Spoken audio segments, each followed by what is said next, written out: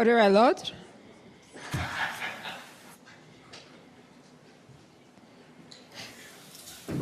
The Public Order Emergency Commission is now in session. La commission sur l'état d'urgence est maintenant ouverte. Good morning, bonjour. Just a couple of comments before we get started. The rest of this week, the witnesses being called are in a little different situation in the sense that most, if not all, do not have a witness statement that's been filed. And in some cases, Commission counsel may not even have interviewed them or interviewed them to any extent. So the estimates of time are therefore a little less certain than they normally are. So I just want to raise if people, some of the parties have put time in, if you like, as a stakeholder in case something came up, you might want to advise Commission counsel at the end of the evidence that there is no need. And those who see something come up that makes it such that they feel they need more time can maybe be given more time. So I'm going to be a little more flexible than normal in the circumstances because we don't really know what's going to come out and to what degree it will affect one or other party more than what was expected. So I'm just setting that out. The times are challenging this week. They will be big weeks, big days rather. So I will still be somewhat strict about timelines, but flexible if there is movement available given that some people I suspect, and I don't mean to suggest anything nefarious, but people may have taken positions on timing they won't need. So that's just as a preliminary, and that would apply, I think, for the witnesses for the balance of the week. So with that brief introduction, have we got a witness planned? Yes, the next witness is Chris Barber. Okay.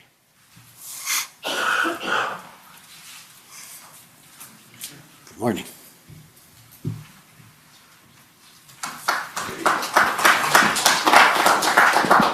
And if I could ask, I realize there's a fair amount of interest by some parties and maybe some emotional investment in some of the testimony, but I would ask that we keep it the way it normally is in a courtroom and in an inquiry, so that we can keep it going. Also, we don't have much time. So, with that, go ahead. Mr. Barber, sorry, Your Honor. Mr. Barber, will you swear on a religious document or do you wish to affirm? Swear on the Bible, please.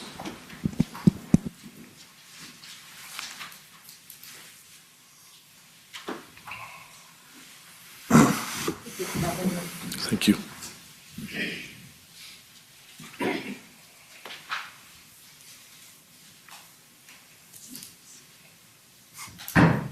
For the record, please state your full name and spell it out. Christopher John Barber, B-A-R-B-E-R. Do you swear that the evidence to be given by you to this commission shall be the truth, the whole truth, and nothing but the truth, so help you God? I do. Thank you.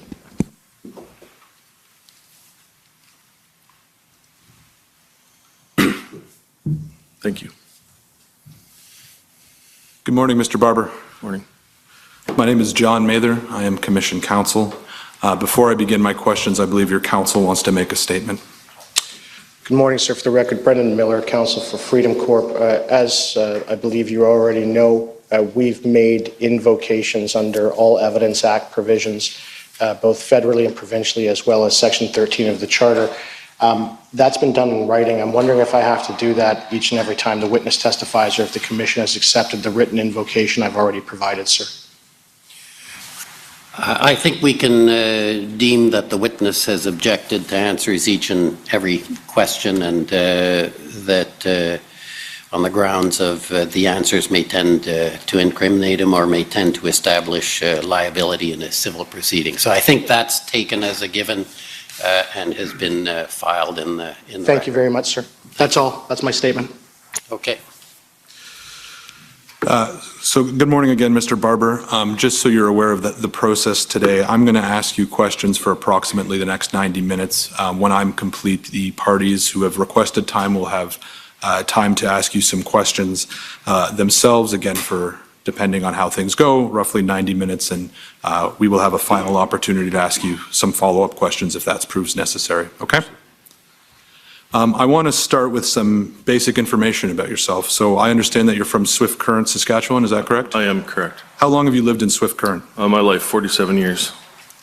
And I also understand that you operate a trucking business called CB Trucking Limited. Do I have that correct? That is correct. Okay. And can you just briefly describe the nature of that business? Long haul, short haul, we haul agriculture equipment across the prairies and into the United States. And what's your role with the business? I'm the business owner and a driver. And how many other drivers do you have? I employ my son and a couple other lease operators, contract employees. How long have you been in the trucking business? Since I was 18, so just 28 years roughly. And were you operating CB Trucking in January 2022? I was, yes. As the commission understands it, Mr. Barber, you were one of the original organizers of the Freedom Convoy that arrived in Ottawa in January 2022. I take it you agree with that? Correct. And you just have to make sure you speak audibly when you give your answers, Correct. just for the transcript. Thank you. How did you get involved in the convoy? I was contacted by Bridget Belton, another social media follower, via the app TikTok. Communications started from there. Speaking about possibly slow rolls to protest the mandates for the border crossing coming into effect January 15th for cross-border travel for commercial vehicles. Do you recall when Ms. Belton first contacted you? I believe it was the beginning of January sometime. Dates might be fuzzy. January 8th, January 7th, somewhere in there. And did you know Ms. Belton before? I did not, no. Okay. What did you come to know about Ms. Belton? She's just another trucker. Cross-border driver that was facing her job to be lost on the 15th of January unless she complied with the mandates. And what did Ms. Belton, what was she asking you to do? Get involved, to start something to try and speak out against the government going too far in some of these mandates. And when you say government going too far in some of these mandates, can you explain at that point in time what mandates were concerning you? The cross-border travel specifically. And are you talking about the decision of the federal government to no longer exempt truckers from the requirement that they be vaccinated, otherwise they would have to quarantine? Yes, sir. You mentioned that Ms. Belton communicated with you on TikTok. Did I hear that correctly? Yes.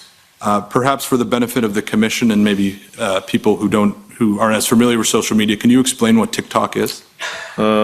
TikTok is an app, a social media app. Short videos under 3 minutes. My daughter got me into it about 3-4 years ago, approximately. I surpassed her in followers right away, so that made her quite anxious. And prior to getting involved in TikTok, were you using any other social media? Yeah, I was on Facebook. And you noted that you attracted a lot of followers in January 2022. Do you know how many followers you had on TikTok? Prior to the convoy? Yes. I would have roughly guessed around 30,000 maybe. 30,000. And, by the time, in mid-February 2022, which we'll get to, but how did your followers grow at that point in time? Quite significantly. We're up, I don't know the numbers, over 170,000, somewhere in there. So again, prior to Ms. Belton contacting you, can you give us a sense of the sort of content you were posting on TikTok? A lot of trucking videos, hauling videos, I'm generally a smart guy on social media, a lot of humor. Were you posting at all about COVID-19 Yes. and public health measures? Yes. How would you describe the nature of those posts? Angry, very angry. Why were you angry?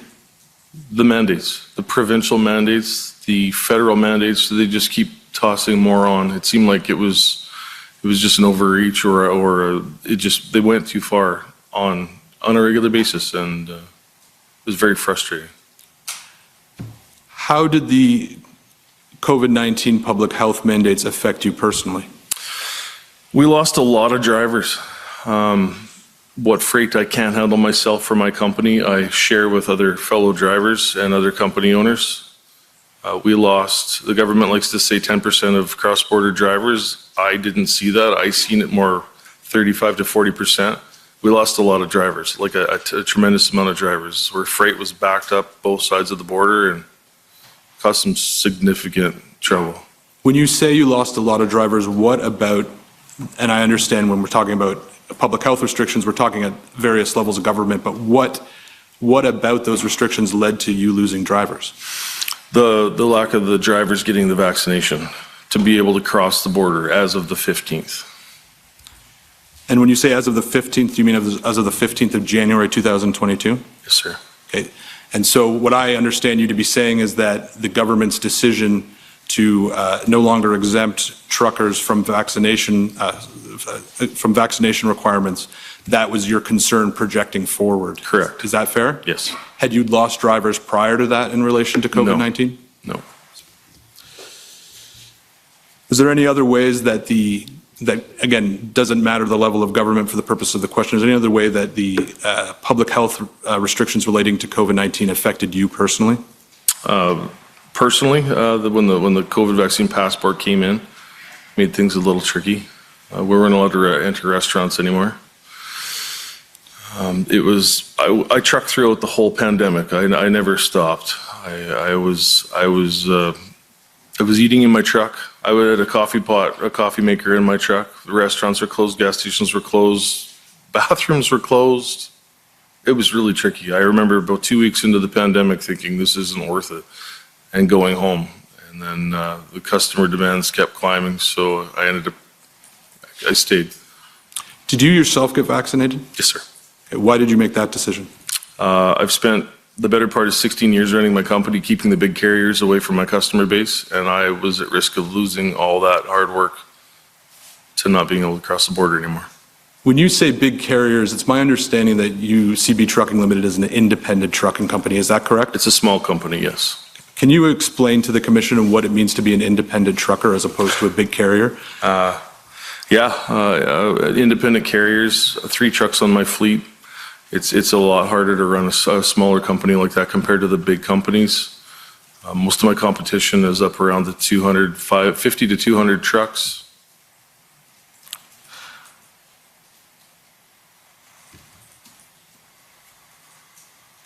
So you indicated in your earlier response that your TikTok following grew as you participated in the Freedom Convoy.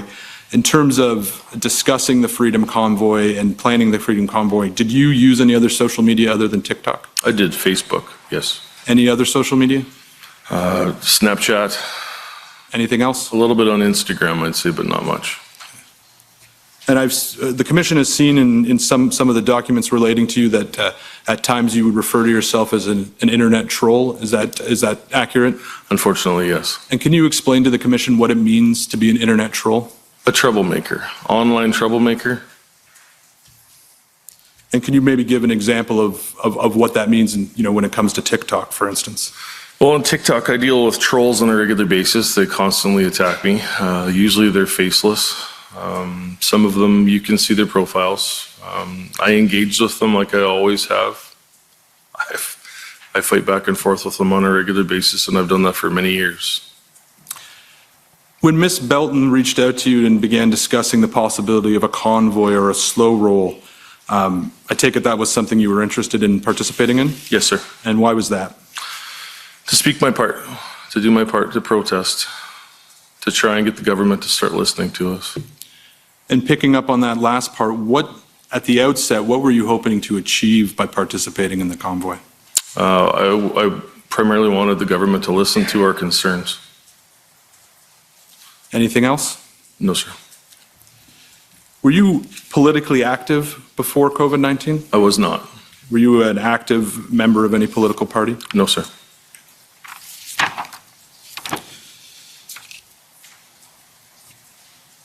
One final question about TikTok. We've seen information that suggested that in January 2022, you had multiple TikTok accounts. Is Yes, that accurate? Yes. Why did you have more than one TikTok account? The internet troll that I would like to be would constantly become banned for posting inappropriate things or things that went against community standards. So your punishment for that would be 7 days, 3 to 7 days off the device, so you would log into another account. So when you were suspended, you would then open another account so you could continue Yes, posting? sir. Did you find it hard to gain the followers you had when you started with a new account? No. I've always ran a couple different accounts. Right now, I think I post on 3 different accounts. So Ms. Belton contacts you, and you said you recall was perhaps early in January 2022, and begins asking you about slow rolls and potentially a convoy. What happened next? Discussion started. We will then move forward with planning. Other people, other members, other teams became involved really fast. We realized that there was a lot of support behind us. The more we got into the logistics of it all. Who were involved in the early discussions? Early discussions, Bridget Belton and I, a male called Dave Steenberg. And with that, Bridget introduced me to people like James Bowder with Canada Unity, Patrick King, online social media guy. And we'll have some questions about them in a moment. Sir. But I think what would be beneficial to the commission is to understand how, to the extent you can explain it, how you go from Ms. Belton contacting you, raising this idea, and then getting to the point where you're organizing what becomes a large event. Can you explain sort of how that progressed? It was completely organic. Everything just literally fell right into place. I believe it was about 2 weeks from the time we started talking about it to the time we actually left. It was extremely fast. Who was organized in planning the convoy? All of us. There wasn't one necessarily a leader. It was a group of organizers per se. We had people in every province that stepped up. We had helpers in every province. It was everyone just came together. Was there people who were more involved in planning than others? Yes, sir. Yes. And who was that? Well, myself, Tamara, Lich, Bridget Belton, James Bowder, and Patrick King. And in those 2 weeks, how was the convoy promoted? Via social media for the most part. Can you provide some more information? Yep. Tamara Lich and I were in contact, I believe, the middle of January, specific date, maybe around the 13th, maybe the 10th. Tamara started a Facebook page and a Twitter account for Freedom Convoy 2022. And the word started to spread from there. We kept up on our TikTok videos. We all did Facebook Lives. We all promoted it via our independent social media apps. And we understand that Ms. Leach started the Facebook page, as you indicated, in Yes, or sir. around January 13th. Prior to that, what promotion had been done about the convoy? Very little, very little. Had any promotion been done? Just little things on social media, just getting the word out and finding out who was willing to help and who was coming to the plate.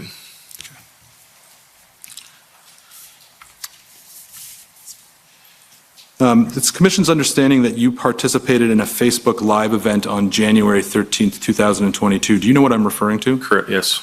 And in that Facebook Live event, in attendance were yourself, James Bowder, who you've referenced, Ms. Belton, who we've spoken about, and Pat King. Does that accord with your recollection? Yes, sir. And there was other individuals there who were assisting in planning. Is that fair? I believe so, yes. And I understand that video took place prior to Ms. Leach's involvement. Is that correct? I believe Ms. Leach was involved at that point. I believe that she was busy that night and could not attend that, if my memory serves me right. And have you reviewed that video prior to your testimony? I have, yes. Okay. And it's approximately an hour and a half long, and subject to any comments from the parties, what I suggest to do is just read out the document ID and have it entered without showing the video itself, because I would run out of time if that happened. So it is COM 50829. And the commission has also asked a transcriptionist to prepare a transcription of that video, which I may ask you about later. But again, I'm just going to read out the document ID right now, which is COM 50838.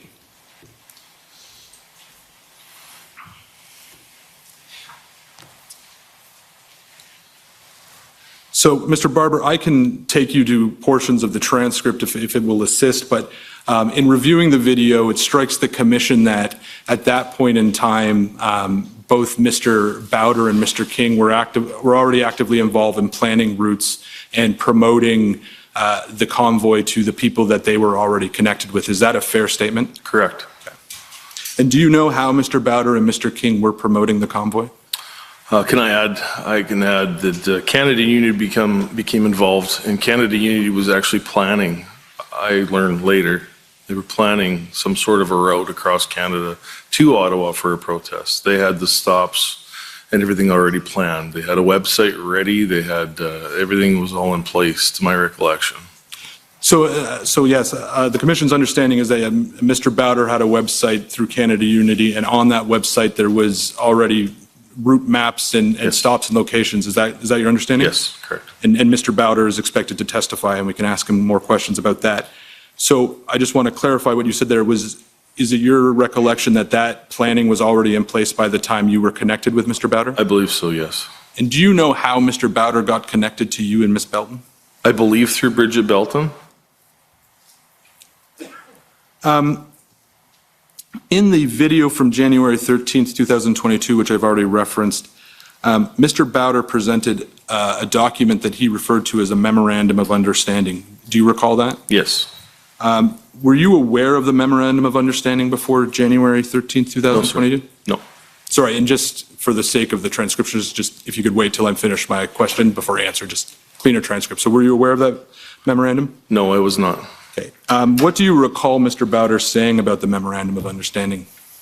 I reviewed the video just a couple days ago, and I remember it again. I believe he just explained how the document worked and that it had already been sent to the Governor General and to the government, I believe.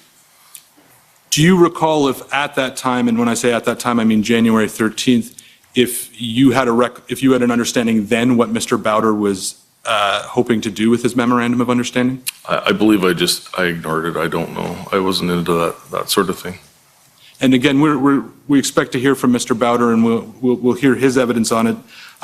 The commission understands that one of the things that the memorandum of understanding presented was a notion that in respect of the COVID-19 mandates, that Mr. Bowder believed that there was not enough time for lawsuits to challenge those mandates, and that in fact through a piece of law called the Helsinki Act, that a group of a citizens committee could come to an agreement with the Senate, and any mandates they viewed as unlawful would stop. Is that your understanding of ultimately what the memorandum of understanding meant? Not to my knowledge. To this day, I still have yet to read the memorandum of understanding. I have no clue what's in the document, and I will never read it. In January 2022, did you have any understanding of what Mr. Bowder's goals were with the convoy that he had organized? No, I did not. Like I said before, it was a matter of a whole bunch of different groups coming together at the perfect timing and having an input into the planning of it, and everyone had their piece. We were so unorganized for the most part. We used whatever we could, whatever means, whatever tools we could find. In the early planning stage, what was Bridget Belton doing? Same as myself. She was posting TikTok videos and promoting through her Facebook. And Mr. King, who was on the January 13th live stream, what was he doing? I believe the same thing. Patrick had a quite large following on social media, especially Facebook. So he promoted and did videos on his platform. And prior to January 2022, did you know who Pat King was? I did not, no. And how were you first introduced to him? Via the Zoom call on the 13th, I believe. And maybe I'll ask this at this point. Prior to the January 13th Facebook live stream, had you participated in any calls or meetings with Mr. Bowder or Mr. King? I don't believe so. There might have been one in there earlier.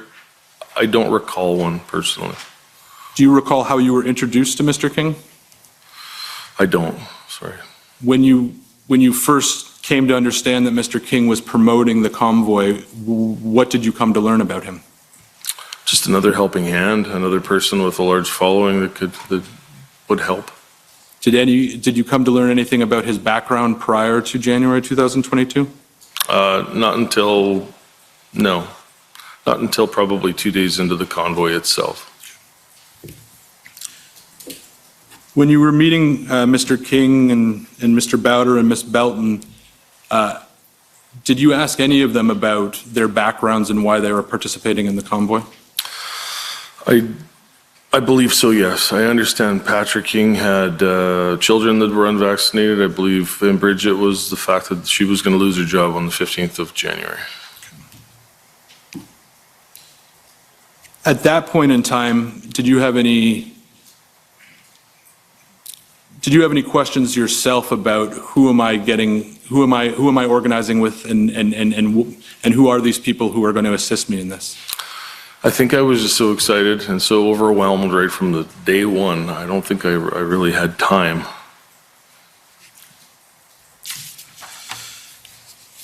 It was a very busy time.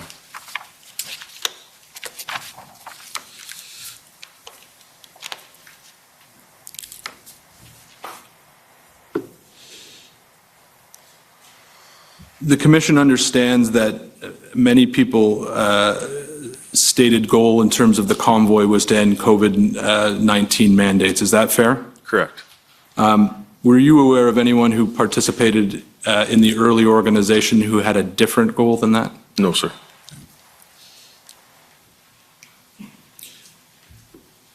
As the convoy began traveling to Ottawa and then after it arrived in Ottawa, do you believe there were people who participated who wanted something more than to end COVID-19 mandates? Yes. And can you describe the basis of that belief? There was different organizations that came and went.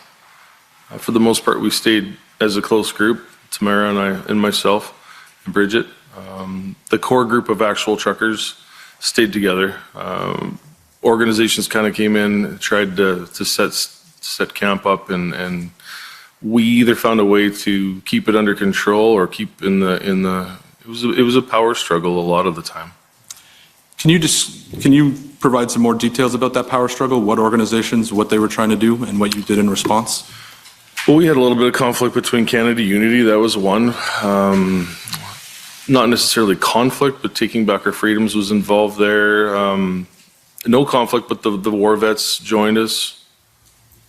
They were beside us the entire time. We had retired police officers, OPP. So Canada Unity, that's Mr. Bowder's organization, is that right? Correct. Can you explain to me what the conflict was with Canada Unity? Power and control, simple. What was Canada Unity doing that you didn't agree with? I didn't like the MOU, I believe, even though I still have yet to read it. So at some point, I take it you came to understand what Canada Unity was trying to achieve with the MOU, is that fair? I still believe that they were after the same things we were. I believe it maybe was more mask mandates, more COVID restrictions in general. So you indicated that the conflict with Canada Unity was about the MOU, and I'm just trying to understand what about the MOU gave rise to conflict. Improperly written MOU, according to the people I spoke to about it. It wasn't something on our agenda. It wasn't something we were pushing for. It had nothing to do with the reason why we actually came to Ottawa. Who did you speak to about the MOU? Miss Lich. Okay, and what did she tell you about the MOU? We had the same opinion. But what did she tell you about what was in the MOU? I can't speak for what Tamara said. I'm not sure if she's read it or not. Did you have any concerns that the MOU advocated or provided for an undemocratic change of power in Canada? I heard rumors about it being that way. I heard rumors on both sides that it could be interpreted that way, and then it couldn't be interpreted that way. It was kind of a mixed. Did you take any steps to figure out what exactly Mr. Bowder was trying to achieve with the MOU? Not necessarily. I remember calling on Mr. Bowder and having him renounce the MOU partial the way through the convoy. Do you recall roughly when that occurred? I do not. And what led you to ultimately make a phone call to Mr. Bowder and ask him to renounce it? I believe it was Tamara that made the call. Just too much, there was too much highlight in it. There was too much spotlight in this document that we didn't have anything to do with. And when you say too much highlight and too much spotlight, are you talking about, I think you'd characterize as the rumors that it called for something undemocratic? Correct. What happened after, to your understanding, Ms. Lich called Mr. Bowder and asked him to rescind it? I believe it was rescind. I believe they removed it. Did you continue working with Mr. Bowder throughout the convoy? James was around, not necessarily worked with him. He was around. We've seen each other from time to time. Another group you mentioned in terms of there being, and maybe this isn't your words, but I understand a power struggle, is that fair, among groups? Yeah. Yeah. Another group you mentioned was taking back our freedoms. Yes. Who was taking back our freedoms? I don't know names. I know Roy and James were the ones that came out. They tried to help us out, create structure inside the meetings and the day-to-day planning. Do you know what taking back our freedoms goals were with respect to the convoy? To this day, I do not. I believe mandate freedom. Government gone too far. And I think you described there was a level of friction with them. Is that fair? From times, yeah, there was, yes. And did you take any steps when you had this group that there was some friction or conflict with? Did you take any steps to figure out what their goals or what they were trying to do? I believe so, yes. And what did you do? I wasn't personally part of those. I found my role outside walking the streets a lot. So the inner meetings, I tended to skip out on quite a bit. And we've spoken already a little bit about Ms. Lich, who as I understand it, your recollection is that she was likely involved around the time of the January 13th live stream. She just did not participate. Did I have that correctly? I believe so. How did Ms. Lich become involved in the Freedom Convoy? Ms. Leach called me on my cell phone, I believe, like I said, somewhere before the 10th of January, and told me she had a little bit of experience in the Department of Protesting and Convoy. She was part of the 2019 United We Roll tour. We needed help, and I acknowledged that. It was just a phone call out of the blue. Tamara got my phone number and the friendship and continued. Did you ever find out how Ms. Lich got your phone number? She said the name before. I don't remember what the name was. She's a friend of a friend had my contact.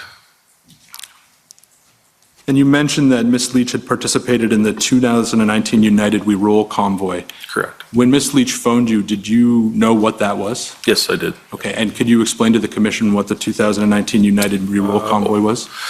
Oil and gas. I believe they came from Alberta to Ottawa, protesting pipeline shutdowns or pipeline building, one of the two. And Ms. Lich, it was your understanding, was involved in that convoy? She was involved with some of the... And did you understand that Mr. King was also involved in that convoy? Yes, afterwards. What about Mr. Bowder? I don't know about James. When Ms. Lich called you, had you heard of Tamara Lich before? No, I had not. And what did you come to know about Ms. Lich? She's a mother. She's a grandmother. She's a regular Albertan, good-hearted, strong person.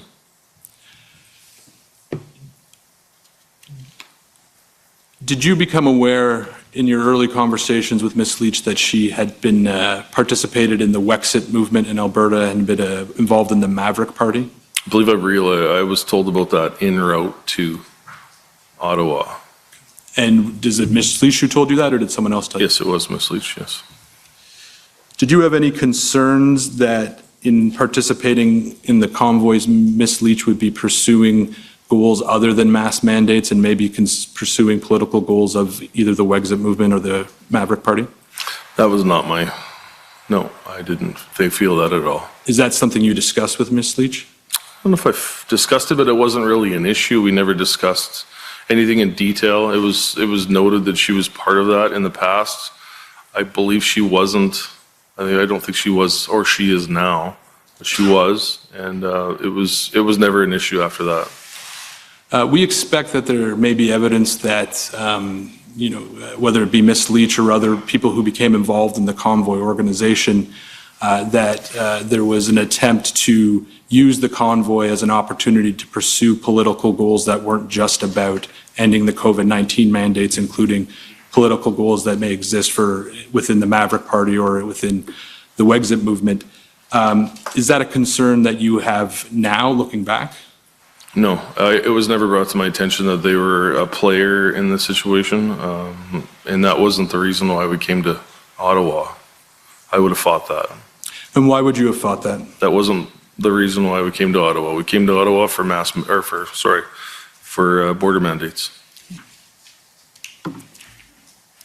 Now I'm going to ask you some questions about the process of having trucks begin in British Columbia and drive across Canada and then arrive in Ottawa. First question, do you have a sense of how many trucks participated in the convoy that you had organized with Mr. Bowder, Mr. King, Ms. Belton, and Ms. Leach? The tricky part was trying to get a solid number. There would be a certain amount of trucks, cars, buses, campers that would come into the convoy for a short period of time, let's say from Regina to Winnipeg, just to take part in it, and they would exit off. And at that same time, more people would come in from Winnipeg to go to Kenora. I know for a fact some people left with their children in a semi from Saskatchewan planning on going to Regina and went home 3 weeks later. We ranged anywhere from 500 to 2,500 vehicles is what I was told. Looking in the mirrors, it was incredible to see the lights behind you and the long lines and watching the videos. It was approximately 25 kilometers long at some times. Did you ever expect that level of participation? No, not in my wildest dreams. What was your reaction when you saw the level of participation? Well, there was a lot of tears. Can you expand on that? Emotions. We were the things that we've seen out the windshield of the truck as we crossed the prairies and into Ontario. Overwhelming support. People standing on the side of the highways. People lining overpasses. We were often late by around 2 hours. We were never really on schedule, and people stood in frigid temperatures, minus 20 to minus 30, just to get a chance to see us come through. Could you explain to the Commission how the Convoy organization was able to coordinate that movement of trucks to come to Ottawa? How did people know when where they were supposed to be, where the convoy was, what was going to happen to them when they joined the convoy? We had code of ethics. We had rules to follow. We had speeds to endure. We had constant communication on either VHF FM radios or CB radios. Cell phone interaction with other people too. Constant communication. Safety was number one priority. When you're leading that many vehicles, the error was what could have been at any minute. So we managed to successfully make it from the west to Ottawa without a single issue, to my knowledge. During that travel, who was primarily responsible for all of that coordination you're talking about? I was at the lead of the pack. We had 2 escort pilot trucks leading us. Patrick King was in his motorhome halfway back, looking after the back pack. It was constant communication on the radio, constantly upping our speeds, lowering our speeds, trying to keep the convoy at a steady pace together. If I was going too fast, people would start to lag and there would be a distance. We would have to then slow down and catch everybody up. Was there any point on the journey to Ottawa where you were concerned that the convoy, might not make it or something may interfere in the trucks arriving? No, everything was well orchestrated. We had police communication right from, my role began from Swift Current to Medicine Hat, Alberta, where I picked up Miss Leach and joined the West Convoy. And that was where my part started.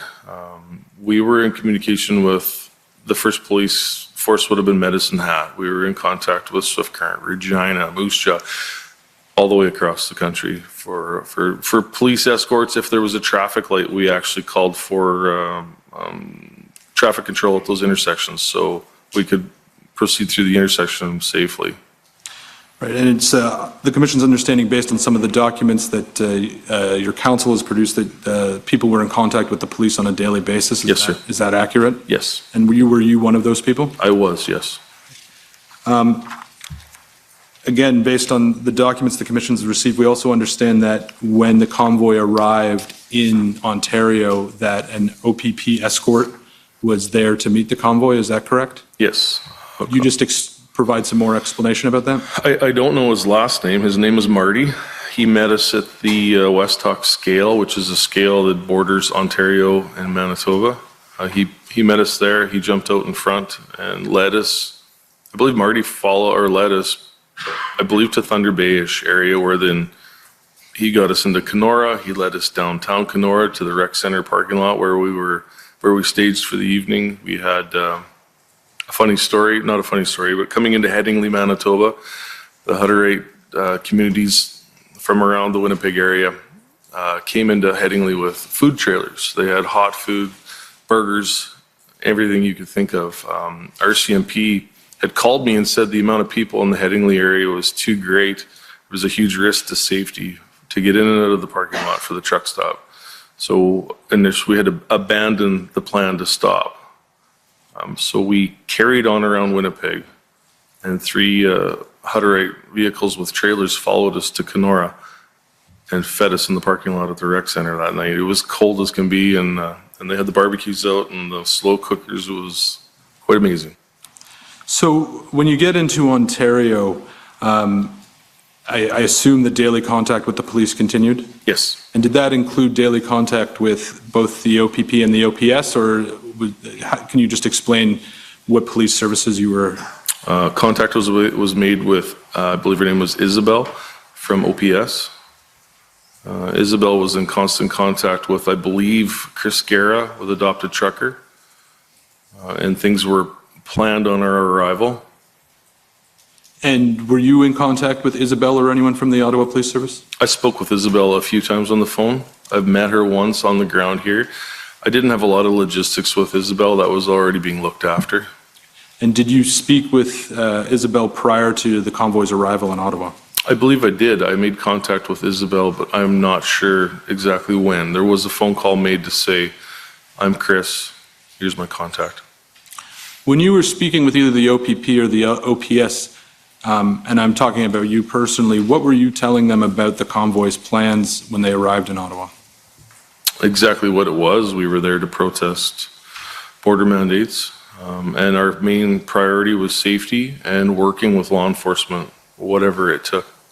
Do you recall having any discussions with any police officers about how long the protest might last? I think the discussion started after the first weekend with OPS, I believe, and we had a couple OPP officers in constant contact too. I know his name was Andrew.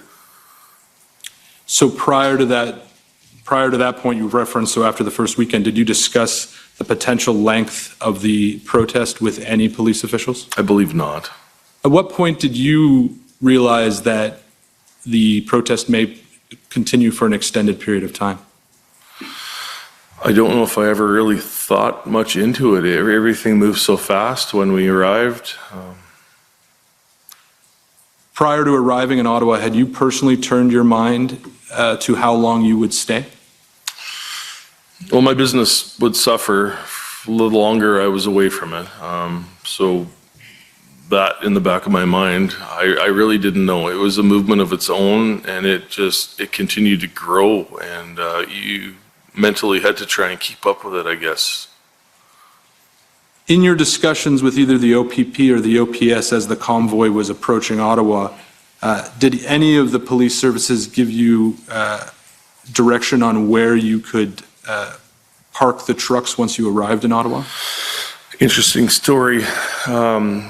All the way to Ottawa, my understanding via people in the Convoy, Canada Unity, was that we had 2 major staging areas. One was Major Hill Park, and the other one was Confederate Park, I believe Confederate. And that was, to my understanding, that's where we were allowed to park and protest peacefully. Is that where you ultimately parked? That was not, no. And I understand that you parked your truck on Wellington Street, is that fair? We had a police escort down Sir John A. Macdonald off the 417.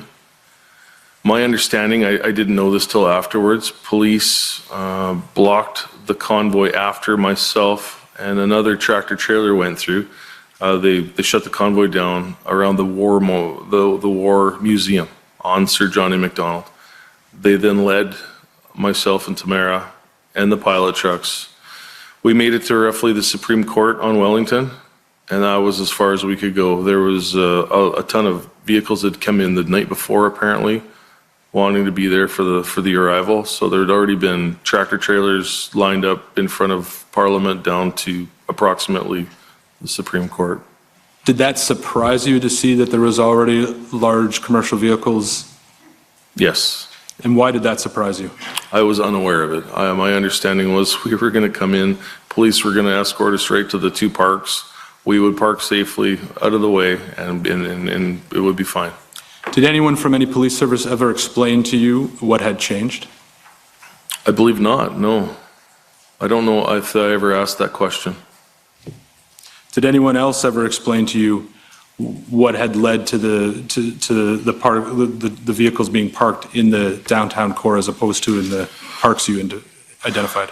Apparently we caught them off guard. We overwhelmed them right off the bat with the trucks coming in the night before that we were unaware of. Our main convoy, as far as I know, had nothing to do with those prior arrivals. So, have you since learned who was the early arrivals?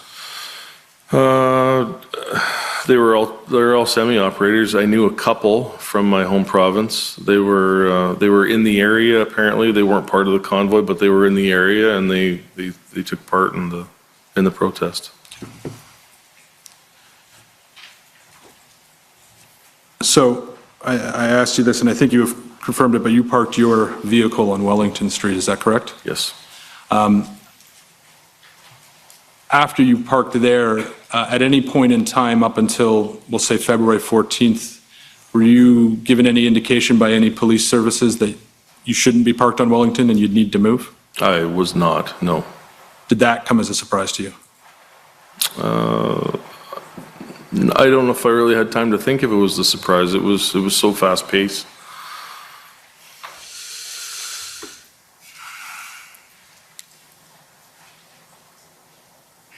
The commission has heard evidence from several police witnesses who have been asked questions essentially about whether more could have been done to limit or control the size and scope of the protest in Ottawa in the early days. I've heard your answers, but I'm just going to ask you one more time. Was the police response to the convoy what you were expecting or anticipating when you arrived? I guess a hard question to answer. I believe they did the best they could. The scope of the amount of vehicles that came in, I don't know how things went so wrong when we first arrived. They did what they could. They did the best they could. We were all 90% of the trucks were stuck out on Sir John A. Macdonald, I believe, with pretty much abandoned. Nobody knew where to go. Nobody had direction. In retrospect, do you think it would have been better had the trucks parked where they were initially designated to park? Oh, absolutely. And why is that? Well, if it was staging areas we were allowed to take, Major Hills Park and Confederate Park, I understand now that was never part of the deal, apparently, although I don't know. That was all I was told. And why would have that been better? We would have been off the main streets. Occupying or parking all over the city was never part of why we came.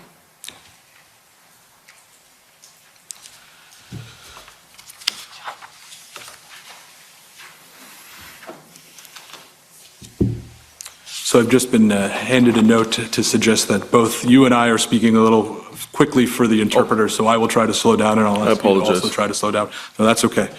We're both to blame, so it's okay. So I'm now going to ask you, and we've already touched on it a little bit, but about what happened with the people who were originally involved in organizing the convoy. We've spoken about Mr. Bowder already, but I'm going to now ask you about Pat King. And as I understand it, that in or around January 22nd, 24th, in or around that time period, you and Ms. Leach began having discussions about concerns relating to Mr. King. Do you know what I'm talking about? Yes. Okay. Can you please explain to me the nature of those discussions and what the concerns were? I believe the first episode was a CBC article, came out of some prior social media posts that Pat had been a part of, and we met with Pat, discussed our concerns. I believe we smoothed the waters over and we carried on at that point. So do you recall what concerns, what had been reported in that CBC article that caused you concern? I don't really, I never read the article. There was something about something Pat said years ago. According to Pat, the article was edited, or what he said was edited. I can't confirm or deny that. So I'm going to pull up a document. It's HRF 401221, and we'll go to page 2. And while this document comes up, Mr. Barber, this is a document that has been provided by the Convoy Organizers Group. It's a timeline of events that has been provided. So this was provided to us by your counsel. And if we could go to January 24th at the bottom of page 2. And would it be possible, yeah, thank you, Mr. Clerk. So you can read the entry that says concerns re Pat King. Do you see that? Yes. So this here says Tamara and Chris discuss concerns about Pat King after viewing a tweet with a video making reference to bullets. Do you see that? Yes. Is this conversation being described here the same conversation we were just talking about? I believe so, yes. Does this refresh your memory at all about what the concerns were? Yes. Okay, can you please explain? The article was made to sound like bullets would be flying, apparently, according to Mr. King. When we confronted on him, he'd stated that the article was taken out of context, edited to make him sound like he was planning violence, where I believe what he was trying to convey in that article was different than what was portrayed by the media. And the commission has seen reports that at some point in time, Mr. King made a comment along the lines of this is going to end in bullets. Do you know if that's what was being discussed? That was, according to what I was told, that was a previous post 2 years prior, something to do with an indigenous standoff.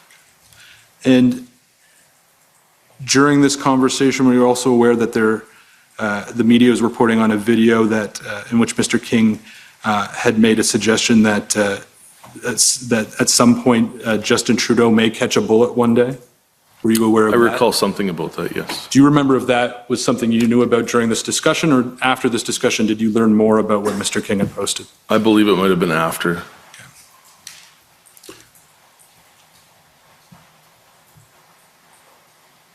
So it says in here in the second sentence, Chris agreed perhaps Pat should be sent home, but there was concern about the trucks Pat brought with him. Do you see that? Yes. What was the concern about the trucks? Possibly division inside the convoy. Pat brought a certain following with. I don't remember the extent of anything after that. We discussed sending him home, and obviously he didn't. Was the concern that if Mr. King was sent home or asked to not participate, that his supporters would also stop participating? That would have been a good guess, yes.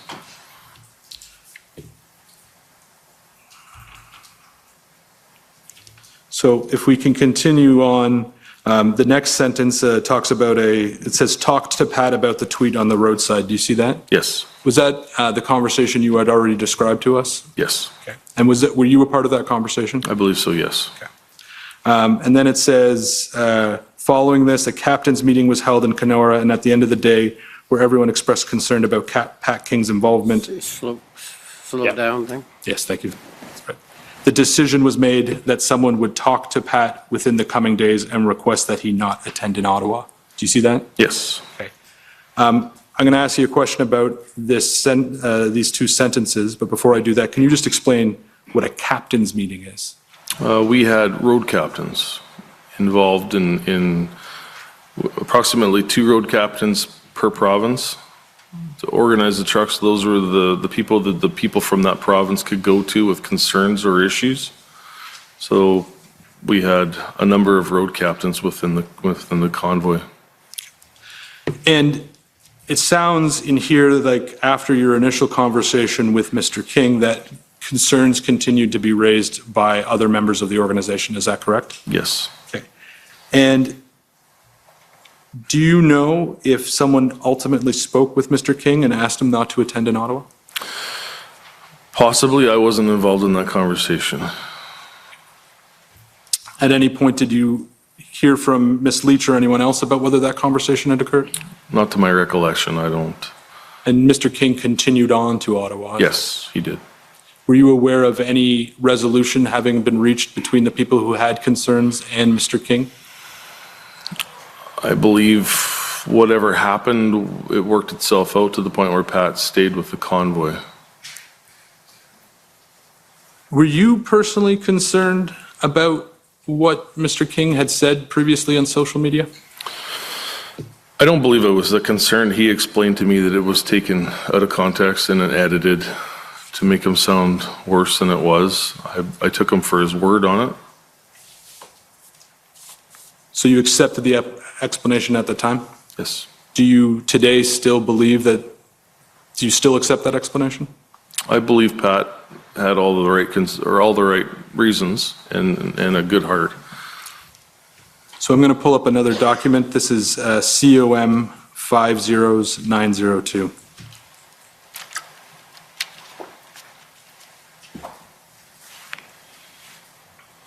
And while we're waiting for the document to come up, Mr. Barber, this is a news article, and we can go to page 3 of the document. This is a news article, and it reports on text messages between yourself and Ms. Leach. And as I understand it, and we will get to this later, when you were arrested, the police seized your phone and you no longer have access to the messages on your phone. Is that correct? Yes. And I also understand that we expect to hear from Ms. Leach that she also no longer has access to her text messages. You don't need to comment on that. We can ask Ms. Leach about it. But I'm showing you this news article, and as we go through, if there's anything in the article that you think is not accurate, and I appreciate you don't have your phone with you anymore, you can let me know, okay? So, if we go down, it says, on January 22nd, Leach told Barber they needed to have a very frank discussion with King, raising concerns about past allegations with him. Despite these concerns, Leach also said he was needed by the movement, in an apparent contrast to later statements in which the convoy tried to distance itself from King. We need him, and I don't care about his past, but it only takes one, she said. We have to control his rhetoric, not even threatening to throw snowballs at the Parliament. Do you see that? Yes. Okay. Do you recall if this is something that Ms. Leach text messaged you? My phone was very busy. I'm assuming it's here, so it had to be. No reason to No. say this was not a message she sent you. Right. When Ms. Leach said the movement needed Mr. King, do you know what she meant by that? I can't. I'm not sure. Do you agree that the movement needed Mr. King? The best thing about the movement was it was inclusive to everyone, regardless of any beliefs, I guess. Everyone had a place, everybody had a spot. It was just managing how.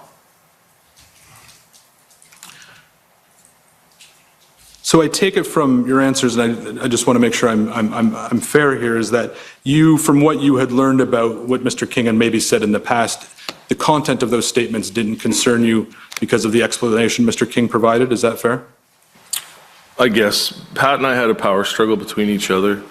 That was pretty evident right from day one. It was just, it was a power struggle back and forth over control. It wasn't anything that couldn't have been managed.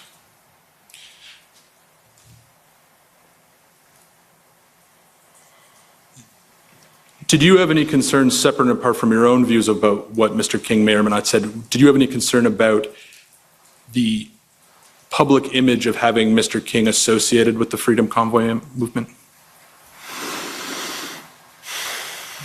I guess there would have been some concerns at times, I guess. The bad media posts and releases on a regular basis definitely caused some concern. And can you just explain what you mean by, did you say the media? Yeah, and what was concerning you about the media's coverage? They attacked him on a regular basis, I believe. Did you think those attacks were fair? I didn't know. Like I said, I didn't know Pat previous to the convoy. I met him on the 13th for the first time, and things were so busy after that, it was hard to keep your head around all the different moving parts. Other than being busy, is there any reason you didn't do more to look into the people who were associated with your convoy? My primary goal was to get those trucks to Ottawa safely. So phone conversations and that were hard to have. Everything that we did was logistics. It was myself on the mic, on the CB mic or the FM radio mic all day long, making sure the trucks were safe. I kind of left that up to other people in the organization. You say, this media report says that you texted to Miss Leach, I know he's had issues, I've got skeletons in the closet too. Do you see that? Yes. Do you recall texting that to Miss Leach? Yes. Okay. What were the skeletons in your closet? Well, like I've said before, I've been an internet troll for many years. At this point in time, was there anything in particular that concerned you about what you had done on the internet? Nothing that was related to the convoy. What about things that were unrelated to the convoy? Yes. What concerned you? I used to post nasty, distasteful memes via share memes or just posting online in a negative way. And it's the Commission's understanding that some members of the media identified certain Facebook posts that you had made and had reported on them or tweeted about them. Is that something you were aware of at the time? Yep, they've been circulated for quite some time. Okay. And these include Facebook posts that contained racist and anti-Muslim comments. Is that a fair characterization? Yes. Okay. And I expect you may be asked questions about those by some of the parties, and I wanted to give you an opportunity now, if you wanted it, to speak to some of the racist or anti-Muslim things you posted. Well, I can honestly say that if anybody learned anything or grew more during the convoy, it was me. I was a different person 9 months ago, whatever it was, 10 months ago.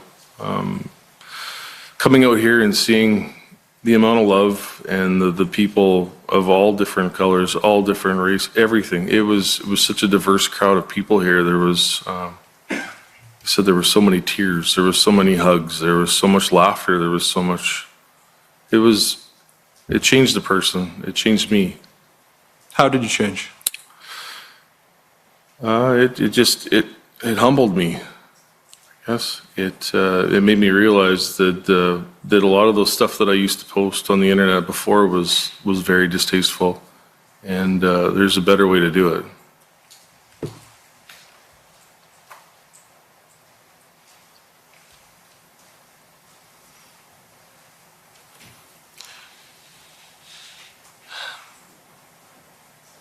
One of the things that the media reported on during the convoy was that you had a Confederate flag in your shop in Swift Current. Do you know what I'm talking about? Yes. Okay.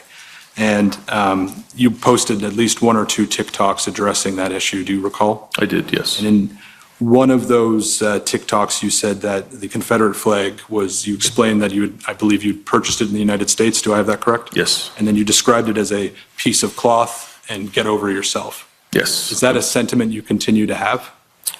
I believe there's two different contexts to look at the Confederate flag. I've got a good friend that lives outside of Atlanta, Georgia. She's an African-American lady. I had an in-depth conversation with her many times on this occasion. She's explained it to me quite well. She said the way the two different contexts is how you look at the flag was the area of the General Lee and the Dukes of Hazzard via like Kid Rock, Leonard Skinner music. When we grew up in our hometown, we called it a rebel flag or a Dixie flag. We didn't really call it a Confederate flag. It was on license plates. It was on back windows. It was everywhere. And at that time, it was more accepted apparently. So in my travels in the Deep South years ago, I'd come across a flag store. I seen the Dixie flag there. I purchased it. I hung it up on the wall of my shop, not thinking anything of it. My African-American lady friend in Georgia explained to me that if you wore that flag over your shoulders to a Confederate battlefield, I would probably call you a lot of names. But she said, being the way you're displaying it now, and the fact that you loved your childhood watching the Dukes of Hazzard and seeing that flag on the roof of the General Lee, it's a different context. Do you still have the flag in your shop? What I did with the flags in the shop was I zip tied them. So they were hanging on the wall of the shop. I went up on a ladder and I zip tied them together. They're still there, but they're not displayed in the correct manner. Out of respect for. And when you talk about how you've changed, is that an example of something you're doing differently? That would be, yes. We've spoken about Mr. King a bit. Once you arrived in Ottawa, did you did you continue to work with Mr. Bowder in terms of the protest activity that was going on in Ottawa? No, I hardly seen James the time I was here. Okay. And we've spoken a bit about Miss Belton. Once you arrived in Ottawa, what was Miss Belton's role in the convoy? Same as myself. She was more centralized around the hotel area where we had our daily meetings, making sure things were looked after. My job morphed into more of a outside walking the streets, making sure the trucks were well looked after, making sure the concerns were well, working with law enforcement on a day-to-day basis, making sure that we had emergency lanes open wherever the trucks were parked. We had a couple different hotspots, not hotspots, but places in the city that we'd lost. We couldn't get the emergency lanes open, and they weren't, looking back now, they weren't the trucks that came with us from the west. The one issue was Rideau and Sussex. We spent many days down trying to get an emergency lane open with law enforcement, OPP, and OPS. And then we're going to have some questions about Rideau, Sussex in a moment. We expect that Miss Belton may indicate that there's been a falling out between you and her. Is that true? Yes. And what's the nature of that falling out? Just difference of opinions. What are the different opinions? I don't even, just difference of opinion, different direction. I just chose to stay on a path. My criminal charges have left me to be a lot more silent. I can't speak with like what I used to be able to speak about the convoy. I've had to remain silent. So I've, instead of fight with anybody there, I've said my piece and went my different ways. If we could pull up a video, HRF 146.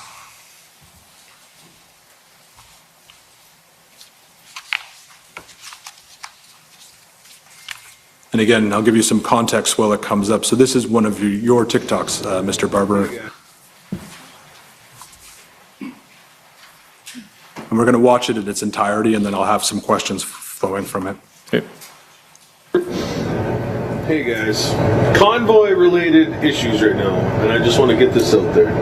This convoy to Ottawa next week on Sunday is a peaceful protest. Anybody that joins this protest or this convoy from either coast to coast is to adhere to the rules of the convoy, and I am dead serious. If anybody fucks with them, they're out. Emergency vehicles have the right of way. When the lights are flashing, we pull over and they are the utmost attention.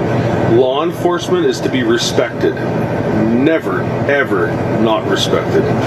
We are working with law enforcement across the country in big cities, and we have their approval 100% until we fuck that up. Convoy rules. There's a code of ethics we're going to have to follow. We want this done properly. Right now, the public is 100% on the truckers, and this mandate removal of mandates side. We do not want to lose that. When we start acting like assholes, we lose that. Let's keep our eyes on the prize and hit the federal government where it hurts. We want the mandates gone. Mandates need to be removed, and we're not leaving until they are. Thanks, guys. Thank you, Mr. Clerk. You can pull that down. So I have a few questions arising out of that video. One of the things you say early on is that you want a peaceful protest. And the commission has seen many instances, and we don't have the time to take you to them all, of where you insist on the protest being peaceful, and to the extent there's any sort of suggestion of violence, you immediately step in and say, this needs to be peaceful. Why was that important to you? We had the public on our support. That was, and I'll apologize for the language there, Commissioner. That was another thing that I've worked on in the last number of months. I've heard worse. Don't. That's good. You can take the trucker out of the truck, but yeah. That was the utmost importance. We had, the world was watching us. We had, there were so many people, and safety was utmost. And we were told by the lawyers flew out, I believe it was the end of the month, the first part of February, something like that. We were told by the lawyers on a daily basis that we were a legitimate protest. We were allowed to be there. We were doing the right things. And the last thing I wanted to do was wreck that for the people that we were trying to represent. And there was a ton of support all across all over the world, really. And to put that video into a bit of context, you say that this is a message for the convoy that's coming next week, or arriving. And so we understand that that video was taken probably sometime in the week of January 23rd. Does that sound right? I believe so, yes. So that would have been before the lawyers had gotten involved and you were Yes. beginning to get direction from them. Is that correct? Yes. So at that point in time, when you're emphasizing the importance of a peaceful protest, did you have a concern that the people who were participating in the convoy might not be peaceful? I'll give you a little example of truck drivers. They're like herding cats. You've got every different style of driver, and I've always said you put 200 truck drivers in a room and somebody's going to get a black eye and a broken nose. Knowing that going into it, I was worried about that because of the differences of opinion with all truck drivers. I can honestly say that was something that surprised me. There was none of that. The drivers were what I seen, they were extremely well behaved. They listened to the rules of the road. I didn't have a single incident to my recollection, that went bad. So they listened to the rules of the road. I assume you mean on the way to Ottawa, is that fair? Yes. Once you got into Ottawa, was your observation that the protest was peaceful? I believe it was loud, but it was peaceful. Did you see any acts of violence? I did not, no. And we'll get to the noise in a moment. Yep. In another TikTok video you posted, and this would have been during the protests in Ottawa, you say that the last thing we need is a January 6th style insurrection, and that was one of your biggest concerns. Do you recall saying that? Yes. Why was that one of your biggest concerns? I believe the federal government was backed into a corner, not wanting to speak to us. And I personally believe that was the only way, I guess, out of it for them to demonize us to the point where they could say insurrection when that wasn't the case. And so I pushed that message constantly, daily. Peace, love, unity. Like I said, it changed me as a person listening to myself daily saying that. When you were saying that, what sort of activity were you contemplating that might give rise, either correctly or incorrectly, to the impression that this was going to be some form of insurrection? The police buildup. We had daily meetings with police, whether it be OPP or OPS, and everything was positive. But it seemed like the police presence built on a daily basis. Was there anything that other protesters were doing that were concerning you? And I'm not just talking about protesters within your group, I'm talking about of all the people who are in Ottawa. Not that I've seen, no. The trucks that I looked after on a day-to-day basis were excited. They were excited. We were 2 years outside of lockdowns and mandates, and people got to live again, and we've seen that on a daily basis. So another thing you mentioned in the video that we showed was that there was rules of the convoy. You talked about clearing the way for emergency vehicles and that law enforcement need to be respected. Was there any other rules of the convoy? Basically, that was it. Yes, there was a code of, I don't remember if we actually did a code of conduct up or not, or we just, mornings we had tailgate safety meetings with the drivers to make sure that everything was well. There was constant communication with everything. I had no concerns with the trucks. The trucks were always well behaved, and like I said, law enforcement was always open and honest. We worked really well with every law enforcement that I ever spoke to. But at the same time, you recognize that it was important to have rules and try as an organizer to at least try to have some sort of order over the people that were in Ottawa. Is that fair? Yes. As an organizer, did you believe that you had responsibility for the conduct of the protesters in Ottawa? I took it upon myself to do everything in my power to make sure that the drivers were notified if things weren't right. I can't say it was my responsibility. I don't act on behalf of someone else, but I definitely did what I could to try and make sure things were done properly. And what motivated you to do that? Just the sheer size of it, and the support. We had support, like I said, all over the country, all over the world, and there were so many people watching. It was exciting to see the general public. And one of the biggest things for me was excited to see the young kids get back involved with trucks that were excited for the horn honk, the standing on the side of the highway. Kids wanted to be truck drivers again, and I haven't seen that since I was a child. So from what I'm hearing, and I want you to correct me if I'm wrong, is that you liked what you were seeing, you felt it was positive, and you wanted to try to keep that atmosphere because you wanted to continue the positive experience. Is that a fair sort of summary, perhaps not the most articulate? Correct.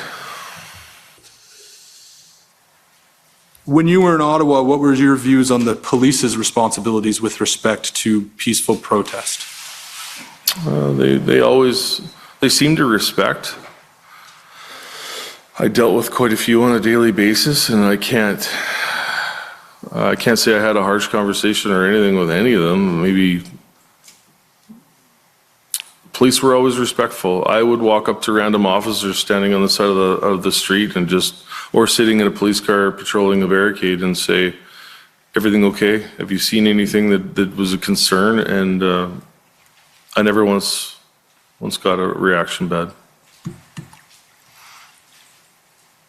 In the video we showed, you mentioned that the public is on our side, and when we start acting like assholes, we lose that. Absolutely. Do you correct. recall that? Yes. What did it mean to you to be acting like an asshole? Disrespectful. Not playing by the code of conduct or the rules. Can you give me an example of something that you believed would be disrespectful? Being disruptive, I guess. Like I said, we tried on a daily basis to make sure everybody was looked after. So the police had free lanes through all. Ambulances had free lanes. I know it was pretty tricky. We worked diligently on it. I lost about 20 pounds in the matter of 3 weeks with the amount of walking I did, working with law enforcement. I had a vehicle here, but it was hard to get around with a vehicle, so a lot of times it was walking, and it was frigid. It was 20 to 30 below. I had 2 t-shirts on, 2 hoodies on, and long underwear and 3 pairs of socks at times. I won't ask you if you put the weight back on, so, because I wouldn't want anyone asking me that question. So, you say acting like an asshole included conduct that was disrespectful or disruptive. Did you see anything that was disrespectful or disruptive when you were in Ottawa? Personally, I didn't know. And when I say that, I appreciate that not everyone in Ottawa was necessarily someone who had come with your group or who might listen to you. Is that fair? That's fair. So with that in mind, at any point, did you see anything in Ottawa that, that might not be the person who came with you, but you wish they weren't doing it? I never seen, like I said, I never seen anything that really concerned me. If somebody was there that wasn't part of the original group that I brought in, I would try really hard to negotiate with them or work with them to open that lane if they were parked in a spot that wasn't where it should have been. Sometimes it was successful, sometimes it wasn't. I really struggled a lot with, like I said before, when it comes to all truckers are different. That dynamic really played in certain parts of the city where. What was your view on how the protest was portrayed in the media? It was a negative light right from day one. Yeah. What do you think was being missed? Everything. I had numerous occasions where people came up to me and said they had to come down and see it for themselves because the media wasn't portraying it properly. And it was a different thing when they got here. The commission has heard evidence and received written evidence from various residents and municipal officials, several complaints about the protesters' conduct. I expect you'll be familiar with them, but some of the things that the commission has heard is that there was excessive noise due to air horns. There was harassment and intimidating behavior, including people yelling racist or homophobic slurs, and that there was just a general disorder and unsafe conditions, including open fires, propane tanks near buildings and cars. Is this sort of evidence or concerns? Are you familiar with that? I can honestly say I never encountered a single episode of that. Obviously, there was fires with people trying to stay warm. There was propane tanks for heating things, no different than I have a propane tank on my porch with a portable barbecue. So as long as it was looked after safely, I guess. In your mind, who was responsible for making sure that, taking with the propane tanks or other flammables, who was responsible for making sure the protest was safe? And not that anyone was going to do anything intentional with a propane tank, but something bad could happen and people could get hurt. Who was responsible for avoiding that outcome? We left things up to the road captains. Like I said, there was usually 2 road captains per province, but that morphed into usually a couple road captains per block. And we would hold, not myself personally, I stayed out of most of those meetings, but the people would hold meetings every day to go over certain things and issues and safety concerns. I now ask you about the horn honking. The commission has heard evidence, and I'm sure you're aware that at different times in the protest there was a lot of horn honking. I assume you'll agree with me about that. Yes. Did you consider the horn honking to be a form of peaceful protest? I consider the horn honking to be a form of excitement more than peaceful protest. I'll be the first to admit the horns annoyed me. I did everything in my power to try and get the horns to stop.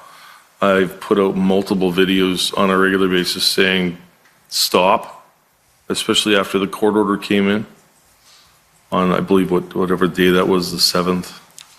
So let's pause there for a moment. The horns bothered you, and prior to the court order, which was an injunction to stop the horn honking, what steps did you take to limit the horns prior to the court order? Speaking to the drivers, it was getting everyone orientated, trying to get them situated in a place where they were safe and their needs could be met, I guess. Seeing as our entry was so messed up, I'll use the words, it was organized chaos, unorganized chaos. There was trucks everywhere, there was vehicles everywhere. The only thing I could do was put my videos out stating, like, we're not here to disrupt residents of Ottawa. They didn't ask for this. It was the federal government is why we came, and did what we could. So I'm going to show you a video and then a post from your Facebook. So we'll start with the video. This is HRF 192. And again, this is one of your TikToks. Okay.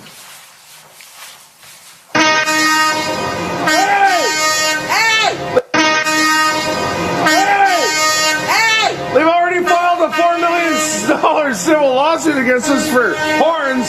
You guys shut up over there? Am I doing my part? And then if we could pull up COM 50889. Did you get an idea what kind of guy I am on social media by that? Well, we pulled up, but would that be an example of you being a troll? No, that's me being a funny guy. All right, so now I'm showing you, if we could zoom out so we can see this. And, we understand this to be a Facebook post that you made on February 12th, 2022. To assist, I believe that is the character Buffalo Bill from the movie Silence of the Lambs. It is. And this is a joke about how that if the government doesn't get rid of the mandates, the horns are going to come back. Do you see that? Yes. And then I'm going to show you one other Facebook post that's COM 50888.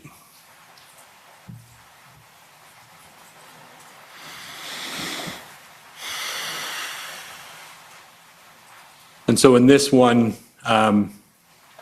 this appears that you're sharing on February 13th a photo. I would guess this would be described as a meme of a boy blowing a bugle or a trumpet, being symbolized as the rest of Canada, and then the Ottawa plugging their ears. Is that fair? Yes. Okay. And first, I'll ask you: are these two posts that you made on Facebook? It's my name. Like I said, things were so busy. I'm assuming I shared that one. Obviously, I would have probably shared the first one too. It was scrolling Facebook and seen it and just hit the share button. That was probably more like, I found it humorous at the time, I guess. So when you look at the video we showed in these two Facebook posts, could you see why someone would question your sincerity when you say that you did everything in your power to stop the horns? Absolutely, yes. And what would you, again, you have an opportunity to speak to that. Is there anything you'd like to say? I can't take back what I posted. I guess it was the excitement of the day on social media, flipping through social media and seeing the post, and it's a click of a button to share it and put it out. Seeing it now, I'd say it's distasteful. We can take that down. Briefly, I'm going to ask you some questions about efforts to move trucks onto Wellington Street, and I understand there was a few different attempts, and we're going to hear more evidence about it this week, but I have some questions for you.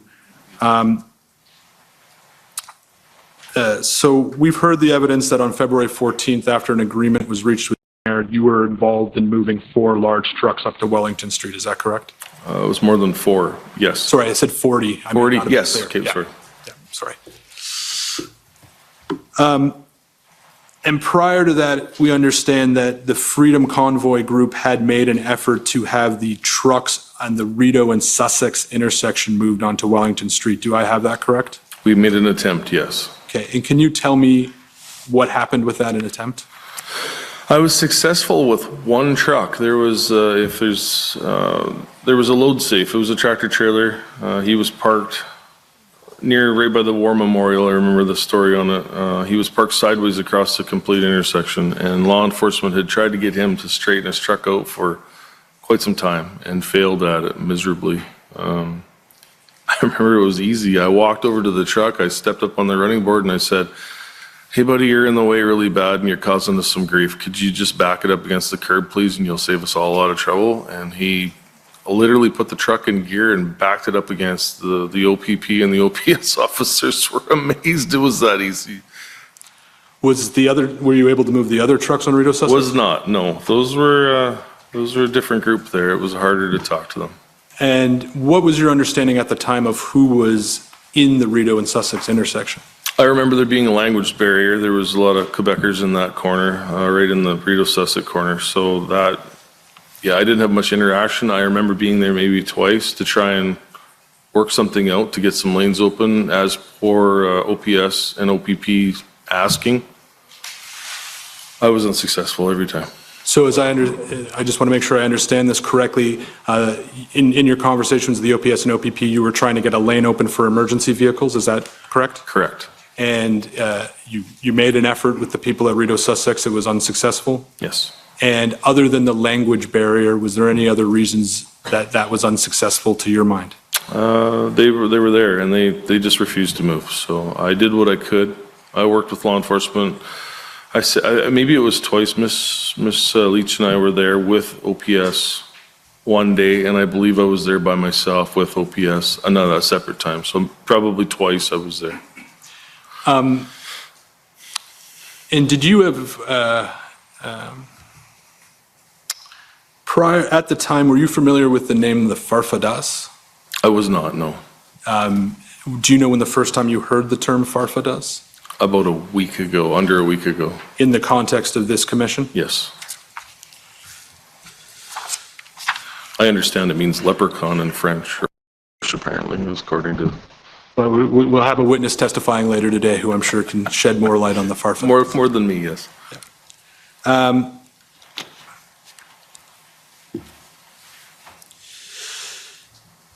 I'm going to now ask you some questions about the other protests that occurred outside of Ottawa in January and February 2022.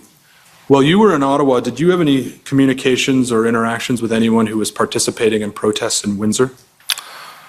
I don't believe I don't believe so. If there was messages on my phone, they would be for people with no contact information, just phone numbers. I received so many text messages from so many different people. I don't want to say that I didn't, because I may have. I never endorsed it. I never communicated openly with anybody from Windsor at all. Do you recall whether anyone asked you or anyone that you were working with in Ottawa for assistance with respect to the protests in Windsor? If anybody asked me, I declined. We were never associated. We had enough to deal with here. We weren't worried about. Did you have any interactions or communications with anyone participating in any of the other protests anywhere else in Canada? And I can give you examples if it helps, but I'm going to ask you generally to start. I got text messages from some friends at Coots. Never any, just saying how things were going. Never any advice or never asked any questions to my recollection. They had their own thing going on there, and it wasn't involved with us in the city here. Who were your friends at Coots? There's a couple guys that were down there, just some local drivers that I've been friends with for years. Who were they? One man, his name was Dan Somerville. He was off and on. He was never an active participant. He went down just to check it out and come back. There was another guy. I don't know his name. I'd have to look at my phone. I know what truck he drives. I know what he hauls. Okay. And do you know this individual whose name you don't recall? Do you know if he was participating in the organization of the Coots protests or if he was a participant? I think he was just a participant, yeah. I don't know the organizers at Coots or Windsor. So. Did you have any communications with anyone who was protesting in Emerson or Surrey? I would imagine text messages on my phone, but not people that I'm familiar with. Did you ever interact with Jeremy McKenzie while you were in Ottawa? I did not, no. Did you know who Mr. McKenzie was during the protests? I became aware of Mr. McKenzie during the protest. Just know that he was a veteran, and we did a lot of work with the veterans when we were here. Although I never seen Jeremy that I know of, I met a lot of people but I don't recall meeting him or seeing him, or I've never spoke with him too. Were you familiar with the group Diagolon during the protests? Yes. What did you? Well, not during the protest. Afterwards, my knowledge of Diagolon, it's a fictional, it's a meme. It was something that Jeremy made up to troll, online troll. Have you spoken with Mr. McKenzie since the protests? I have not. Coming near to the end of our time, so I just have a few more questions for you. It's our understanding that after the Emergencies Act was invoked, you were one of the people who had their bank accounts frozen, is that correct? Yes. Can you tell the commission what that meant for you and what that was like? Well, my bank accounts were frozen, I believe, on the day I was arrested on the February 17th. My corporate accounts as well as my joint accounts were frozen for the weekend, unfrozen, I believe, the Monday.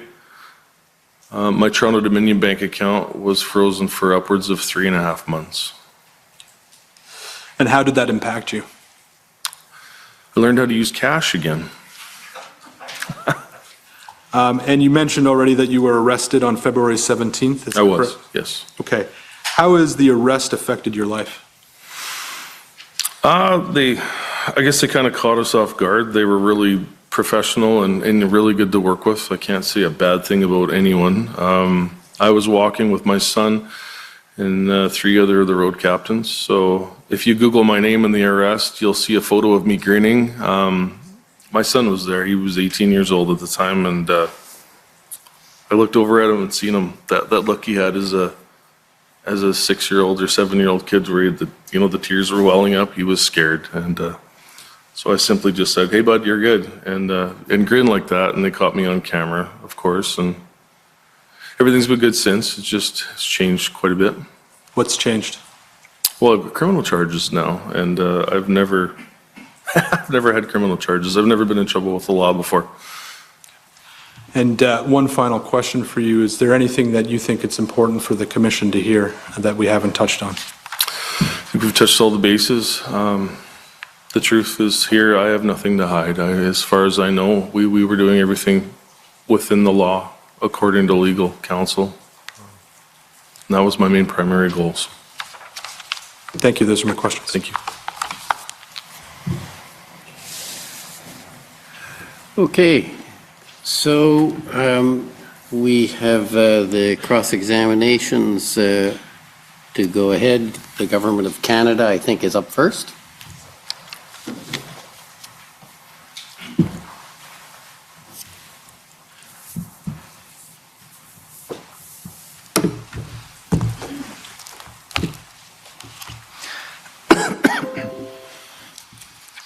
This applies to all of us, I assume. The note about the translators, the reminder for the translators still here. Good morning. Good morning. My name is Andrew Gibbs, and I'm part of the council team for the Government of Canada. Mr. Gibbs. So we've heard a fair bit of testimony this morning about the start of the convoy and the general organization and the factions or divisions within the groups that preceded. Is that fair? Correct. So the spark, as I understand it, was you and Ms. Belton Yes. meeting over TikTok. Yes. And you eventually organized with others to come to Ottawa to drop the border mandates. Yes. And that was your sole objective. That was my personal sole objective, yes. So to be clear then, the others that eventually joined or started participating may have had other goals and objectives. Quite possibly, yes. And you're aware of some of those goals and objectives? There was a lot going on, but yes, for the most part. For example, Canada Unity was seeking to sign the MOU that Commission Council spoke to you about, Yes. and others were seeking to, I'll say overthrow, but replace the Government of Canada. My understanding when it comes to the MOU, and I think that was the only thing that ever came up, was the fact that there was something in the MOU that said, and not necessarily overthrow, but hold the government accountable, apparently. And like I said before, I've never read the MOU. That was never anything that we came to Ottawa for. That was not even on the cards, and if anybody came to me stating that, I would have promptly told them to go home. I think you had mentioned you attended a Facebook Live interview. Yes. And Pat King was hosting it. Yes. And I believe the MOU was presented during that. Yes, correct. And do you recall Pat King saying that the objective was to tell the government who's in control He could have, yes. and to give them pink slips? Possibly. And a pink slip you would understand as removing them from their jobs, firing them essentially. I can't speak for Mr. King, but possibly. Okay. Now, as the groups started joining you, I think we saw one TikTok video where you mentioned that this is, and I believe your testimony as well today was that never expected this level of participation in your wildest dreams. No. So many people joined this protest. Yes. And in fact, it became a multi-purpose protest. I guess so. I stayed with my original beliefs of the border mandates. That was the one that affected me the most. That was the reason why I got involved. All the other mandates in place that I had issues were provincial mandates, so really had no relevance here in Ottawa.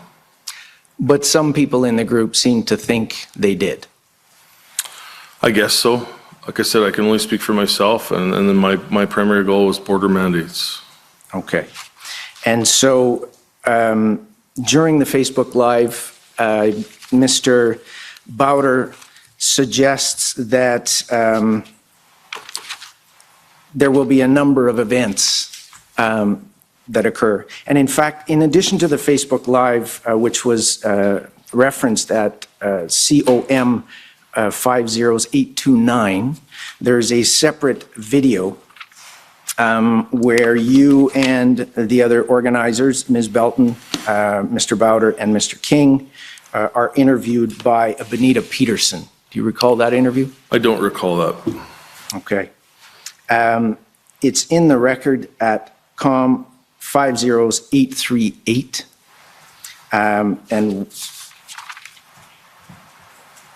during that interview, and we can bring it up if you like, it again is a lengthy interview, over an hour and a half long, but it does speak to the activities or events that Mr. Bowder proposes to have.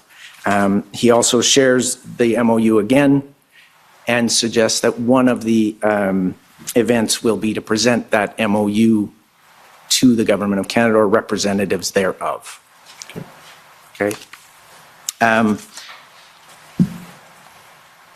The last point that I would make, just with respect to that video, but I'll move on to the basic idea here, that there were, as you say, a number of factions or groups that were involved. Yes, correct. Okay, and you didn't have a vetting procedure to check who was going to be there? We did not. This was a purely organic. And so as the announcements and the invitations started to come, the convoy that was planned with Mr. Bowder's logistics started to catch fire. Yes. And you'd mentioned that all truckers are different. Yes, very much so. And it's a bit like herding cats. Yes. And if you put 200 in the room, somebody's going to get a black eye or a broken nose. Primarily, yes. How many did you bring to Ottawa? Oh, many. Like I said, there would have been 2,500 vehicles in the West convoy. There was convoys from the East, convoys from the South. There was convoys. I don't know the numbers on how many people were here. There was a lot. On the weekends, it was very, very busy. It was very busy. And is it fair to say that you couldn't control them all? Absolutely, I could not control them all. Is it also not correct that you had a large flag on the back of your truck? It was a billboard sign, I believe. And what did it say? I don't remember. It's hanging on the wall in my shop right now, but it's something about mandates, I would imagine. I don't remember. If you could refresh my memory if you have it. Well, I believe that perhaps you'll agree with me that there were many flags around town with the message F. Trudeau. Yes. I didn't have on the back of the bunk of the truck, I have a decal there that says that. I did not have a flag on my tractor that had that on it. Okay, so there was a decal on your truck with that slogan? Yeah, a smaller decal up on the back of the bunk. And would you agree that that became a bit of a rallying cry? I was surprised to see how many it was. There was a lot all the way across the country, yes. And were there other messages against the Liberals? I think it was just that, as far as I remember. Okay. I seen a better rendition of it the other day. By the way, my thoughts have kind of changed on that a little bit. I seen a young kid a couple days ago that said hi to me, and he had a Truck Trudeau shirt on.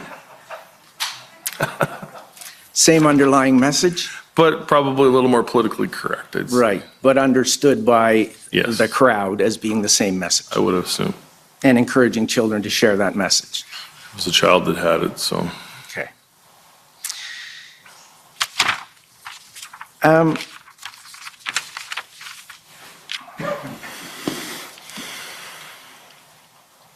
You had mentioned to Commission Counsel that you were frustrated with the mandates, Correct. and you were, I believe your testimony was that you were very angry. Yes. And did this protest and convoy and general sentiment that you and Ms. Belton started, did that inspire others? Yes, it did, of course. As part of your group, and this, when I say your group, I'm referring specifically to the Freedom Convoy 2022. I think it's you and Ms. Belton at one point and Ms. Leach. Yes. And Mr. Bolton, Bowder, sorry, by that point is outside of the group? He was always Canada Unity. I don't believe he was ever part of Freedom Convoy Okay. 20. And Mr. King has been kind of pushed to the side a He bit? was separate, yeah. Yeah, okay. He still has a large following? Yes, I believe so. Okay. And I think we heard reference to a video about social media on TikTok where Mr. King was attributed as saying that Mr. Trudeau was going to catch a bullet. You recall that? I heard about it, yes. I don't think I'm not sure if I ever seen it or not. Okay, perhaps I can show it to you now. If we were to bring up, Mr. Clerk, OPS 407967. And I'd like to just play the first 20 seconds of it. It goes on. Trudeau, someone's gonna make you catch a bullet one day. To the rest of this government, someone's gonna fucking do yous in. You sons of bitches. The only way that, and I'm going to say it out loud, the only way that this is going to be solved is with bullets. And yeah, I said it. That's the only way something's going to happen. A massive revolution on Thank you. Now, I believe you suggested that Mr. King had told you previously in a conversation that this was edited and taken out of context. He did, yes. And you will agree that it came to light during the protest. Yes, I believe the second part of that video, my understanding with Pat was that that was from a previous post, something to do with Indigenous lockdowns or Indigenous protests somewhere else in the country where that bullet comment came from. Right, but it was posted during the convoy. It was, yes, I believe. Okay. And you yourself admitted, I believe, to Commission Counsel that being a bit of an internet or troll. Yes, sir. And having previously posted nasty, racist, and anti-Muslim content. Regretfully so, yes. And you have a significant following now? On the TikTok, I do, yes. Yes. And Mr. King also has a significant following. Mr. King, I believe, due to his conditions, isn't allowed on social media. At the time? At the time, I think he had a significant following on Facebook. I don't think he was on TikTok. And we saw a discussion between you and Ms. Leach referred to by Commission Counsel, where you and Ms. Leach discussed the need to keep him around if possible because of his following. Apparently, yes. Okay. So you're aware that the Freedom Convoy group, this would be your group, put out daily briefings. Yes. And these daily briefings, did you have input into them? Not very often, no. My job was literally out with the trucks on a regular basis. I would come sit in at the end of the day and have conversations with other people in the group to get, but I don't remember I remember being at the first news conference. I remember telling Ms. Leach that I didn't want to be the one in front of the camera, but I would be the one that stood beside the one at the camera, and that was the only time I think I did a couple, but I was always sitting off to the side. My job was truck safety, truck issues, making sure everybody was looked after. Looked after in terms of fuel and mechanics and food? Yeah, fuel mechanics, if any issues arose, working with the police. That was my main job, was working with law enforcement. Okay. And Would you agree that the daily updates, the purpose of those was to inform the participants in your group of the daily events? I believe so, yes. And it was circulated each day? I believe so, yes. And it would be circulated in the morning, presumably? That I With can't the weather tell. for the day? Yeah. Okay. So if we can turn to HRF 709, and this should be dated January 28th, if I'm not mistaken.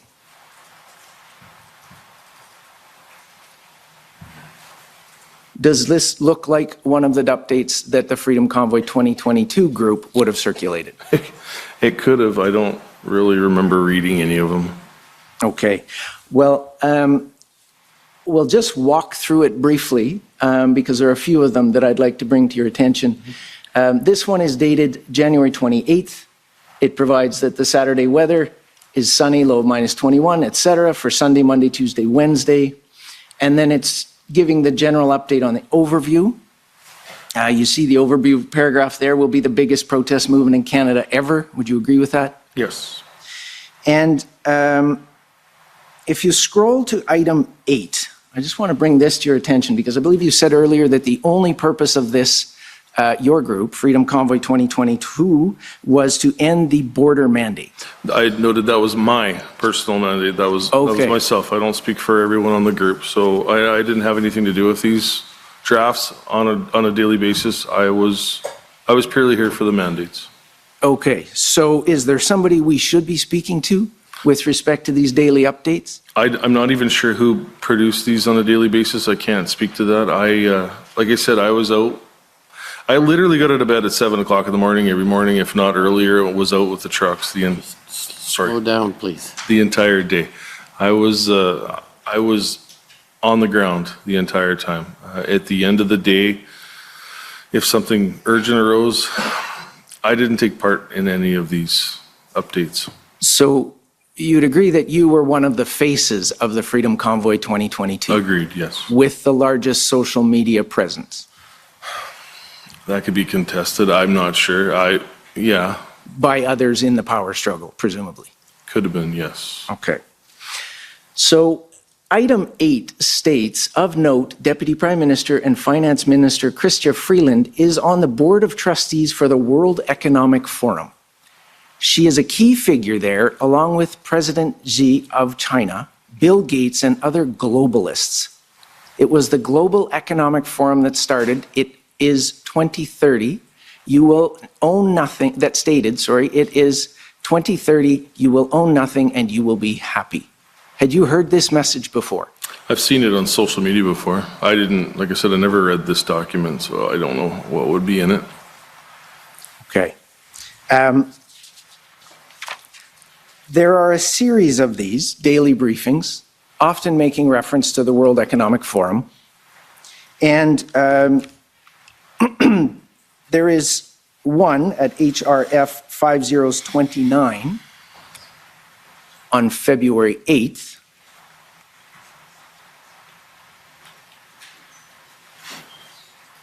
That refers to, at the top, can we pull that one up, please?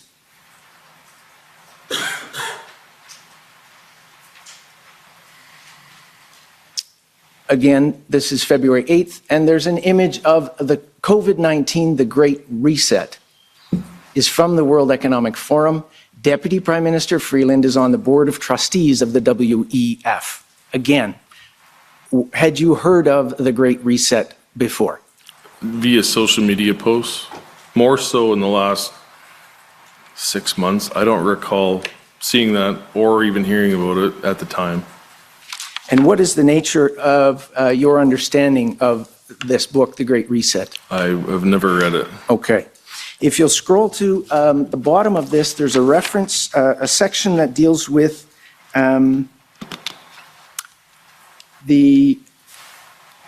if you go to the next page,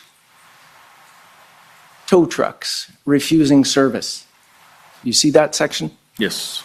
According to Ottawa City Manager Steve Kanalakos, who testified earlier about the difficulty of obtaining tow trucks to the Commission, all tow truck companies under contract to the City of Ottawa are refusing to provide heavy tow truck services. This has been, this has been a common occurrence right across Canada as tow truck operators are considering their long-term relationships with the trucking industry as well as the Canadian public. Is that consistent with your understanding? I believe so, yes. Thank you.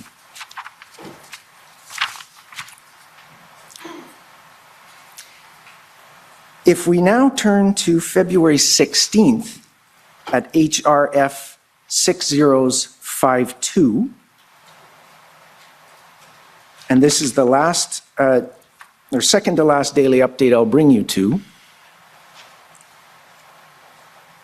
This one begins with a photograph of Prime Minister Trudeau with World Economic Forum leader Klaus Schwab.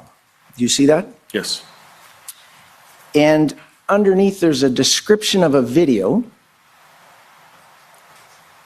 of Klaus Schwab describing Trudeau's loyalty to the World Economic Forum.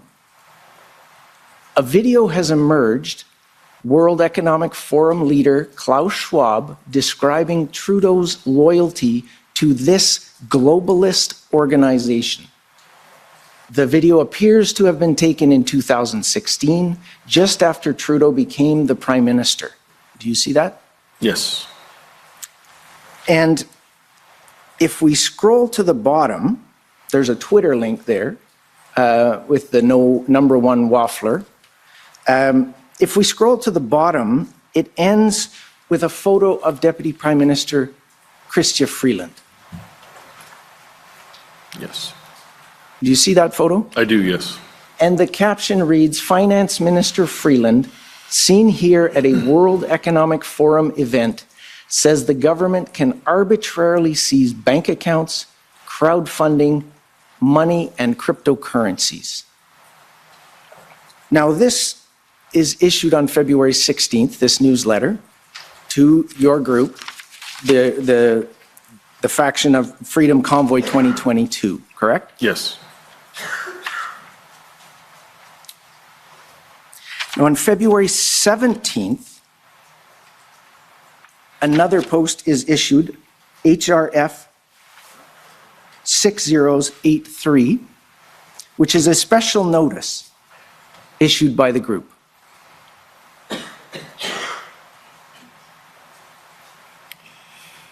Just to note, you're out of time, but did you know if you'll be much longer? I need about 5 minutes on these 2 points, sir, and they'll tie the two together. Okay, well, Thank you. make it If I may tight, have your please. indulgence. You have the post, and this is a Freedom Convoy 2022 reaffirms its commitment to peaceful demonstration, correct? Yes.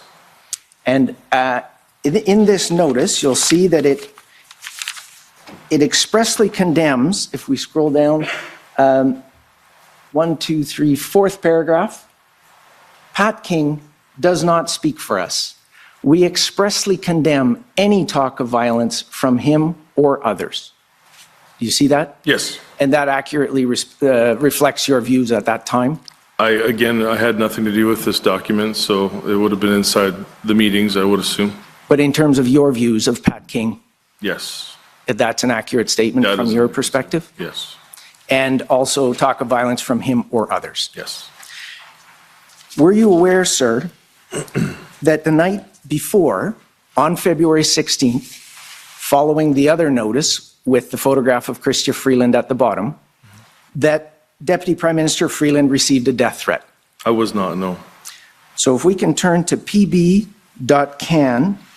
401757_rel.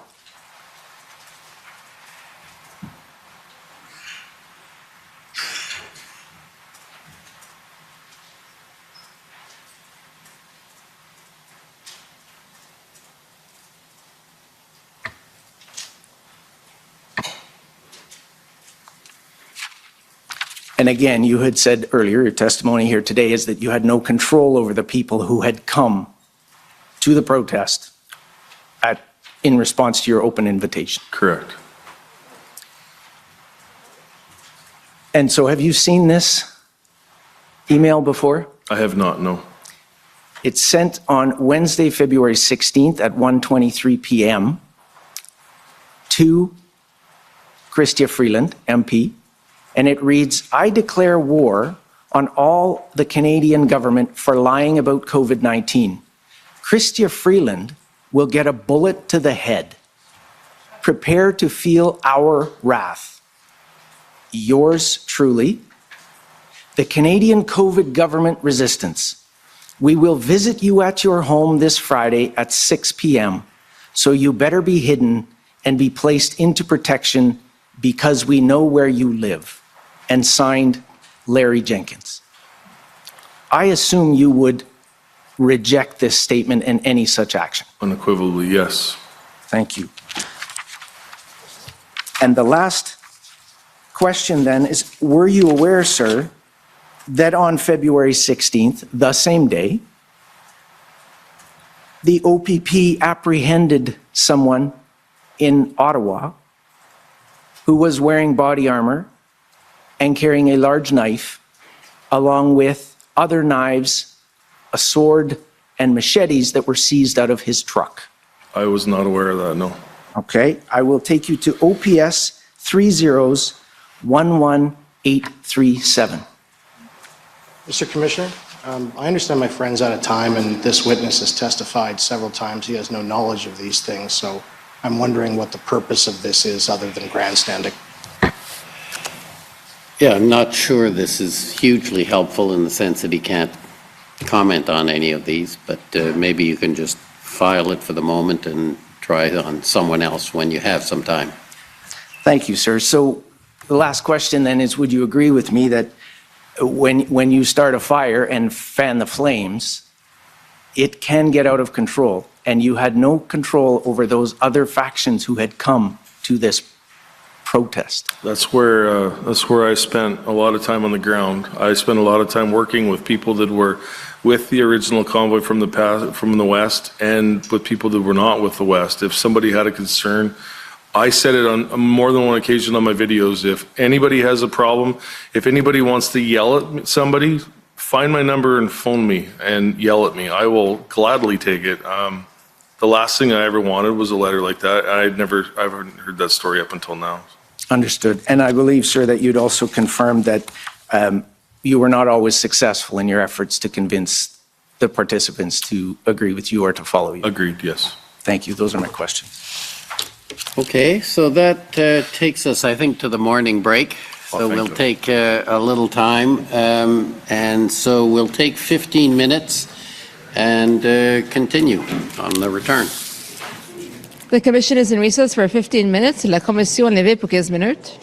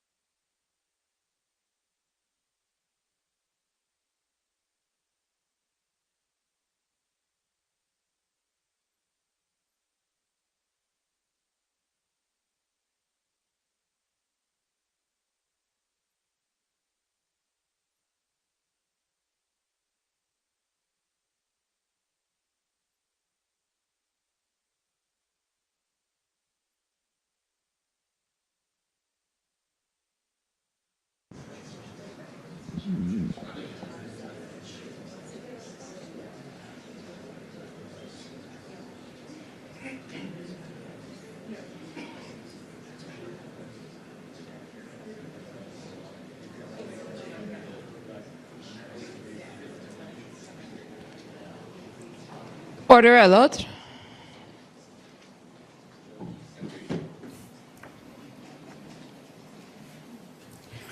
The commission is reconvened. La commission reprend.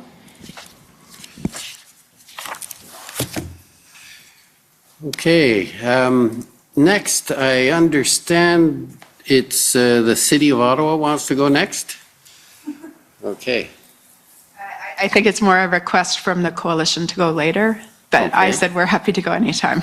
okay, well, and let's start with the City of Ottawa.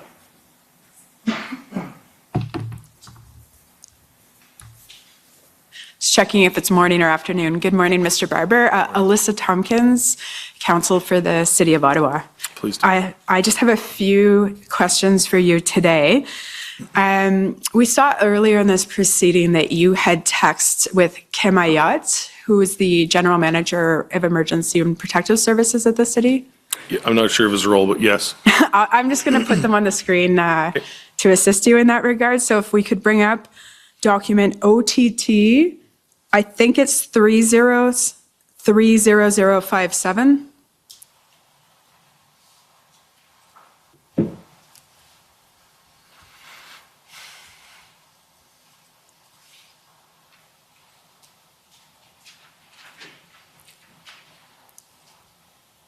And these are the text messages were produced by Mr. Ayat.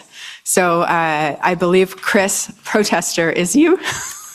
I'm assuming so, yes. It looks like, yeah. Yeah, so if we could just scroll down to the third page. And I just want to talk to you a little bit about your role in moving the trucks and how far it got. So if we get to here, starting at this exchange, we're now February 15th, which I believe is the Tuesday at 8:30. And Kim is asking you how it's gone moving the trucks effectively, and in particular, how many big trucks you're able to move. So if we could keep scrolling, please. Just the large trucks and not the pickups or cars. And then I believe this is your response. If we keep scrolling.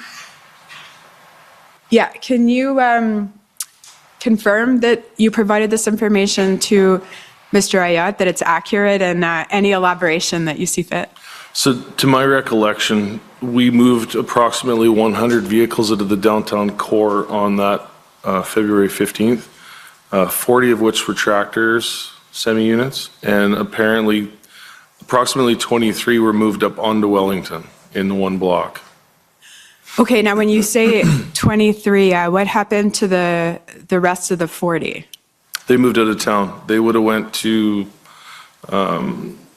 exit. We called it exit 88, Armoire or Antrim. Empire? Antrim. Yeah, Antrim truck Antrim? stop. Yeah. Antrim. Or there's two different ones, and I always got confused with which one it was. It was the one on the east side of town, anyway. So. Okay, that was my next question was about the trucks leaving downtown. Now, after this, if we keep scrolling, it refers, I note, in passing to you tiring yourself out. So again, your weight loss. Sorry, if you could scroll up, Mr. Clerk, apologies.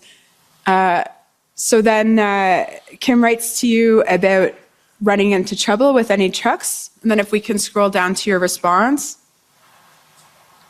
I think keep scrolling. Yeah, so if you can just confirm that you wrote this to Mr. Ayat and then just provide a little more context for the commissioner. Absolutely. So February 14th, we had a meeting at City Hall with Kim and Drummond and I believe Steve, if I'm not correct. Steve Kanalakos? I believe so, yes.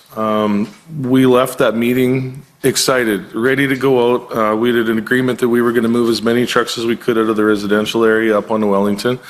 Myself and 3 other road captains that were close with me went out and started speaking with the drivers, trying to figure out who was ready to move. Who was ready to move first thing Monday morning, who we could count on, and where we could get them to move. So 7 o'clock in the morning rolled around Monday morning, February 15th, And we struggled with communication between police, city, and ourselves as to who allowed the move. So we were on at 7 a.m. It was roughly, I'm thinking about 12:30 after lunch before the first police car actually moved and we were allowed to move. So my understanding, we had 72 hours to get as many vehicles out of the downtown core as possible.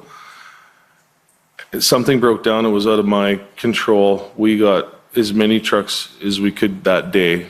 And you remember it was cold. And at the end of the day, I was wore out. I was done. It was a lot of walking. It was a tremendous amount of walking. Something happened. At the end of the day, there was a breakdown. I believe Chief Slowly resigned. Something happened where the deal was off the table and we were done. So I did everything in our power.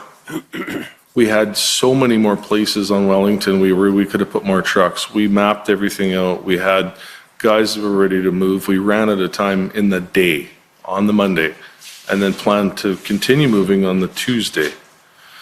And like I said, something fell apart. We were done.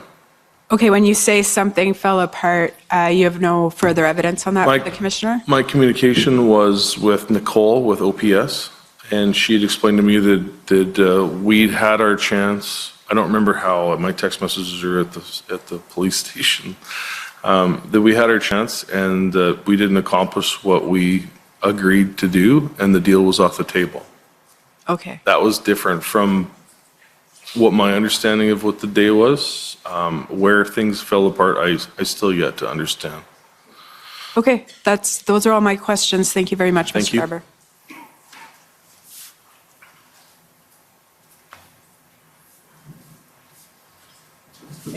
Okay, the next, I believe, is the Ottawa Police Service. Thank you, Mr. Commissioner. This is Jessica Barrow for the Ottawa Police Service. Our questions have already been canvassed, so we have nothing further for this witness. Thank you. Okay, and the Ontario Provincial Police. I have no questions. Thank you, Commissioner.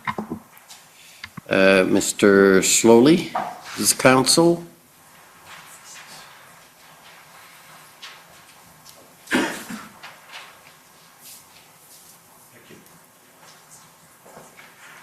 Morning. Morning. I'm Tom Curry for former Chief Slowly. I just have a few questions about some facts, if you can help us. The trucks, first of all, I appreciate you don't have a good, accurate count of how many vehicles were in the aggregate of the convoy, or even, I suppose, the Western convoy. Would that be right? Yes. Can you tell the Commissioner, though, whether the trucks that came with you in the part of the convoy that you had initiated, were those independent operators? Yes. A lot of the major companies didn't want the advertisements from their business names on the doors for company drivers, so I would say 95, 98% of the tractor trailer units were independent operators that would be affected by the border mandates. Right. And that probably relates, doesn't it, to your inability to have all of them follow a particular single set of instructions. Independent operator is more likely to be an independent thinker and Yes, generally, yes. And were those independent operators who came from the West operating tractors that had sleeping compartments? There was a mix. I'm not sure of the numbers. A very small, what we consider called day cabs, where it's just the cab and no sleeper unit. A very small amount. I remember seeing a handful. Yes, there was a few there.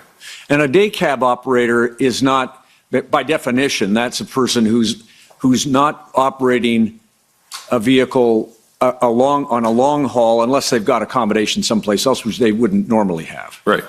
And so for the drivers and operators who were in tractors with sleeper units, did they remain in their sleeper units during the period of the convoy?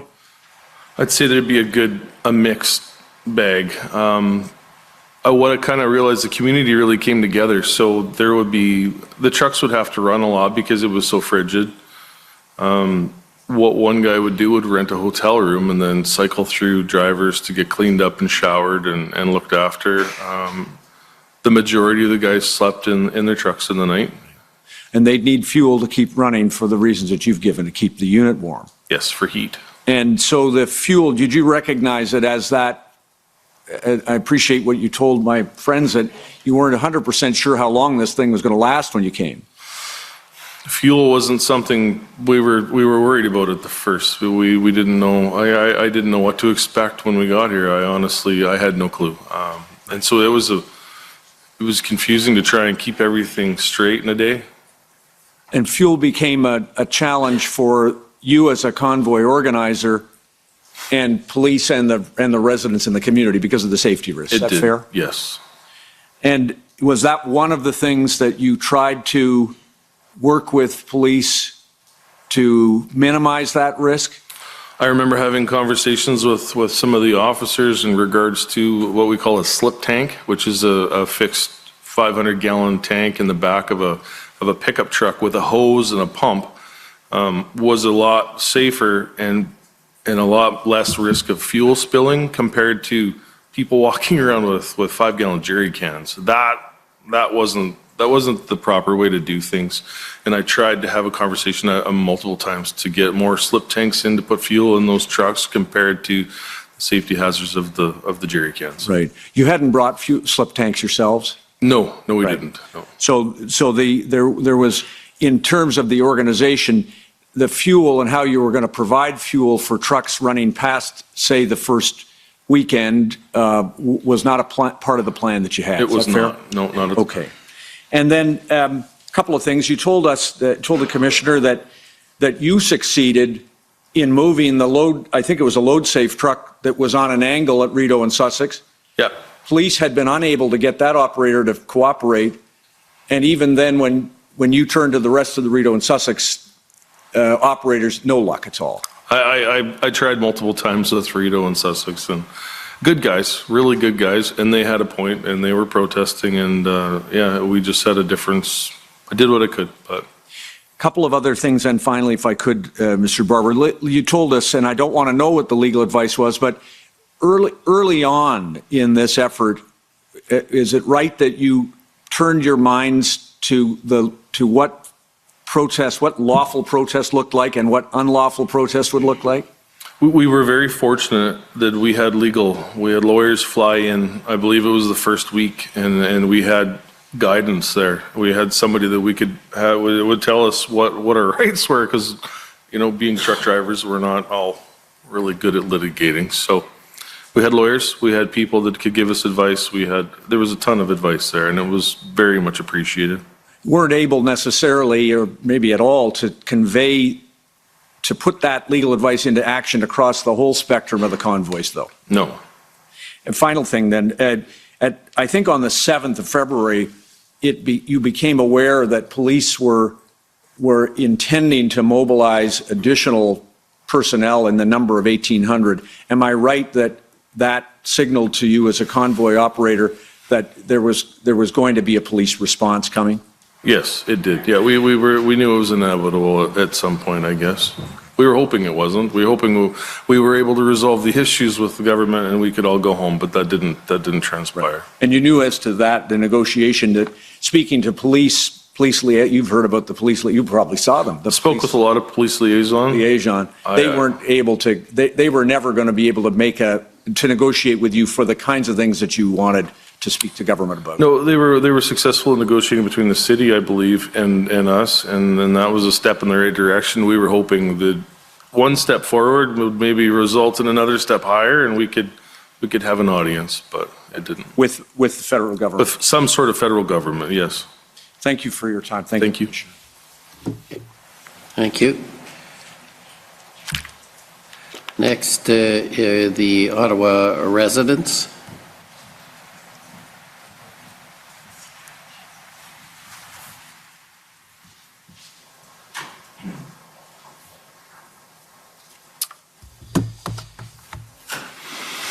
Thank you, Commissioner. Mr. Barber, my name is Paul Champ. I'm a lawyer for the Ottawa Coalition for Residents and Businesses. And good morning, Mr. Champ. I have some questions for you. Sure.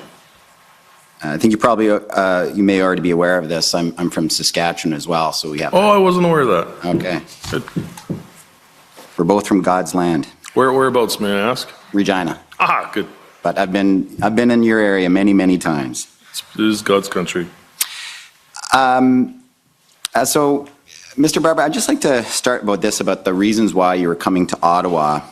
It was about mandates generally, or was it just the trucker mandates, the mandate or the border restriction that truckers could no longer enter or pass through if they? I can only speak for myself, but for me personally, it was the border mandates. That was the last straw per se in the government going too far and wanting. I needed my voice to be heard. Right.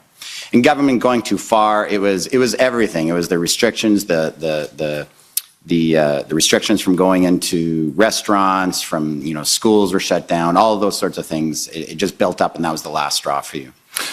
There's so many different stories that I've heard throughout this ordeal that contribute to why we went there. When you're hearing stories of people's parents dying in a hospital bed alone because mandates wouldn't allow their kids to be with their adults when they took their last breath.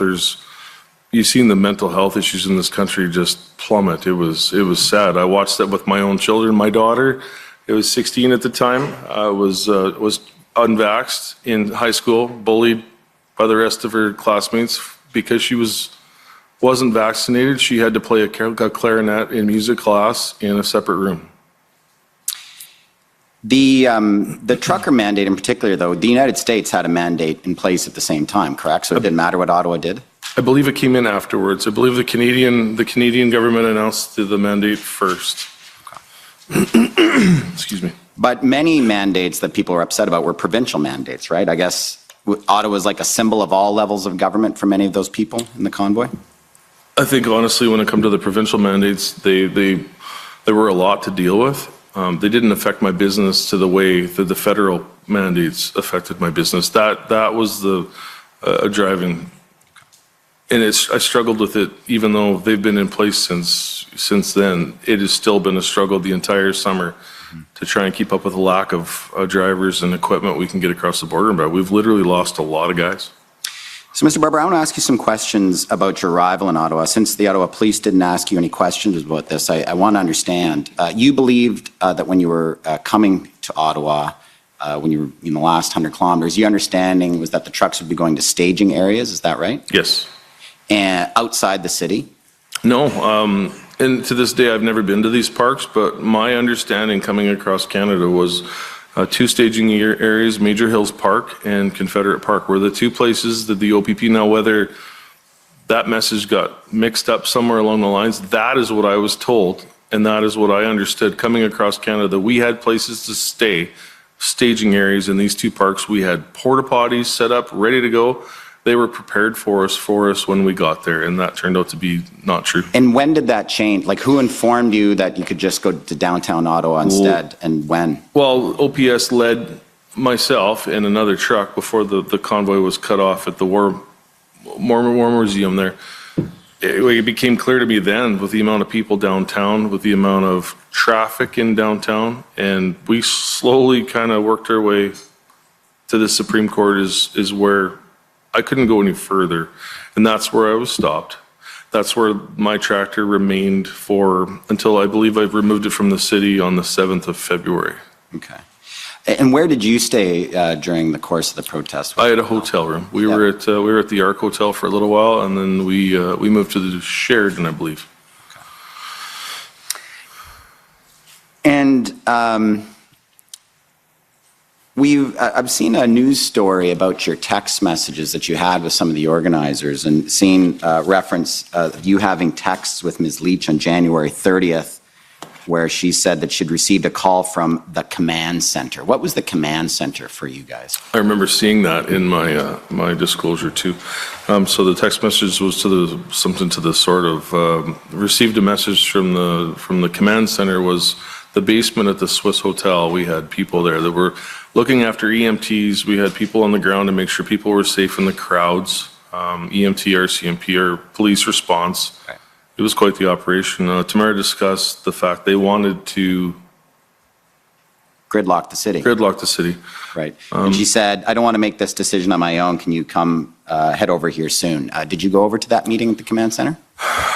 I don't remember having that conversation with her, and even if it had happened, I went right back out to make sure emergency lanes were open with police. So if there was a meeting, it wasn't to gridlock the city. It would have been to keep the emergency lanes open. That was my primary job the entire time I was here. But the trucks did gridlock the city, you would agree with me? In certain spots, they did, yes. Like I tried really hard to make sure. At least the emergency lanes were open. Emergency lanes, I can tell you, I almost got into a physical altercation at least twice with the driver that was ignorant about moving when I asked him to. Now, I just want to ask you a couple questions about, you told us you were protesting about the trucker mandate at the border. Were you opposed to mask mandates as well? I don't like a mask. It's not something that I really enjoy wearing, but in the province of Saskatchewan where I'm from, I always wore my mask. I like to look at it as, I didn't want to have that business get into trouble if a health officer walked in the door and seen I was being ignorant and didn't wear a mask. So I'll admit, when I was in Ottawa, I didn't wear a mask here. We were here for anti-mandates, but I have always followed the rules wherever they are, in every restaurant. When the COVID vaccine passport came out in Saskatchewan, October 1st, I didn't go to a restaurant. In Ottawa, though, you'd agree with me that large groups of Convoy protesters were going into stores and restaurants and shops all unmasked. You were aware of that? I was never part of that. You weren't part of that, but that was a protest tactic, wasn't it? Not on my part. I believe that was more Canada Unity and James Bowder. I believe that was something that was discussed in the January 13th. I remember watching it and listening to James talk about that. So it was a tactic that was discussed, but you didn't necessarily support it or take part in it? I never took part in it, no. And you were aware that in Ontario, there was a law that stores and shops couldn't allow people in with masks, and they'd be fined if they allowed that? Understood, yes. Yeah, and did you hear stories about staff who were saying things to people, please put on a mask or leave, and staff being threatened? Did you hear stories about that? Well, I was sick for a little while with a cold, a really bad cold, and I remember going into Shoppers Drug Mart downtown somewhere near the hotel, and I had to put a mask on because the lady wouldn't serve us and refused to serve us, so I put the mask on and no blood. I just want to ask you some questions about the money. The money that was raised was meant to cover fuel and food and travel expenses for the truckers, is that right? Yes. It also covered hotel bills, is that right? We never had any access to the money. We had a short stint of access. A lot of times the drivers paid for their own hotel rooms. We had approximately, I believe it was like $20,000. That's all the access we had to the money before, I believe, the bank accounts were frozen. You're talking about the GoFundMe money. Yeah, the GoFundMe. Yeah, but you guys raised an enormous amount of money outside of that, right? You were raising thousands of dollars a day in cash and e-transfers, correct? Yeah, the e-transfers would have went into Ms. Lich's personal bank account. And cash? I don't know what happened with the cash. There was always people donating cash. It was all around, I guess. There's an interview summary in this matter, I presume you're aware of Mr. Eros. You know Chad Eros? Yes. And Chad says that there was approximately $20,000 being raised in cash per day. Does that sound roughly accurate to you?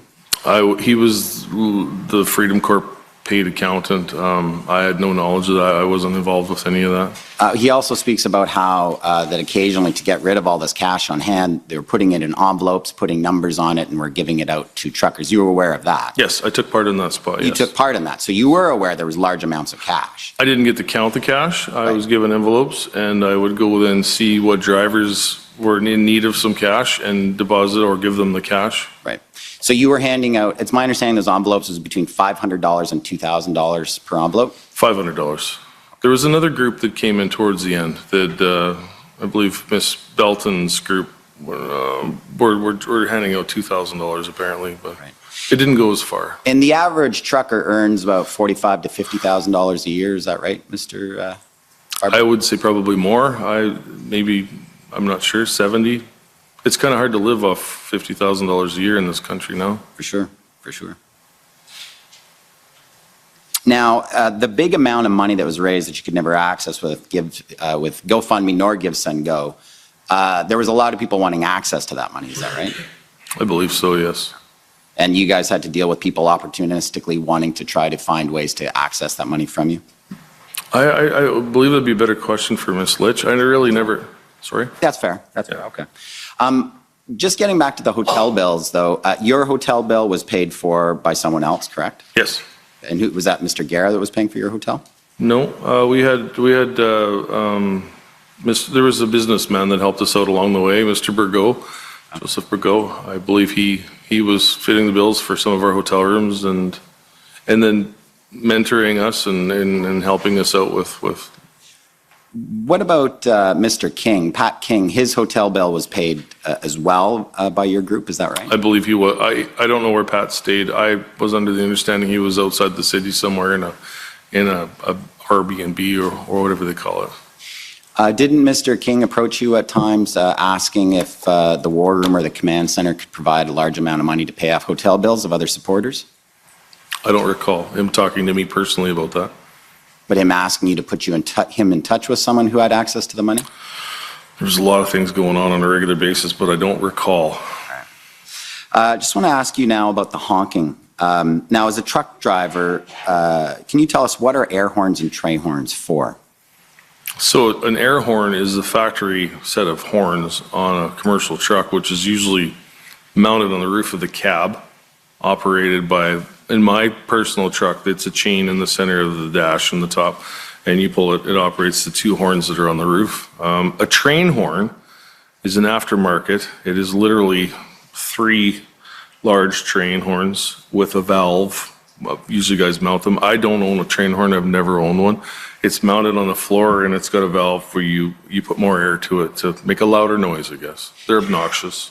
And the purpose is because the trucks are so large to warn people from very, very, very far away that a truck is coming, correct? No, the purpose, in my opinion, personal opinion on a train horn is just... Well, air horns or train horns, same. Yeah, no, it's used for 2 primary reasons. One's for excitement. I always like to go back to the kids sitting on the side of the road, or when you have a vehicle pass you with kids in the back seat and they're doing the arm pump. That's the excitement part of an air horn. Then the other part of the air horn is the danger. Right. And you're trained for your commercial license that air horns, even in themselves, can be dangerously loud, correct? Yes, yeah. But in this case, horns became a bit of a symbol for the truckers coming to Ottawa, is that right? I guess so, yes. And a symbol for the protest. My truck was parked in front of the Supreme Court from February 29th when we arrived until I removed it from downtown on February 7th. So I don't believe I personally pulled an air horn after the... That wasn't my question. My question was that the horns became a bit of a symbol for the protest. Yeah, they were everywhere, yes. And once the truckers parked, you didn't, I get that, but many of the trucks were honking all day and night, correct? For the first little while, yes. And those that wouldn't listen, we tried to reason with and get them, I tried to reason with to try and get them under control. And they were honking on a schedule of some type, correct? Like it would be like 10 minutes straight for every 30 minutes or something like that? I don't recall that. There was something to do with that. There was a couple guys in front of Parliament that were obnoxiously blowing their horn, we'll say. Well, the block captains were coordinating with each other about how and when to blow the horns, were they not? That was never part of my dealings. I involved myself in a couple of the block captain meetings, but for the most part, I don't remember hearing anything about that. I remember there being a curfew, what was it, 7 to 7 or something like that somebody negotiated in the first week. My memory fails beyond exactly what it was. And you've told us, you testified that you put out several videos asking the truckers to stop honking and respect their residents. Is that right? Yes. But isn't it true, Mr. Barber, that your videos were just telling them not to blow the horns in the middle of the night? I don't recall that. I remember, no, the videos when I would yell, there's multiple videos out there of me yelling stop, and then there was daylight hours, so I was sleeping at night, and to be honest with you, where I was in the hotel room, I don't remember the train or the horns actually waking me or having a hard time sleeping. There's a HR, I'm not going to ask to put it up because we don't have time. HRF 183 is a video of February 1st on TikTok where you tell guys to stop honking and stop laying on the horns at 3 a.m. And the guys have stopped, which is nice. So you were asking guys not to lay on horns in the middle of the night? I'd have to see the video again to see that. I don't recall that video. I'm not saying it's not there, but... or later that day? It might have been in the evening, I would say. I remember, yeah. I remember doing a video. I've seen it in my evidence here last night where I showed the street in front of my hotel room with the trucks, and it was in the evening, and it was perfectly quiet. You did put out a TikTok video on February 9th, though, did you not? Saying that if the police tried to come to a truck, they should, notwithstanding the injunction, they should pull on their horns, correct? So in regards to that video there, in consultation with legal teams, we were instructed that the bunk of your truck was considered a residence, and the police needed to have a warrant to breach the residence of your truck. And we were also instructed by legal counsel that in a case of something like that, what they were telling me, I've never been involved with something like this before, so I have no idea what happens when police kettle, but on my understanding was if the police come and there are mass arrests happening, we were allowed to try and warn the other drivers. So yes, there was a video. It's in evidence, I believe. That's HRF 000217 for the record. And Mr. Barber, Mr. Wilson has put in an interview summary, and we're going to hear from him tomorrow, where he says that you were asking truckers to implement a quiet hours and to only honk between 8 a.m. and 8 p.m. Is that correct? Apparently there was some sort of a deal in the first week or so. We were allowed to honk during the days, apparently. So yeah, I'm trying to play by the rules. If I... a deal with whom? I think with the city. I was never involved with the inner workings of the deals with the city other than when we did the truck move or the court injunction or something to that effect. There was a deal out there, and I don't remember exactly. Well, I think we heard a little bit of evidence that Mr. Wilson and Ms. Chipiak were trying to negotiate with the city, saying if the truckers agreed to not oppose the renewal of the injunction and to only keep honking between 8 a.m. and 8 p.m. So they're trying to get a deal like that. Is that Could be right? possible. They worked behind the scenes relentless. They were honestly godsends. They were right there with us for help. Right. Because the truck horns were all day. Even all day was quite... They were annoying. I remember a Sunday service in front of the stage, and we were trying to listen to the pastor do a sermon, and he couldn't. It was kind of like, quit. But that was in front of Wellington, and that was, I believe, in the first week. So, just the last couple of questions, Mr. Barber. Have you ever met or communicated with Tyler Russell? I don't know that name. Or Derek Harrison? I don't know that name either. Have you ever met or communicated with Alex Vriend? No. And have you ever, you've already been asked about Mr. McKenzie. Okay. If I had, like I said, my phone was extremely busy. There's a ton of numbers on that phone that if there would be no contact name with it, there might have been somebody contact me, but not to my knowledge, I should say, right? I understand. All right, thank you, Mr. Barber. Those are all the questions. Thank you, Mr. Champ. Thank you, Mr. Commissioner. Okay, next call on the CCLA.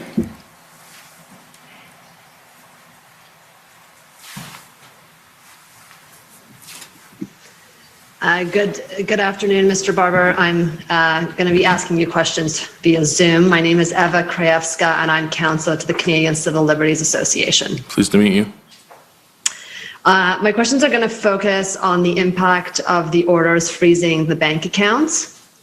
So I understand from your earlier evidence that your bank accounts were frozen during the course of or after the protest. Is that fair? Yes, they were. And can you just please specify for me, was it your personal account that was frozen? So we've got three major accounts that were frozen. One was the corporate account. The other one was a joint bank account with my lovely wife. and the third was Toronto Dominion personal bank account. The personal bank account with Toronto Dominion was closed for roughly 3.5 months. I had no access to funds. The other two bank accounts were, they were closed for the weekend. A couple payments went back. I had one NSF charge, I believe, and the fuel cards got shut off for my drivers, so they weren't very happy. Okay, and so let me just break that down. The fuel cards for your drivers, are those business credit cards? In my line of business with the trucking company, we run card lock cards with different fuel distributors, and I have agreements with those fuel companies to withdraw payments automatically out of my accounts every Sunday. So I'm up on current on my fuel bills. And are those linked to your corporate account then? Yes, they are. And so when your corporate account was frozen, then the fuel cards were also inoperative? Yes. Okay, and you said that they were frozen on the Sunday. So is that, would that be the Sunday, the 20th of February? 20th. They would have been frozen on the 17th, I believe. My bank manager at CIBC explained to me that they were reopened on Monday. She wouldn't give me details. She'd explained to me that she'd got an email from RCMP saying it was an illegal freeze or something, and that they were reopened right away. But Toronto Dominion was a different story. Toronto Dominion was closed without any excuse. I tried desperately to get a hold of somebody from Toronto Dominion to explain to me why my accounts were frozen, and I yet to receive an explanation. And so with respect to when your accounts were frozen, were they frozen before or after you were arrested?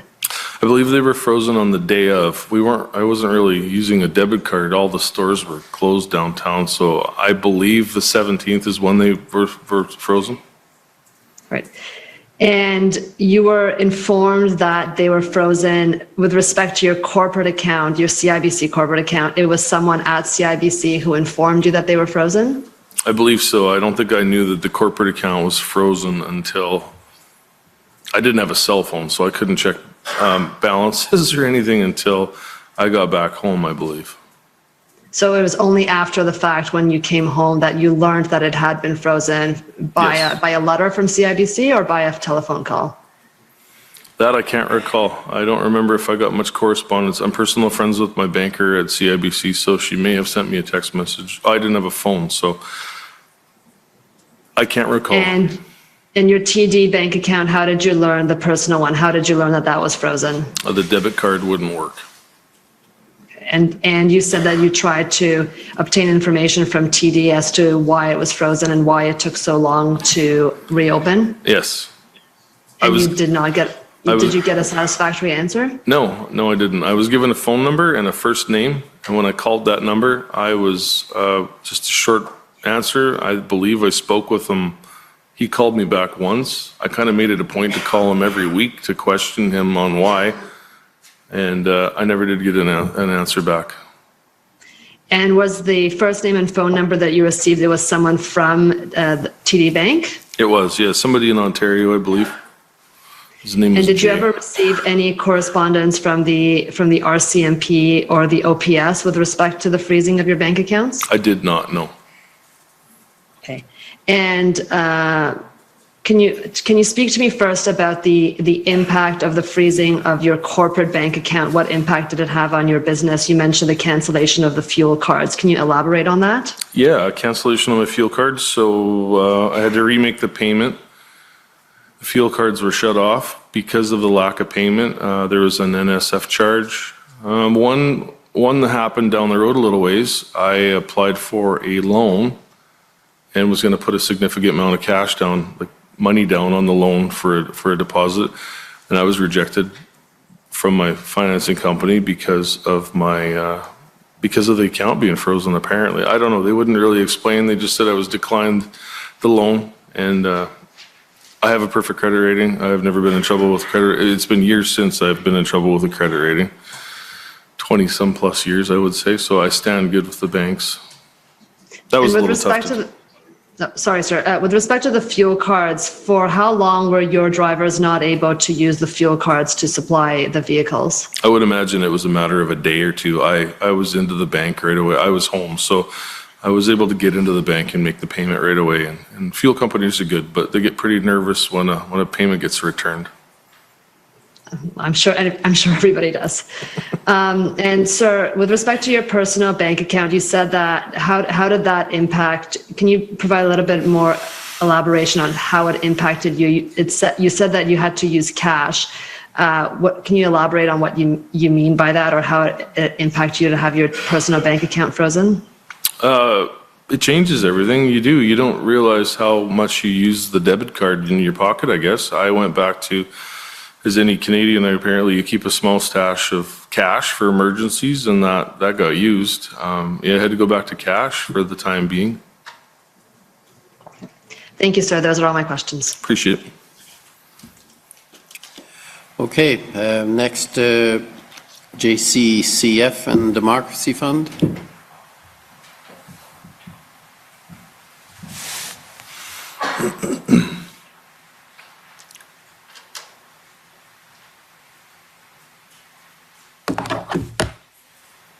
Good afternoon, Mr. Commissioner, Mr. Barber. Afternoon. My name is Antoine Dailly. I'm counsel to Citizens for Freedom, representing the peaceful protesters in Windsor. Appreciate it.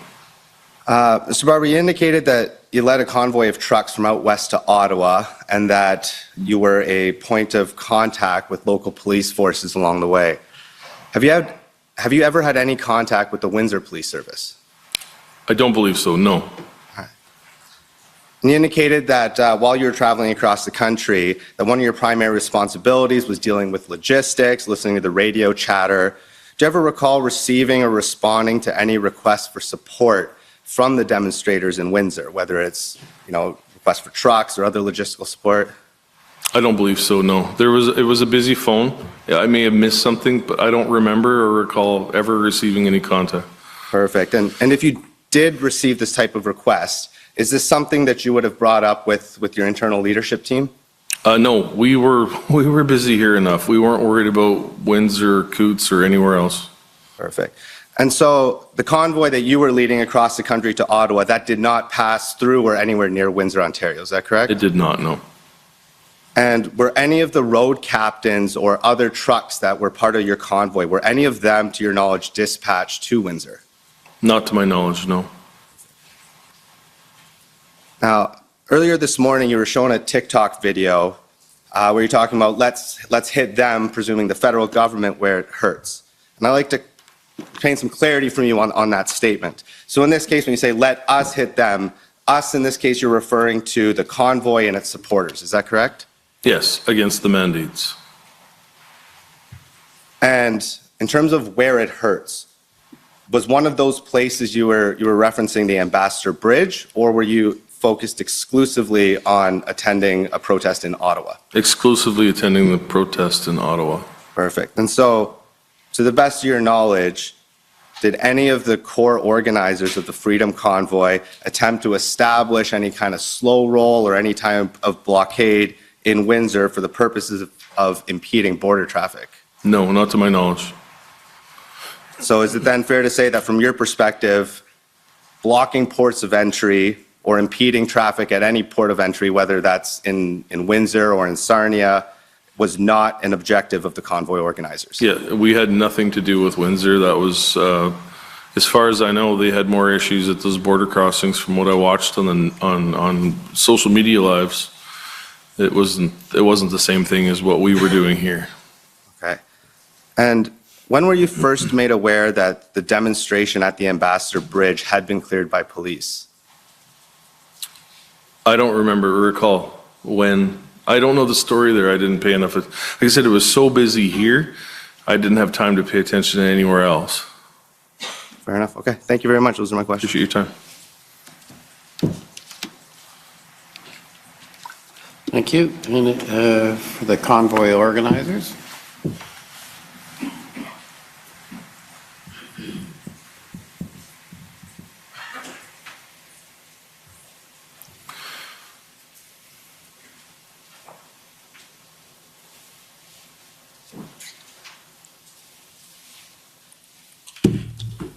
Mr. Barber, Mr. Miller. how are you? I'm very well. Thank For you. the record, Brendan Miller, appearing as counsel for the Freedom Corp, which is the entity that represents the protesters, including yourself, that were in Ottawa in January and February of 2022. Good morning. How are you feeling? Feeling good. Thank you very much. Great. So, first question. If at any time during the protest and the demonstration, if the City of Ottawa or the Ottawa Police Service provided you, the truckers and the protesters, an order from a court saying that you had to leave or move your trucks out of downtown Ottawa, what would you have done? A court order? I would assume we would have left, yes. Yeah. And I understand we've had discussions and you've had discussions with legal counsel. You understand what invoking the Riot Act now means, do you not? Approximately, yes. Yeah. And so if a mayor, sheriff, or justice invoked the Riot Act and ordered that you and the protesters and the trucks left downtown Ottawa, what would you have done? Instructed people to leave? And it's fair to say, as Chief Slawley testified, at no time did any police officer or city official come and tell the protesters that they were illegally parked and illegally, unlawfully protesting and had to leave. Is that fair? Not to my knowledge. At that point, my truck was out of the city. I had no equipment here. Okay. So my friend asked you about the Memorandum of Understanding drafted by a Mr. James Bowder and his Canada Unity organization. I have a few questions about that. So these Canada Unity folks, to your knowledge, how many of them were in Ottawa? Hard to say. I honestly don't know. James Bowder was the only one at the time that I knew. There was different people, I think, representing him. Okay. So how many Canada Unity folks did you interact with that you knew were representing him? I believe none. Okay. I believe none. And did you observe Mr. Bowder or anyone else that may have been with Canada Unity to be violent and commit any violent acts? No, sir. Okay. And did you hear of any of these Canada Unity members act in a violent way or try to incite violence? No. Did you hear any of these Canada Unity members state they wanted to overthrow the government of Canada by violent means? I never heard anything. And I take it that you asked your lawyers in Ottawa at the time, being Keith Wilson and Eva Chipiuk, about this Memorandum of Understanding from Canada Unity. Is that right? I don't recall having a conversation with them. I believe it might have been a conversation in the group of people together that it had no bearing and it wasn't to be looked at. It was essentially nothing. Do you remember the lawyers describing it as legal nonsense? Yes, I do. Yes. Okay. And I also understand, of course, you've had some interactions with Mr. Pat King, and as well as some of his followers. How many followers did Mr. King have?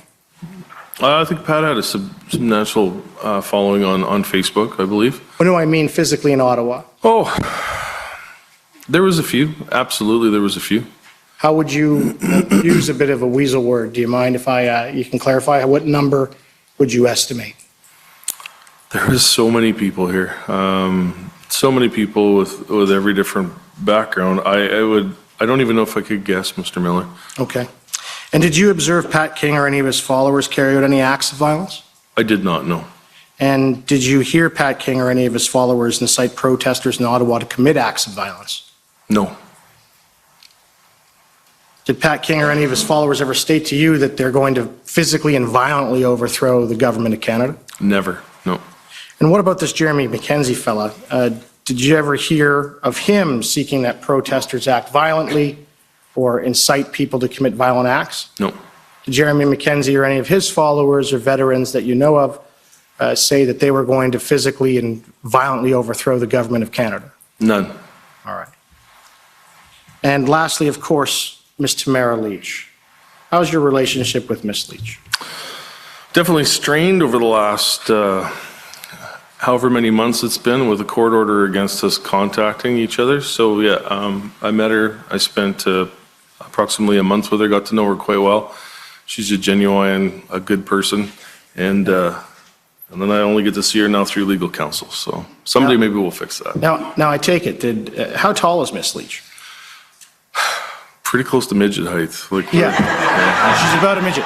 I'm And, not even going to look at her right now. but I take it she's still a very scary lady, is she not? It's the short ones you really have to worry about. Well, yeah, to be honest with you. like Napoleon. Absolutely. Absolutely. So she's the Napoleon of truckers, is that fair? All right. Now, did the Napoleon of truckers, Miss Leach, did she ever say to you that she intended to carry out an act of violence while she was in Ottawa? I don't think she'd harm a butterfly. No, she would never say that. Right. And I take it she also, you never saw her assault anyone or commit any violent acts? Absolutely not. And I take it she never said to you that she was here in Ottawa to violently take over the government account? Absolutely not. Thank you. Now, my friends asked you some questions about what I would refer to as collusion with some of the other protests that were outside of Ottawa, right? So you had the big ones, you had Coutts, Windsor, as well as the ones in Manitoba and another one in Surrey. To your knowledge, did any of the truckers or protesters at all in all of Ottawa, to your knowledge, have any coordination in whatsoever in setting up these other protests outside of Ottawa? No, they were all, as far as I understand, they were all organic movements. Right. And you heard the evidence from Chief Slullian as well as Commissioner Carrerick.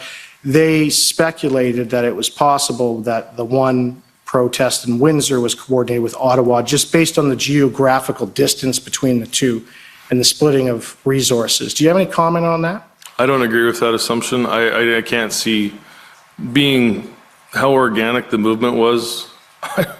Honestly, I'd say we weren't smart enough to come up with that idea. Okay. Well, that's a fine admission.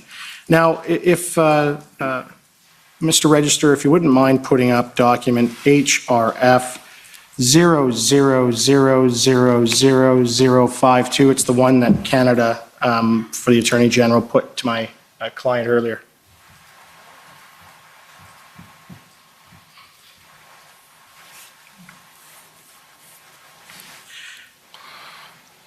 Now, did you have a chance to review this document before the questions that were asked of you of the Attorney General today? I don't believe I did. Can we just give you a quick moment to do that? And so if, Mr. Register, if you could scroll down there. So there, and just for summary for the folks at home, you have a heading with Ottawa weather, inspirational thoughts for the day, a video of Klaus Schwab describing Trudeau's loyalty to the World Economic Forum, a CTV poll on the Emergencies Act, which states that 81% of people disapprove of it, financial supporters, scrolling down, Quebec drops mandates, Feds scrap pre-arrival PCR tests, British Columbia drops capacity limits, bank run, crypto bank, the picture of Madam Deputy Prime Minister, another Albertan, and Daily Humor. Yes. Do you see anything invoking violence in that document? I don't know. Do you know of any of the documents that are like that, the daily briefings that asked for violence or sought violence? I can't speak. I don't think I read any of them, but I would say no. There was never any talk of it. Okay. Now, I'd like to bring up, if I may, Mr. Registrar, the other document that Canada put up, which is HRF 0000083.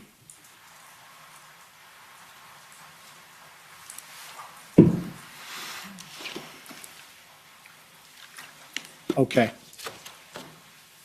And you were, it was put to you, the video of Mr. King, Pat King was put to you with respect to the Bullets comments. And this was the media release, I take it, that was released in response to that? The dates seem pretty far apart for that. I believe the Bullets comment was earlier, so I'm assuming this was the day I was arrested, so I haven't read this one. Okay. Do you want to have a read? Yes. Yeah, I didn't review it at the time, but I've seen it now since. And I take it, do you agree with those statements therein? I do, yes. Okay, thank you. And I also understand that with respect to the daily security briefings, the one that we looked at earlier, you weren't involved in drafting any of these? I was not, no. And I take it you didn't review any of them before they were sent out? No, sir. All right.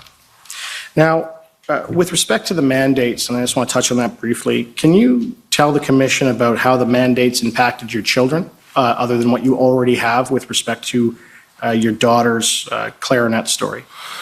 Well, I've got a 19-year-old son, Jonathan. He was 18 at the time. He's refused to get the vaccine. He's been around people with COVID multiple times, and he's yet to catch it for some reason. So he's going off his natural immunity. He's a very strong-willed guy. I don't know where he gets that from. He refuses to get it, and I stand behind him on that. Okay. And what else? Anything else other than what you've already said? My parents, my father received his second dose of his, and it could be together or not, his gallbladder quit working on him. And I watched my father deteriorate quite badly. He's fine now, but still, you lose that body mass. You don't seem to get it back at 70 years old. So. Okay. Now, I want to move on from that and talk about some of the moving of the trucks. I understand at some point in the protest in Ottawa, you moved your trucks from Wellington, or your truck, out of the city to a remote camp. Yes. When was that? February 7th, to my best recollection. Okay. And is it true that when you were trying to leave downtown Ottawa that the police roadblocks made it very hard for you to leave? It was very tricky, yes. There was roadblocks everywhere. So can you describe for the commission your initial moving your truck and trying to get out of downtown Ottawa, and just sort of walk us through in a timeline?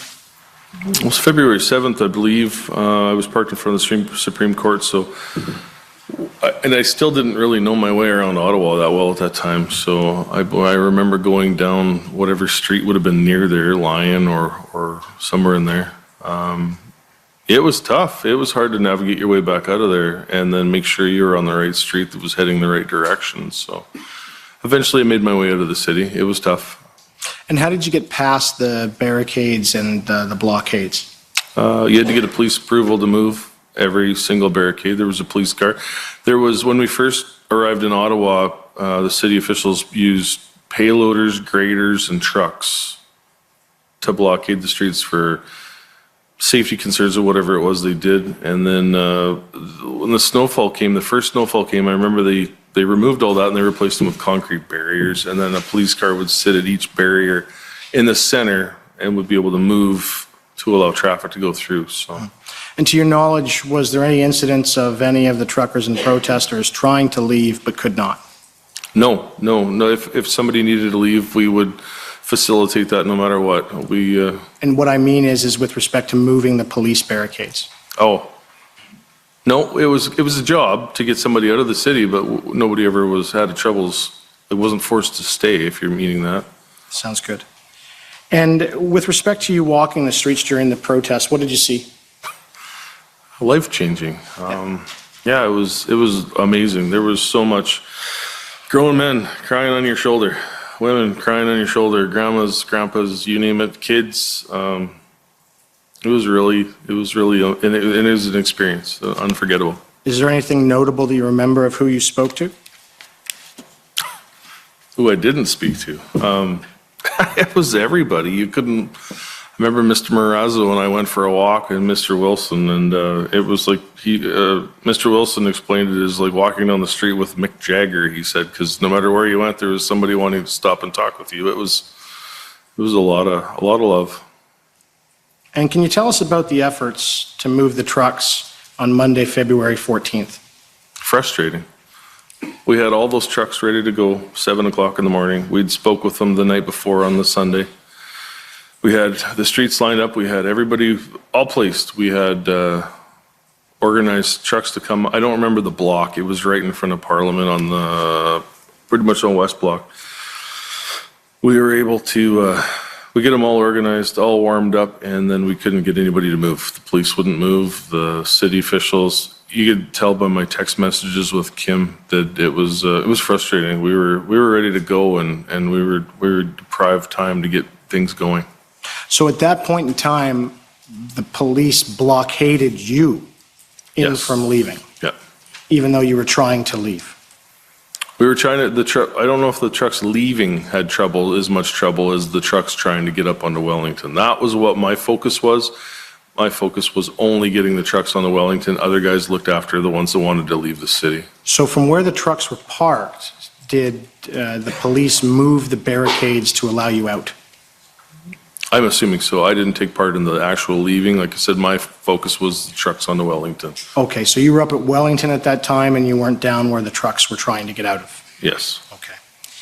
And I understand during that time that you were able to get approximately 100 trucks and protest vehicles to leave downtown residential areas, which included 40 semi-trucks, of which 23 went up to Wellington. Is that fair? Yes. And you were aware that the vehicles that left downtown and did not go up to Wellington, they were either went home or they went out to a base camp in Arnprior or Enbrun. Is that fair? Yes. And so you had cleared out 2 blocks on Albert Street and from some other streets. Is that about right? In the time we were allotted, we cleared out the 2 blocks. We had plans to clear out more. You just hold on a minute, yes? It's David Mijakowski for the record. I did not object initially, but I do understand that the rules of the commission do not allow counsel for the parties to cross-examine, and my friend has been cross-examining on several occasions. This is a matter of some contention, so I would just ask that his questions be phrased in a non-leading fashion. So that's not a problem. So can you tell me about then how many trucks do you believe were moved in total? I was told 100 vehicles, approximately 40 trucks, 23 of which we moved up onto Wellington. Okay. And while you were involved in the protest and in Ottawa, did you attend any businesses in downtown Ottawa? Oh, many. Frequented the Tim Hortons for meals. We frequented any restaurants that were open. Any business that I was in, the Iconic Cafe was another one, shawarma, any business that we were in flourished. They did really well. Then they said a lot of the businesses said they hadn't profited so much in the last 2 years as they did in that 3 weeks. And during that, just adding to it, what was your relationship like with those business establishments, their staff and owners during the protest? You want to tell me a little bit about it? I remember the Tim Hortons on one of the corners there. Truckers were mopping the floor because the staff was overrun, and guys had the mop pail out and they were cleaning the floors. Of course, it's winter time, sloshy and disgusting floors. I was pretty proud to see that. And did any of the business owners approach you before the end of the protest about anything they wanted to say to you? Not that I recall, no. And I take it you've seen throughout this proceeding witnesses discuss views on assaultive or threatening behavior and what that means. You've seen that? Apparently, yes. Now, I understand that you heard a statement from the Prime Minister where he called unvaccinated Canadians racist, misogynist, and asked, should we tolerate these people? Do you remember hearing that? I remember hearing that, yeah. What's your perception of that? Would you say, in your opinion, is that assaultive or threatening? Just let's be careful again. You've got the... Understood. What was your perception of that statement? Very divisive for a leader of a country to be pitting one person in the country against the other person. I would say I felt, not very leadership worthy.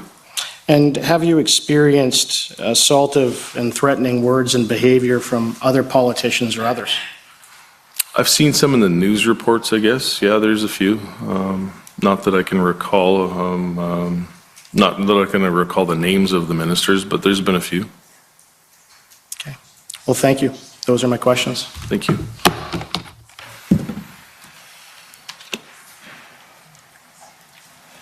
Okay, any re-examination? Yes, Commissioner. A few points of clarification based on some of the answers you provided, Mr. Barber. In response to questions from counsel for former Chief Slowly, you indicated that in your efforts to speak to the protesters at Rito Sussex, you said, I think, you spoke to them and you said they had a point. Do you recall that? Yes. Do you remember what their point was? I don't remember what their point was. No. And there was a barrier, a language barrier there because they were French Canadians. So my French is, I don't speak French, so I had a hard time understanding them. And when Mr. Champ was asking you questions, I thought I heard you mention that Miss Belton's group was one of the groups that was handing out cash. Did I hear that correctly? There was sort of a riff, sort of a split between the two groups. Miss Belton's, when I heard the $500 versus the $2,000, that was Miss Bridget's, was trying to, that group of people that were donating or passing out $2,000 instead of the $500. Did Miss Belton's group have a label? I don't think so, no. Okay. And how many people were in Miss Belton's group? I can't say, 10, 15. And then again, in response to questions from Mr. Champ, you mentioned a Mr. Bourgault? Yes. Okay, do you know Mr. Bourgault's first name? Joseph. Okay, and can you just tell the commission a bit more about what Mr. Bourgault was doing in your interactions with him? Joseph Bourgault is a good friend of mine. He is a big business owner in the province of Saskatchewan. Well-respected man, and he offered his services to mentor. He spoke to me on a regular basis, just on protocol and advice, and a really good guy. And was he providing some financial support to the protesters? Well, I think at first our bank accounts were all, like we had no money coming in, Give, Send, Go or GoFundMe wouldn't release any funds to us, so we were financially strapped for the amount of hotels, so hopefully someday we can pay that back. And sorry, I don't think I got the answer there. Did Mr. Bourgault provide financial assistance? He did, yes. Okay. And how did he provide financial assistance? With hotel rooms. Okay.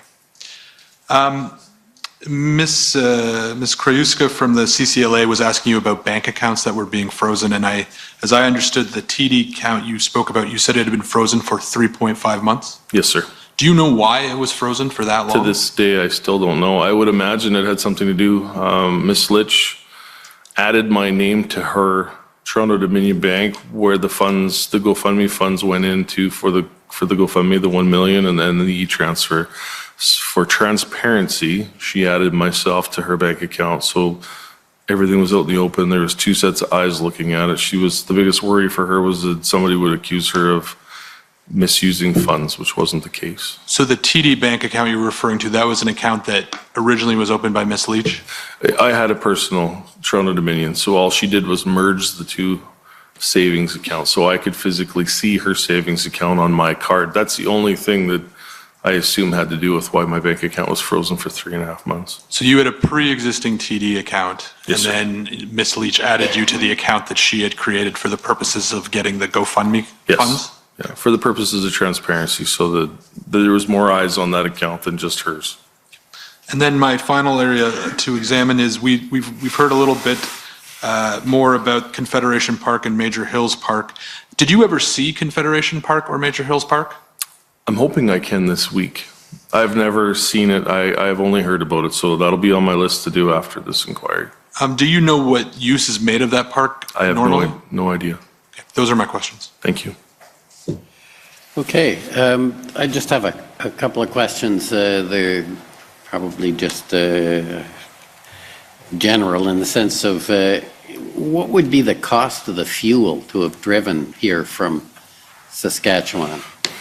So today's fuel prices, roughly about $3,000 probably in fuel to come out here from Saskatchewan. It was quite the feat. Okay, and just one thing I wanted to follow up on was one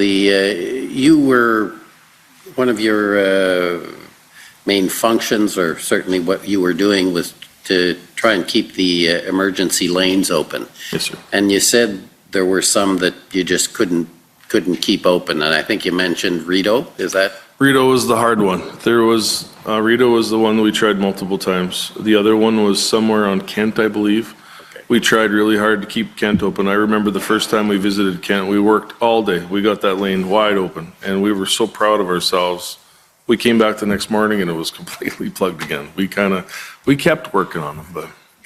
So those are two areas where the lanes just couldn't be kept open? Yes, sir. Were there other areas that you found either you couldn't keep open or were regularly problematic?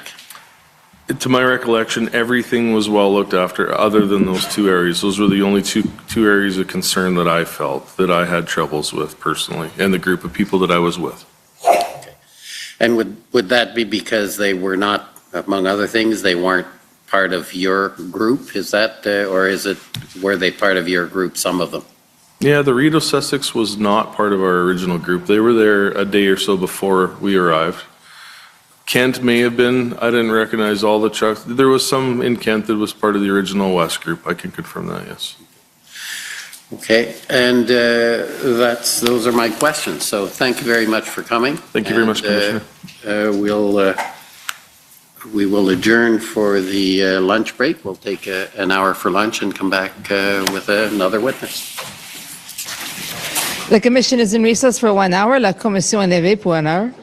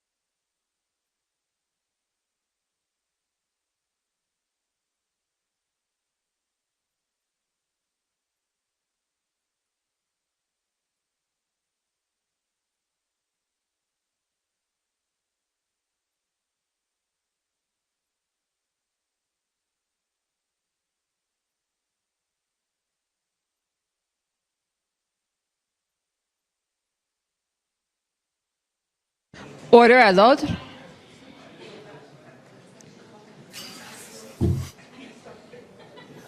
Order à l'ordre.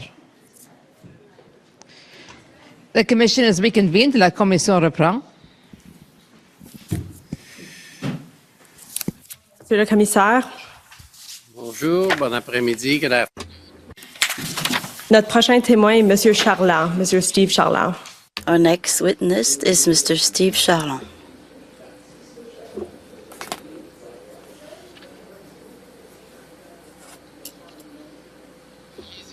Go ahead.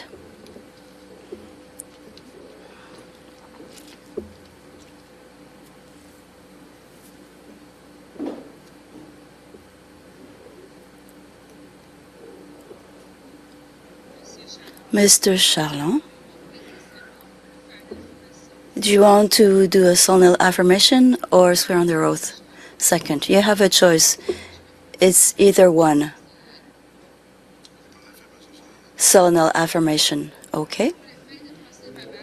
For the minutes, please, could you indicate what is your name and then spell your name? Steve Charland, Stevecharland. Do you solemnly affirm that the testimony that you will make before the commission will be the truth, all the truth, and nothing but the truth? I affirm. Thank you. Mr. Commissioner, before I start with my questions, my colleague Nicolas Saint-Pierre, Mr. Charland's counsel, would like to object. Yes? No microphone, unfortunately. The interpreter cannot hear this statement. There we go. So we are turning the microphone on. Nicolas Saint-Pierre is my name. I represent Mr. Charland. Mr. Charland has been criminally accused following the protest in Ottawa. We invoke Section 5 of the Act. Thank you.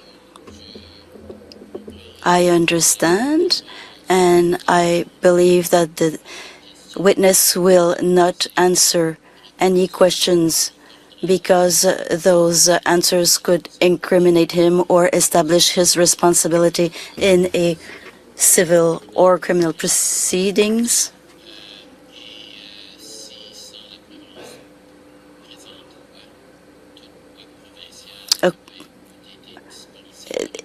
The witness would not have been obliged to respond to the questions given the Provincial Act or any other act. He is obliged to answer. He is under summation. His responses cannot be admissible in evidence against him under an instruction or penal criminal proceedings against him, except if there's a accusation of perjury when he makes this testimony or contradictory testimony. So we will note that he is objecting to all the questions. Hi, Mr. Charland. My name is Alexander. Hi, I am a counsel for the Commission. I would like to ask you a few questions today regarding your participation to the Freedom Convoy in January and February 2022 in Ottawa. The purpose of my questions is to help the Commissioner in his mandate. And to start, I will show you a document, and the registrar could show this document, SAE 11. This is your evidence statement, your anticipated evidence statement. For the record, we do have the French version available. The doc ID for that is SAE 6010.FR. Thank you. If you could please put that one up. Thanks.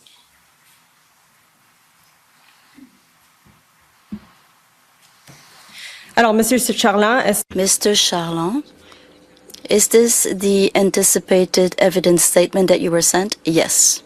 Did you have the opportunity to review it? Answer, yes. Question, do you agree with the content, or would you like to make some corrections? Answer, the corrections were already made. Question, so you live near Grenville-sur-le-Rouge in Quebec? Answer, yes. Where is this? Answer, between Montebello and La Chute. Question, and you are a freelance worker in heating wood in a wood business. Could you explain to us what it entails? Answer, well, I haven't been working in this field a lot over the past year, given what is happening in my life. Apart from this, I'm also a writer, speaker, and blogger. Thank you. Question, could you explain who are the Farfadas? Answer, it is a group of men and women who approached me because of my statements, because of what I said, and we became a protest movement. We want to speak up for justice and take care of those who have been forgotten.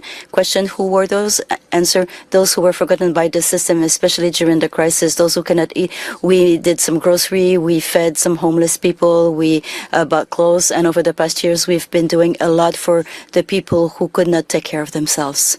Question, when did that movement start? Answer, somewhere around 2020, during 2020, the first event was during the Saint-Jean-Baptiste avant tout le monde. That was June 19th or 20th, 2020. We did Saint-Jean-Baptiste event, and given the number of tickets sold, all the profits were given to a center helping the homeless people between 18 and 30 years of age to help them find a job.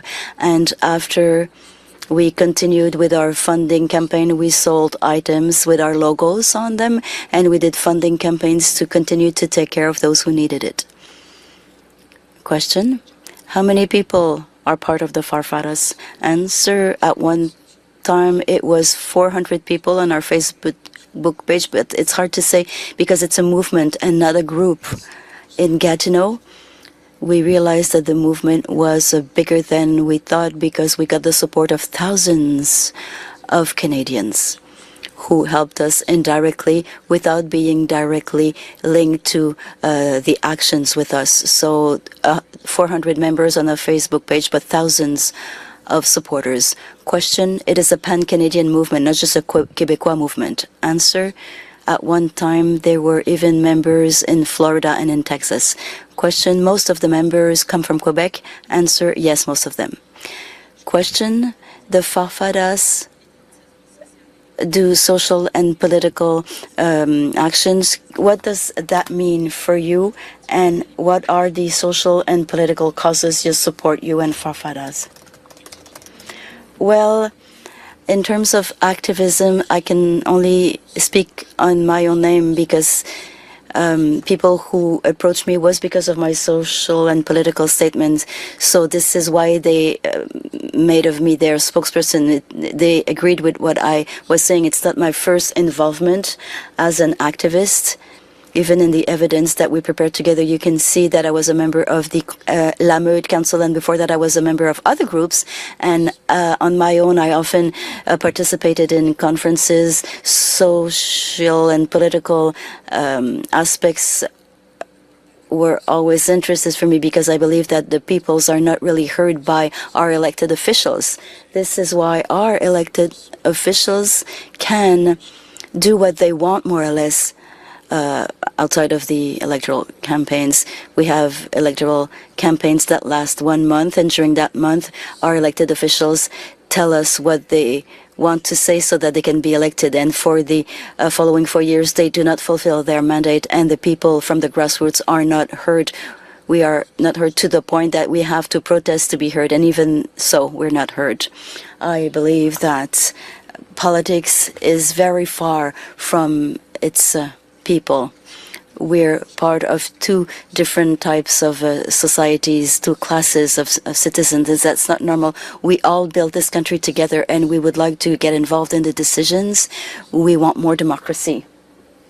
My fight was always to unite the people so that we are not divided through races, religions, beliefs, whatever they are, sexual orientation. We do not care. Language, it really is a question of the peoples who are not heard by the elected officials. People are poorer and poorer. Personally, I've always ask for a more imperative mandate, more rather than representative, which means that the elected officials should fulfill their electoral promises. Otherwise, there would be legal means to hold them up to their words. And because of the system that we have, they can tell us very legally anything that they want so that they will be elected.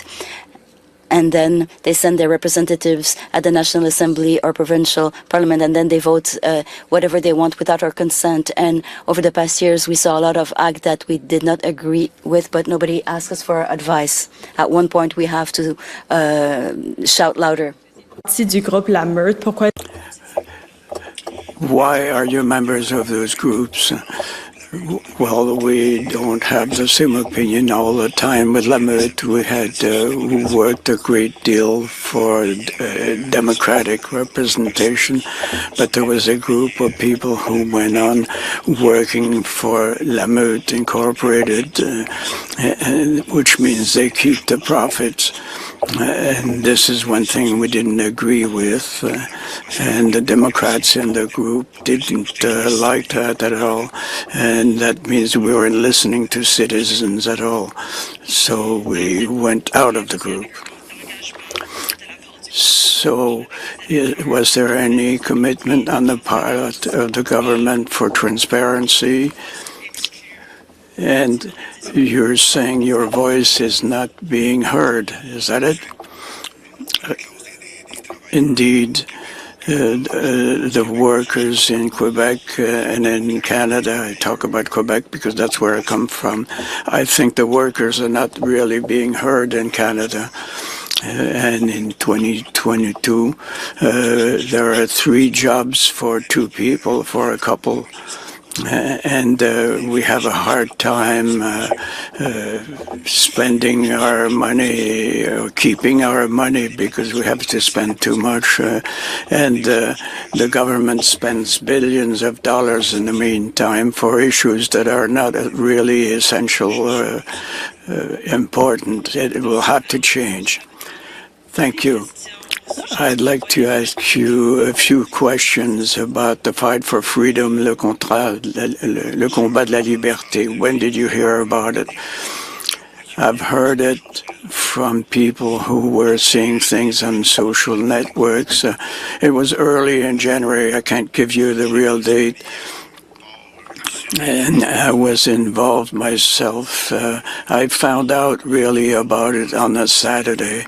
We started to participate on the 29th. It was a week before. On the 22nd, we had a meeting and we talked about it a great deal to figure out whether or not we should participate. And what I could see is that workers who were trying to get working permits and to be able to work. And so I wasn't truly concerned about this. If truckers were just driving up to get a permit, it didn't really affect me until we heard some more reports in Quebec on Quebec radio stations. And I don't recall exactly what TV or radio station. And that means you arrived on the 29th. So you came for Quebec? Yes, I did. And how did you regroup your people? I posted on my own page, public page, saying that on the 29th we would start a convoy in La Chute, and we would go all the way to Gatineau to reach Ottawa. How many people and vehicles were involved? What kind of vehicles were in that convoy? We had our convoy 107 kilometers long, and when I got to Gatineau, I got a call from a guy I knew who came from Beauce with 1,500 cars, and they were advised to take another road because we were already on Highway 50. All kinds of vehicles, Winnebagos vehicles, pickup trucks, and everything. And it was all kinds of vehicles. When you talk about trucks, you talk about heavy vehicles. No, I'm not talking about heavy trucks. I'm talking about cars and pickup trucks, Winnebagos at most, but it was truly a convoy of citizens. And I didn't ask, you should be shown this document, but you had an interview with a reporter from Le Droit on January 30th. Is that it? Yes, it's possible. Yes, on the 30th. And he asks you why you decide to join the convoy in Ottawa rather than going to the Provincial Assembly of Quebec. And you said you took advantage of bad weather and government are not truly... would you please slow down so that we get the translation right? How can they get this power? We can't go out of our own houses, and I'm entitled to go to Costco, but I can't visit my grandmother. I can't live in that country, and I'll fight to the very end until we get full freedom. Otherwise, I'm not sure how we're going to do it, but we'll do it like we normally do for these kinds of things. Yes, this is what I said. So what kind of goal did you have when you wanted to do that? What was your specific goal by participating to the convoy? Participate to the biggest convoy in Canada, the biggest meeting of that kind, to finally be heard as a people and to tell our elected officials that's it, that's the end of it. You've taken a great many decisions without getting our consent. As I said earlier, I'm not a specialist. I'm not sure really what the risks were. I have no opinion on that. But I thought that mandates, that people went beyond their mandates. There were legislations changed that had nothing to do with health or welfare. They even advised us in Quebec to get a few things that didn't work out. We were asked not to get our grandmother for dinner when we could go and ship all over the place without a mask. It wasn't right, all of that. And at the onset, Prime Minister Trudeau said that he would not close the gates of the country, the airports and so on, while we were being confined at home. I think we had to stop the virus coming from abroad, but we were locked up ourselves. There was curfews and sanitary measures that were quite exaggerated at the end of the line, and we have to prove today that what was done against the virus created more damages than the virus itself did damage.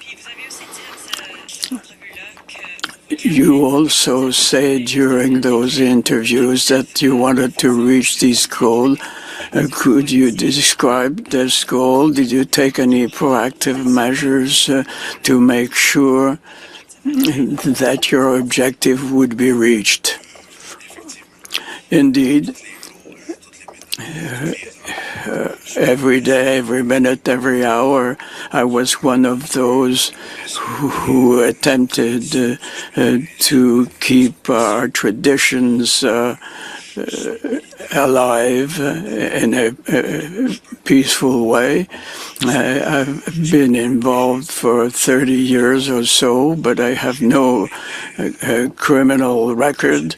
I was complying with the Canadian Constitution and the Quebec Charter freedoms because we're not violent. We've always done all of this very peacefully, and I asked people to remain peaceful. peaceful, to keep quiet at times and remain peaceful at all times, regardless of the situation. This was our message at all times. And when people wanted to go beyond those rules, they were being reprimanded and told not to do that.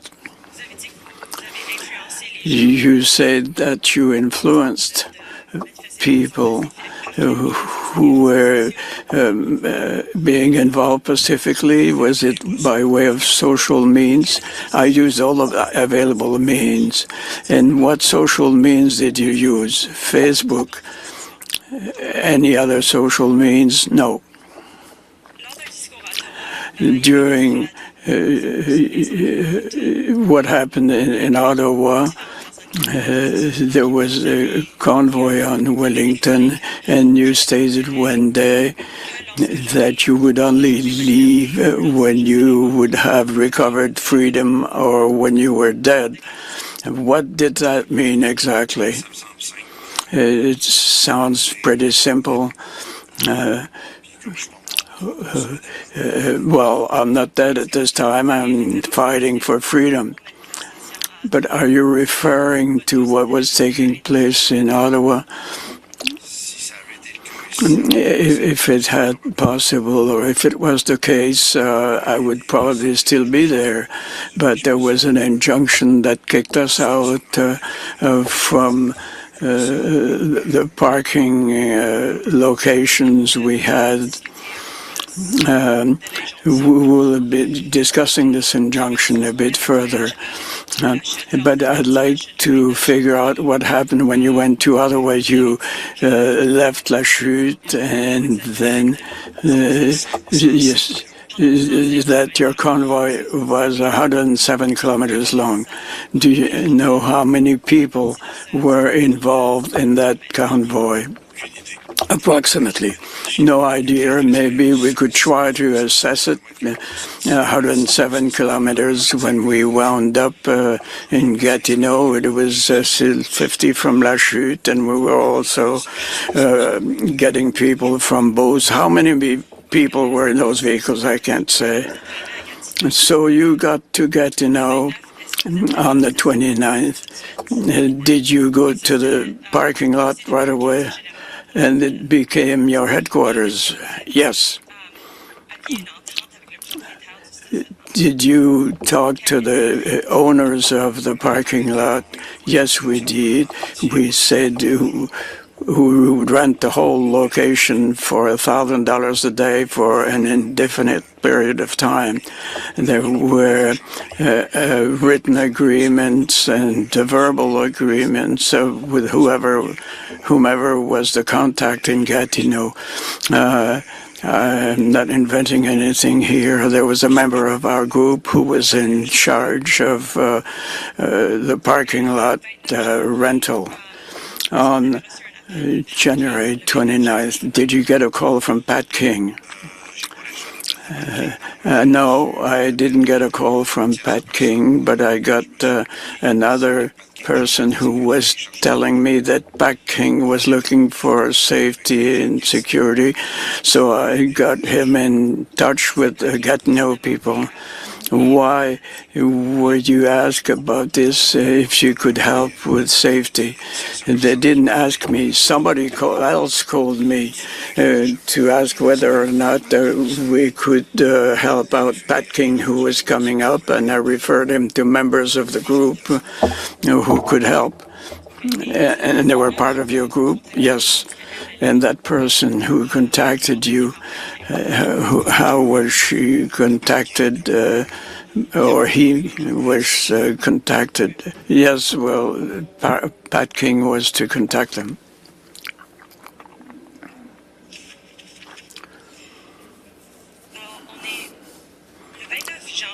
On January 29th, you attempted to go through the McCarthy Bridge to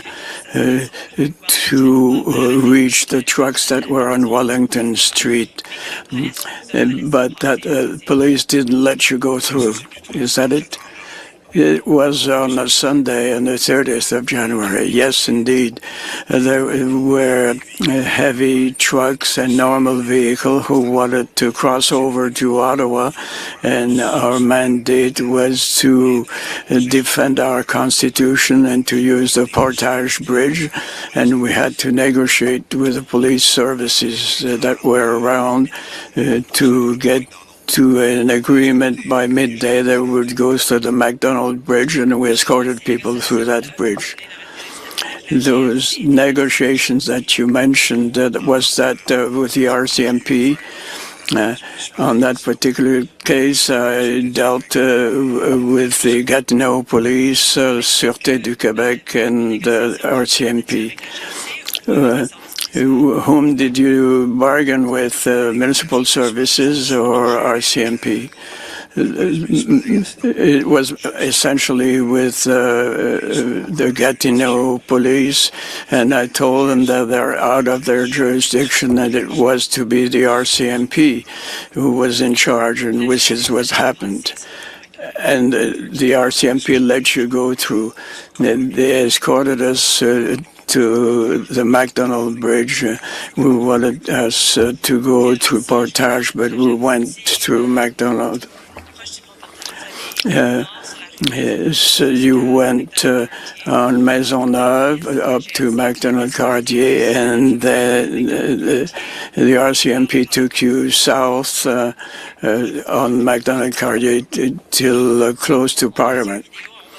We have a video available. We're not going to listen to it because it's an hour long, but it shows that several vehicles and trailers went through the Bay Market, and on Rideau Street they turned left to Parliament.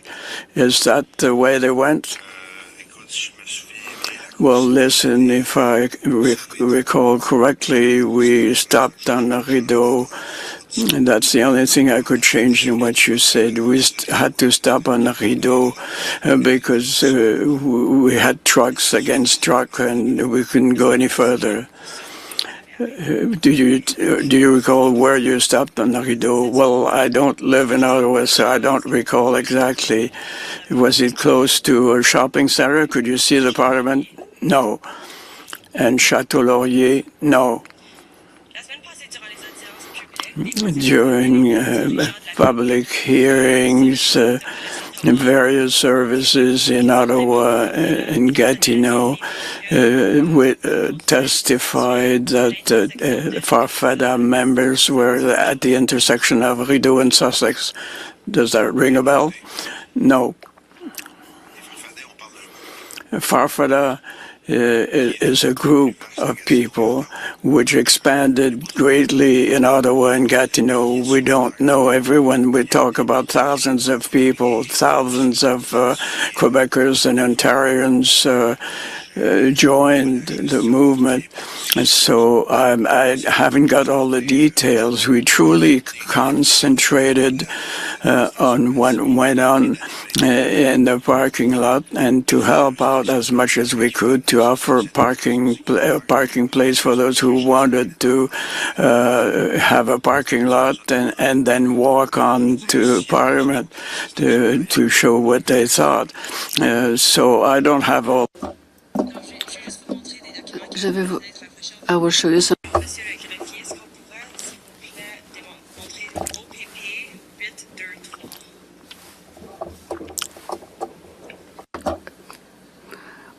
Could we show this document? I forgot, I didn't get the ZB, the ZIBI, which is the ZB parking. This belongs to ZB, which was managed by Dubé. The owner is ZB, the renter is ZB, is the one who manages the, and where is that the parking lot? At the corner of Portage and Maisonneuve, I believe. The very corner where they have the vestibuaire.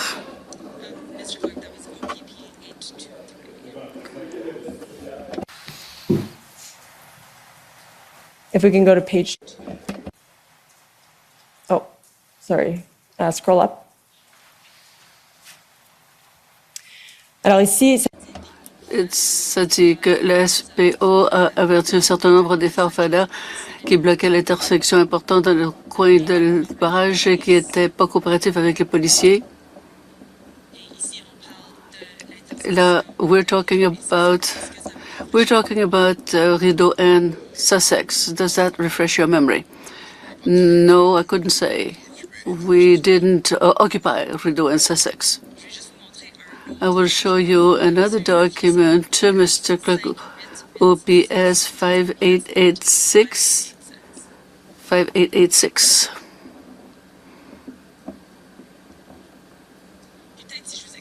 Perhaps if I were to explain where Rideau and Sussex is, it's where we were the War Memorial in front of Chateau Laurier.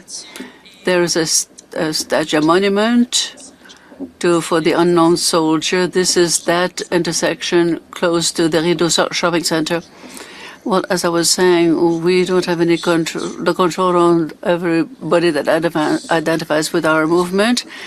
If I'd known that there was a blockade, yes, but I can't answer you now. Mr. Clerk, maybe we could actually bring out a photo if this is the right document. Thank you. Alors si on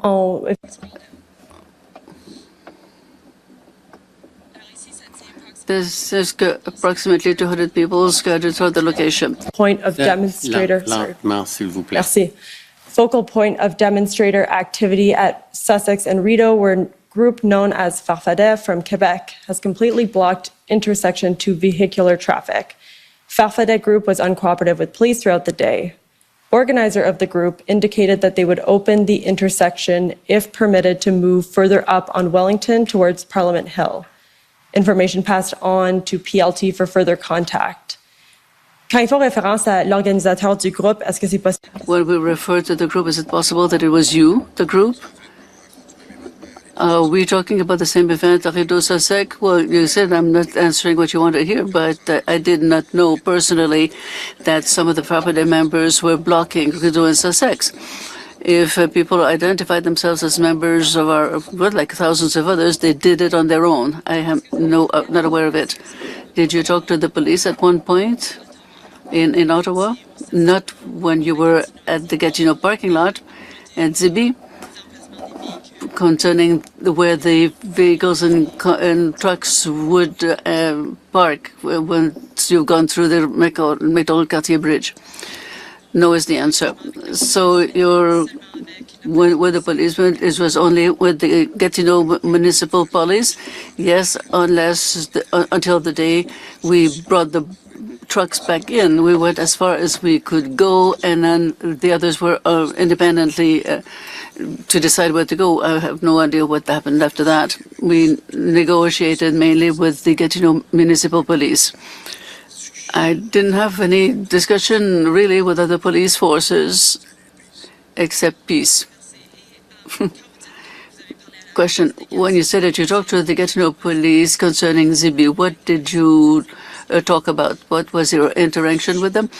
We had discussions every day on what we wanted to do. They wanted to know what our daily program was. They wanted to make sure that everything was okay. We had excellent communications with them concerning the traffic, exits, entrance.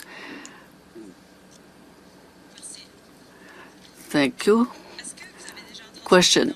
Have you know the Tamara, Keith Rogerson, Edinburgh Shipyard, and Mary Lich? Yes, I've heard some of their names, yes. Well, it's a bit difficult to hide Tamara Lich.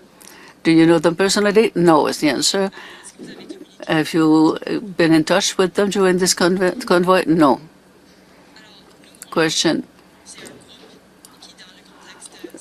A group within this investigation about the organizers of the convoy. We approved that on February 8, Tamara and a shipyard went to talk to the Quebec demonstrators, protesters who was at the Rideau and Sussex to ask them to move their vehicles. Do you remember that event? Answer, no. I was not there.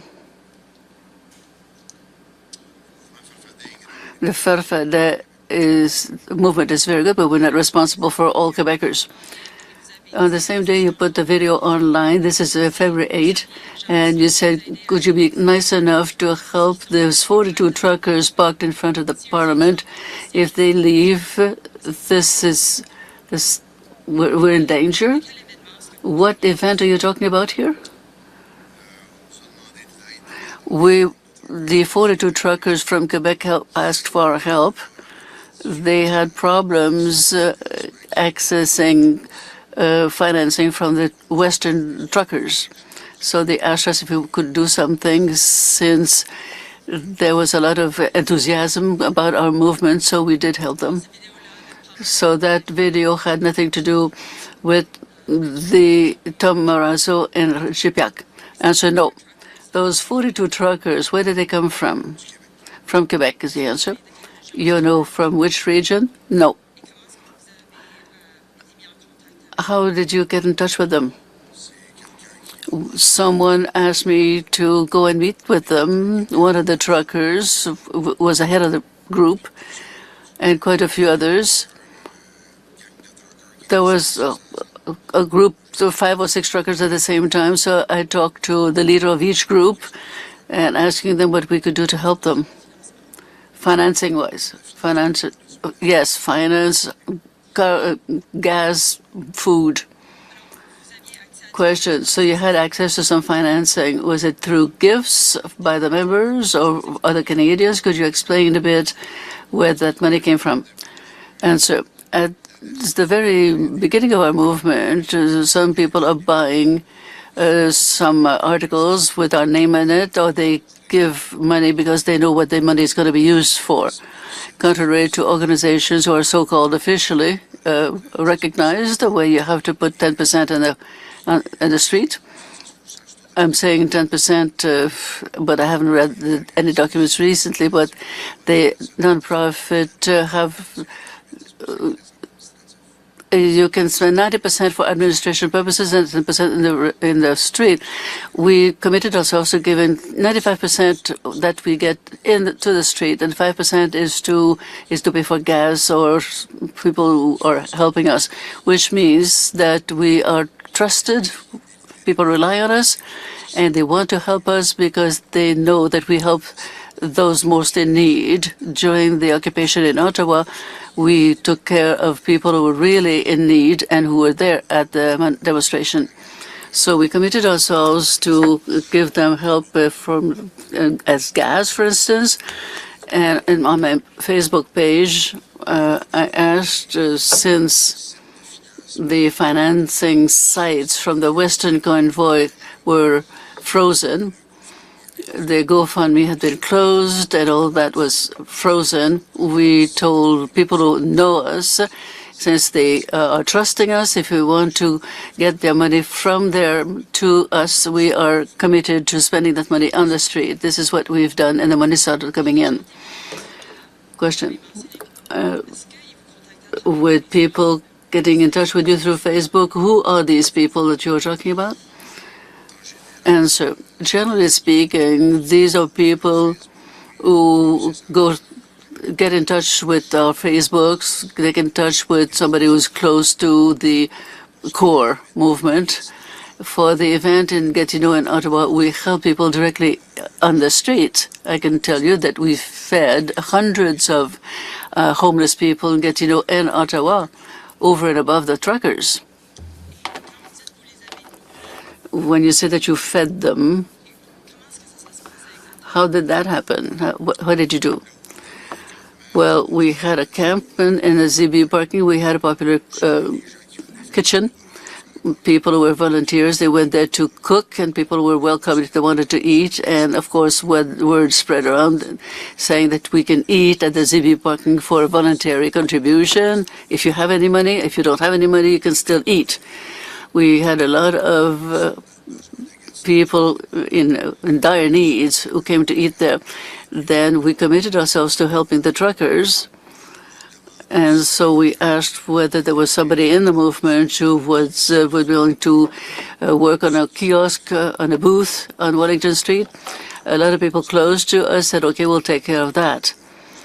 and we had nothing to do. It was done easily enough. People just took care of themselves. People really helped to have a tent on Wellington Street and to offer soups and coffee and whatever they could for the truckers, for the demonstrators who came for a day or two, and the homeless. Question, what did you do day in and day out? Did you go to Ottawa every day? Did you stay in Gatineau? What was I doing? I was trying to get rid of the fires. I spent my days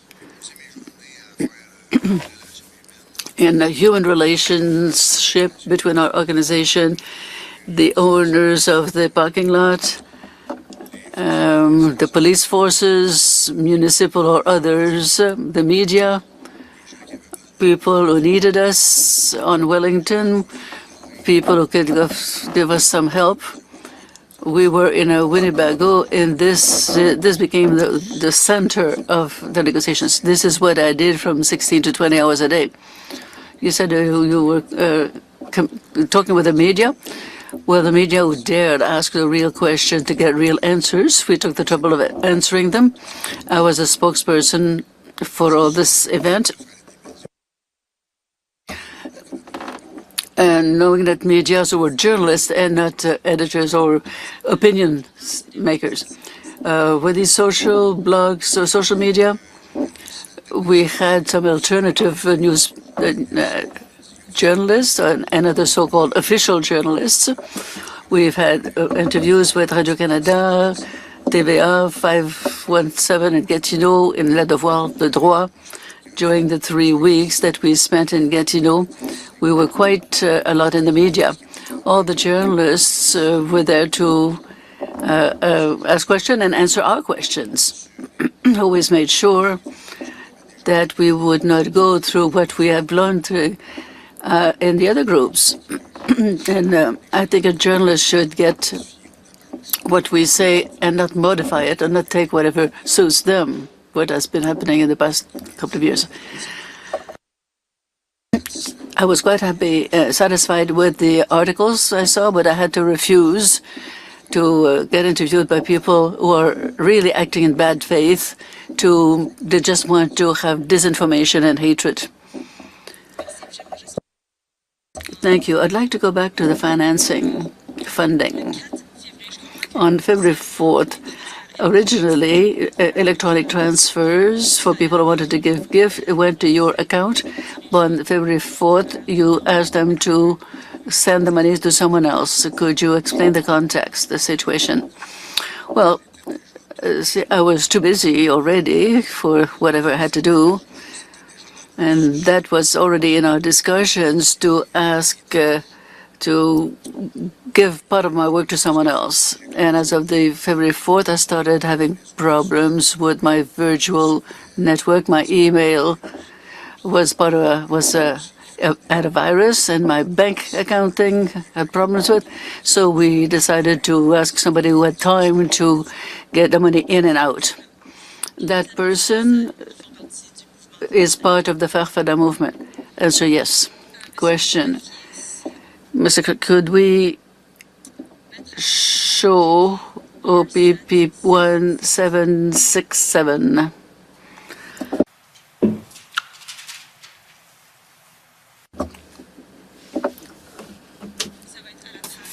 On page 33.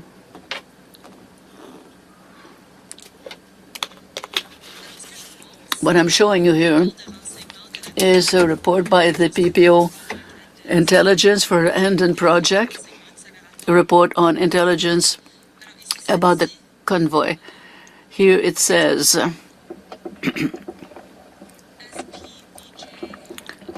Intel advised that, according to Redacté, the group Farfadas has handed 14,000 to Quebec truckers in Ottawa in the last 2 days.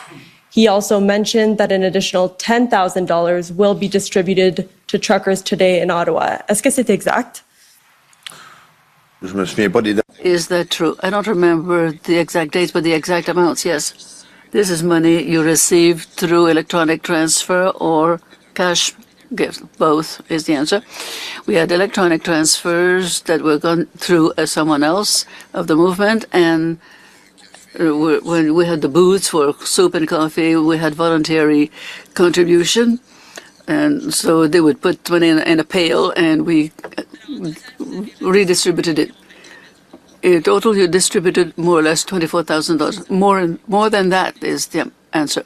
Can you tell us, not exactly, we're now closing our account books on 31st of October. This is the end of our year for the Farfadas, but I couldn't tell you exactly. Question, that money was redistributed to the people who needed it, people who had some needs. Yes, is the answer. During the 3 weeks we were there, we concentrated our efforts on what was happening in Gatineau and Ottawa. Then we spread out in helping the families throughout the province.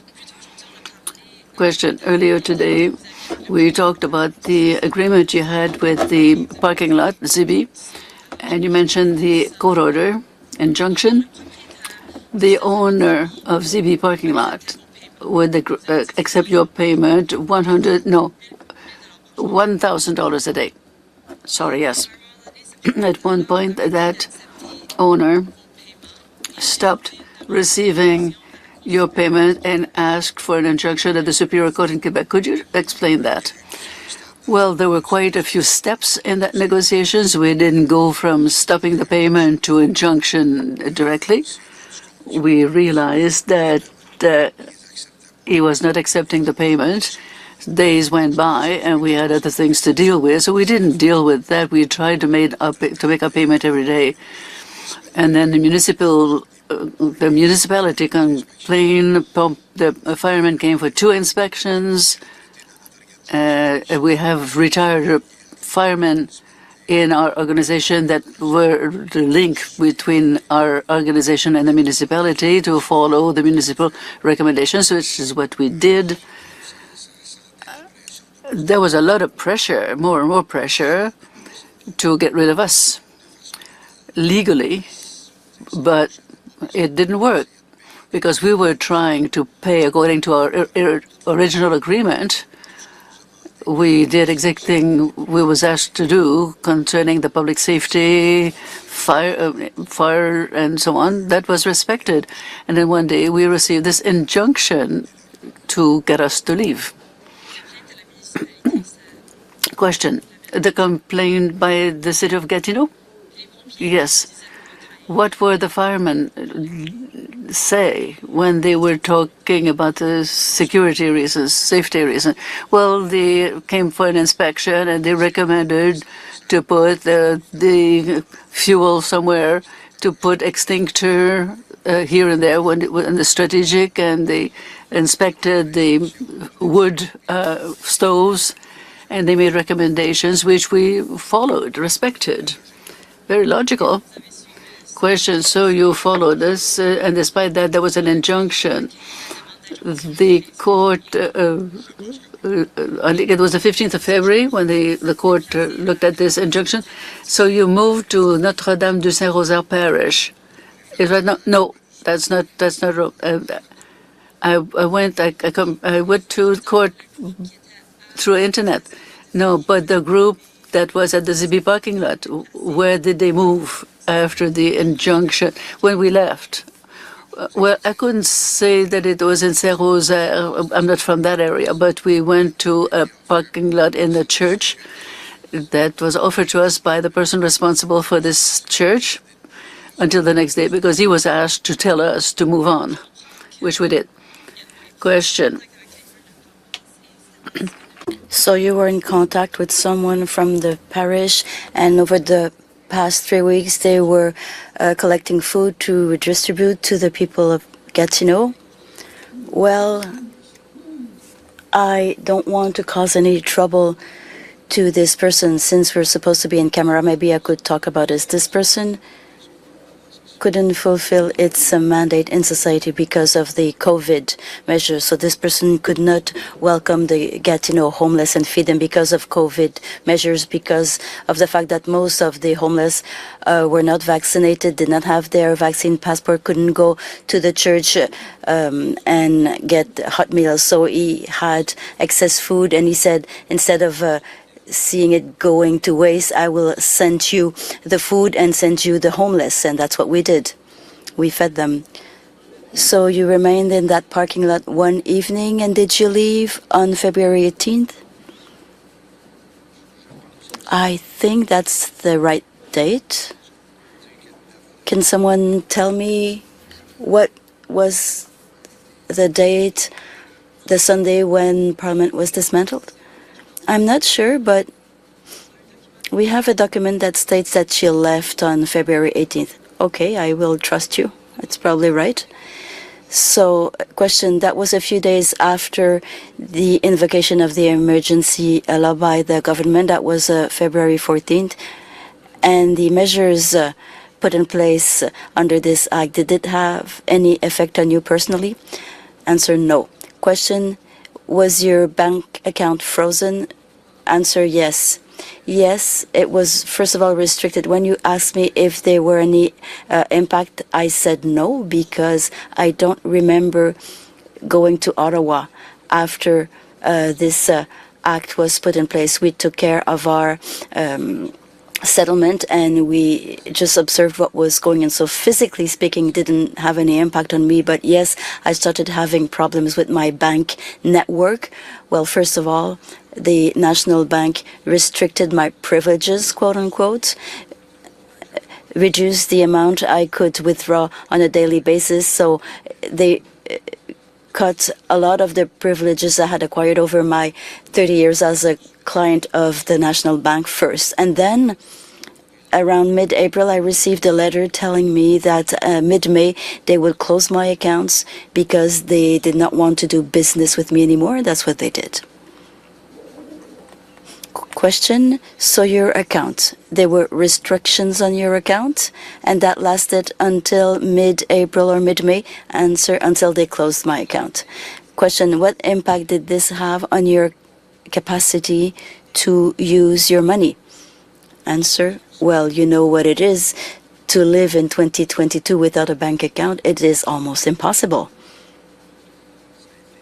It was very hard, and even today, if I try to open an account in another bank, I will have the same restrictions as a beginner, whereas I've been a client of the same bank for 30 years with those privileges. Today, I lost those privileges. I have to go elsewhere. Question, so when your account was closed by the National Bank mid-April or mid-May, the only reason they gave you was because of your involvement in the Freedom Convoy? Answer, no, they gave no reason. Same as my friends, they just said that our business relationships were terminated. We tried to ask questions and they did not want to answer. But that's the case with some people I know who participated to the same events. So 2 + 2 is 4. Question, their bank accounts were closed permanently? Answer, yes. Question, was it mid-April or mid-May as well, or was it in February? Answer, all the same dates. Okay. Question, so you went back home on the 18th, and then you went back to Van Cleek Hill, and you were arrested by the police. Is that right? Answer, the week following, yes. Question, what were the counts? Mischief and counseling to commit mischief. Question, earlier you said that it was the first time that you were arrested by the police? Answer, yes. Question, what impact did it have on your life? Answer, 23 days in prison, 10 days in isolation. It took me a month to get over it. I'm not a criminal. I'm not used to the justice system. Never did anything to appear before the justice. Now people know me. I'm recognized everywhere. With the hatred in the media, I don't only have friends. They are people who judge us based on the opinion spread by the media. I'm not always in security. I never move around alone, so that's what happened. Question, you said you spent 23 days in jail. Yes, answer. And if I was released, it's because I had to abide by some very strict conditions. I cannot express myself on the social media. I cannot be seen in the presence of some people on Wellington Street. It's the same. And there are more conditions. So that's part of the fundamental rights to be able to express oneself in Canada, as far as I'm concerned, but I lost this right. Question, do you have anything else to add about the impact of the Emergency Act on you before I move on to my next questions? Answer, yes. When you started with the examination, you asked me if I had been the witness of violence, and yes, I witnessed violence by a group called Antifa that vandalized vehicles during the night to damage or to harm the manifestation, and I was the witness of violence by the police, and I don't know who are those mercenaries who had no number on their uniforms. They couldn't be identified, and most of them did not speak our language, and they were violent to dismantle the peaceful protests with women, children, and the elderly. I was the witness of that violence, and I had never witnessed any violence in any protest. And I also spoke with residents of Ottawa, and I can assure you that everything you heard in the media is just shit.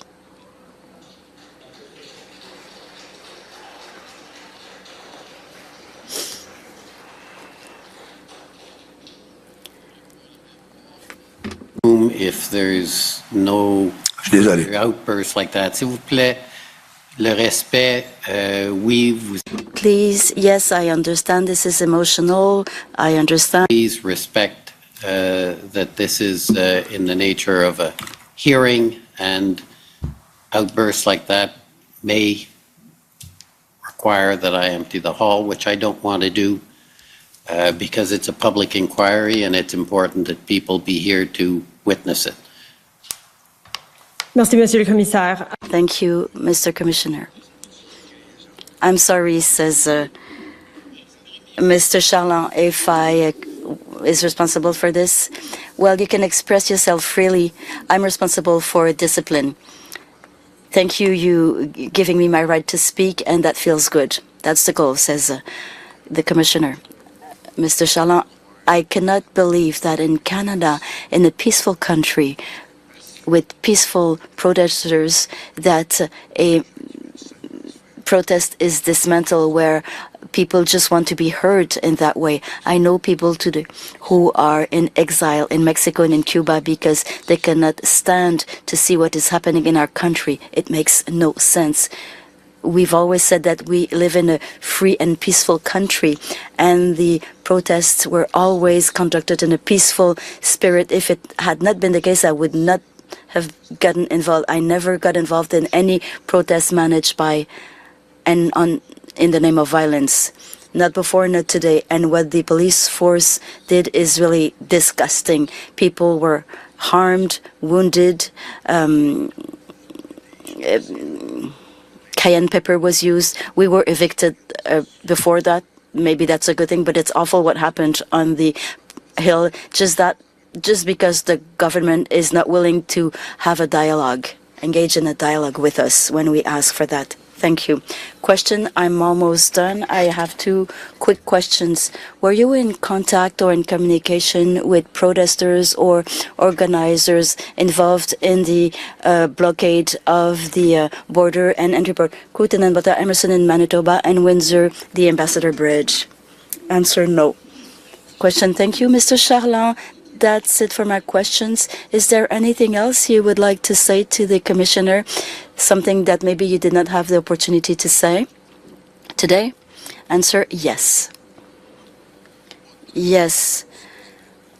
Apart from those events, apart from all the protests that took place in our country after more than 30 years being actively involved in politics as a citizen of the people, with the people who want to try and get involved with the citizens and the people of this country. What I find really awful and terrible is that one day your ancestors who were elected wrote the Canadian Constitution and the Charters of Rights and Freedom for Quebec and the other provinces.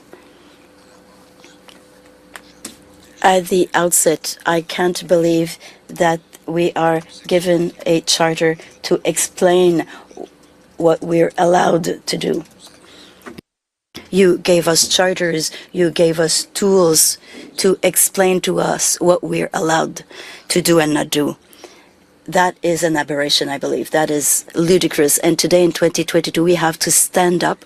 We have to neglect our families. We have to neglect our jobs. We have to neglect our houses, neglect our life, because we all pay the price. All this to ask you to do your work again, to make sure that the Canadian Constitution and the Charters of Rights and Freedom are complied with. I don't understand how come things have gone so awry in our country. I've always been proud to live here in this country because it was a democracy and apparently at peace. We've always had a place to speak up peacefully, and we've lost this. If this commission does not agree with us, no one in this country will have the right to protest. Those who are against my opinion and the others.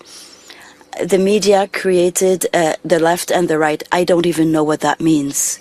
I'm of the people, and I want to stand up so that the people can keep on standing up and be heard. Left, right, up, down, I don't give a damn.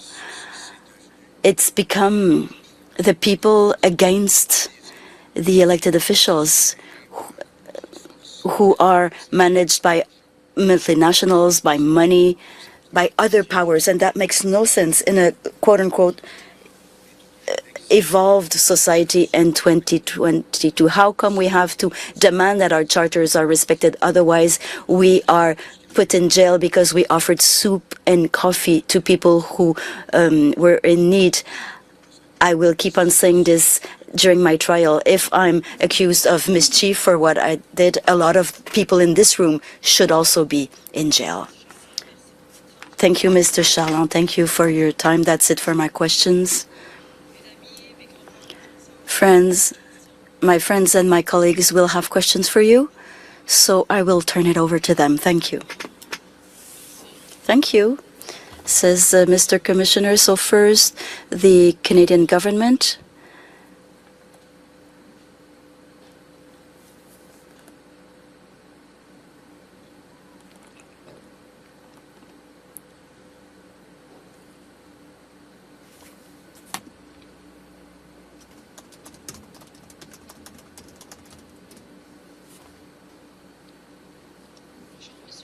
Good afternoon, Mr. Charland. Caroline Laverdière here.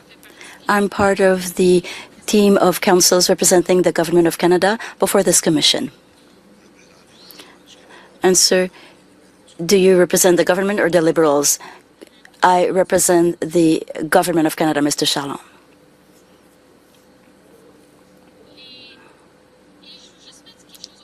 I just want to clarify something. Your movement, you call it Farfadas with 2 A's at the end, but you pronounce it Farfadet. Answer, depends on who pronounces it. I've always said I'm a Farfadet. Answer, okay, I will follow your example, so I will say Farfadet. So the Farfadet, one of the distinctive signs, and you mentioned that you sold a lot of items with the Farfadet logo. One of the signs is the black leather jacket, sleeveless jacket that we wear over other pieces of clothing, and there are some badges or crests. Right? Answer, yes. Yes, you have to speak up. Question, there is a transcription at the end of all the proceedings. Answer, well, I'm used to shutting my mouth now, so I'm sorry. Question, okay, the badges. Let's talk about the badges. Correct me if I'm wrong, but typically there is a blue fleur de lis on the chest on the right side, right? there is the signature badge. In the back, there's a big badge, a half moon shape, and it says Farfadas. Well, Farfadet, but with AA, right? Answer yes. Question below the Farfadas badge, or Farfadet. On the back of the black leather jacket, there is another badge in the shape of a finger, right? And inside of the finger, it's written FU. Answer, we say fuck you. I'm not saying it to you, but question, you personally. Some people add other badges, their name, so on their jacket. And you had the word l'artiste on the chest, and on the side you had a badge saying chef guru. Answer yes. Question, as you say, so the movement sells different items to collect money. There are various iterations of those items, clothes. Answer, I'm sorry, do you have questions about the jackets? Because we only had discussions. Question, yes, that was the idea. So pieces of clothing, accessories with F logo embroidered on the items, T-shirts, anything else? Answer? Well, there's been so many. Some people took care of the Farfa boutique for a while. Question, more specifically for the Ottawa Convoy, did I understand that you had wood struck shawls made that you wore around your neck here personally, regularly? Did you have those made, like the one you're wearing today? The scarf, so it was black with a badge on it, or in front it was upside down maple leaf, right? Answer yes. One side blue, one side red. Answer for the fleur de lis and the maple leaf, yes. And question, within the maple leaf we could see a upside down symbol of a fleur de lis. Answer yes. Question, there was also hats, tuques, you sold those. We see them often on the internet and social media. A couple cab, that is a sentence that you liked. You said that you tried not to watch cable. Answer, well, that's what I said. Some people liked it. Question, yes. So you sold a lot of tuques with the couple cab, cut the cable written on it, and tuques with F logo also, those were popular. Answer yes. Question, we saw during the protests in Ottawa many times that you created your own flag inspired by the Patriot flag. Answer yes. Question, with a horizontal line, green, white, and red, and you put on top a Farfadet, a little leprechaun dressed in blue that says hi. Answer, well, it says salut. Question, yes, which is another of your signature phrases in the social media. Answer, well, you did your homework, I can see that. Well, I'm starting to know you. So the flags, you brought a few, right, in Ottawa with you? Because we saw them often in your publications on the social media, you or other members of the movement, the Farfadet movement. Answer, yes. Les réseaux sociaux. And we spoke about the social media. Up until it was forbidden, you were present mainly on Facebook. You posted a lot of videos, live videos, as we call them. Answer, yes. Question, your column, your signature column was called 2 minutes sur le bord du poêle. Answer, yes. You posted many. Answer, until 2017, I've been posting those. Question, since 2017? Okay. Specifically during the convoy, but even before the convoy, you were involved in several protests to denounce the sanitary measures. Am I right? Am I mistaken? Answer, no.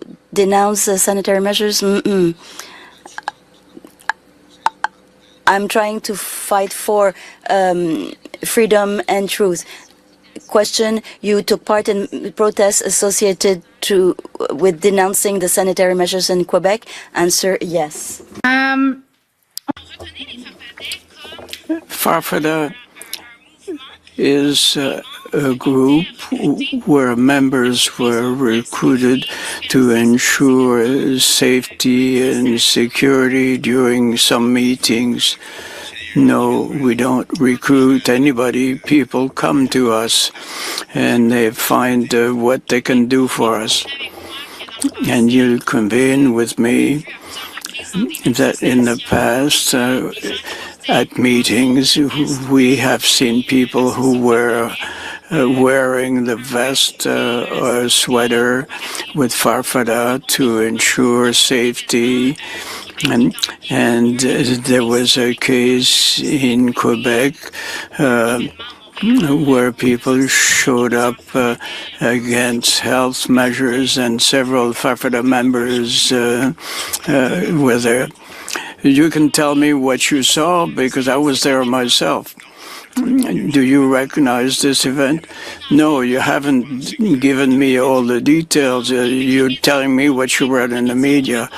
But the media reported that Farfadas had some interaction there, and there were people wearing your name. What is it that you call interaction, first of all? I should understand that this is a contentious event for you. You're not in agreement with what was reported. No, because it didn't happen that way, or at the National Assembly. But you mentioned that you had interaction with someone who called you at the beginning of the convoy, who was mentioning safety as a goal. Yes, I already answered that. Yourself, on January 9th,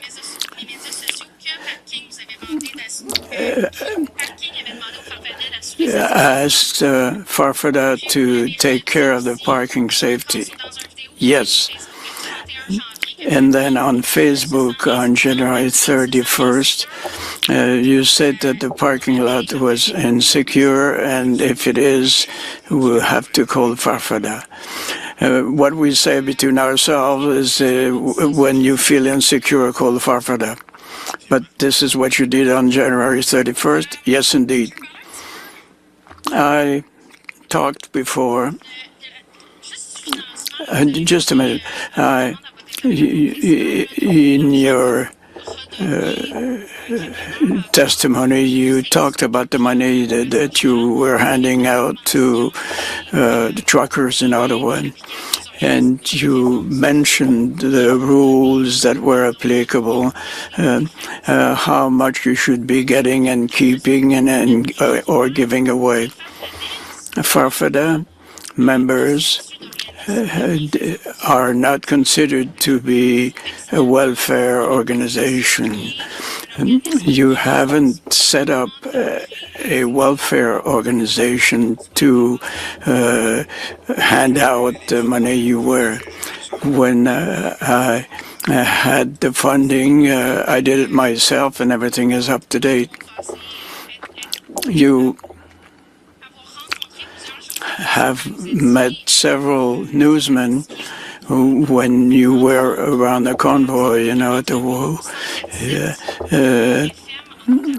you gave a reply to 547 in Ottawa, in Gatineau, that came up in the morning.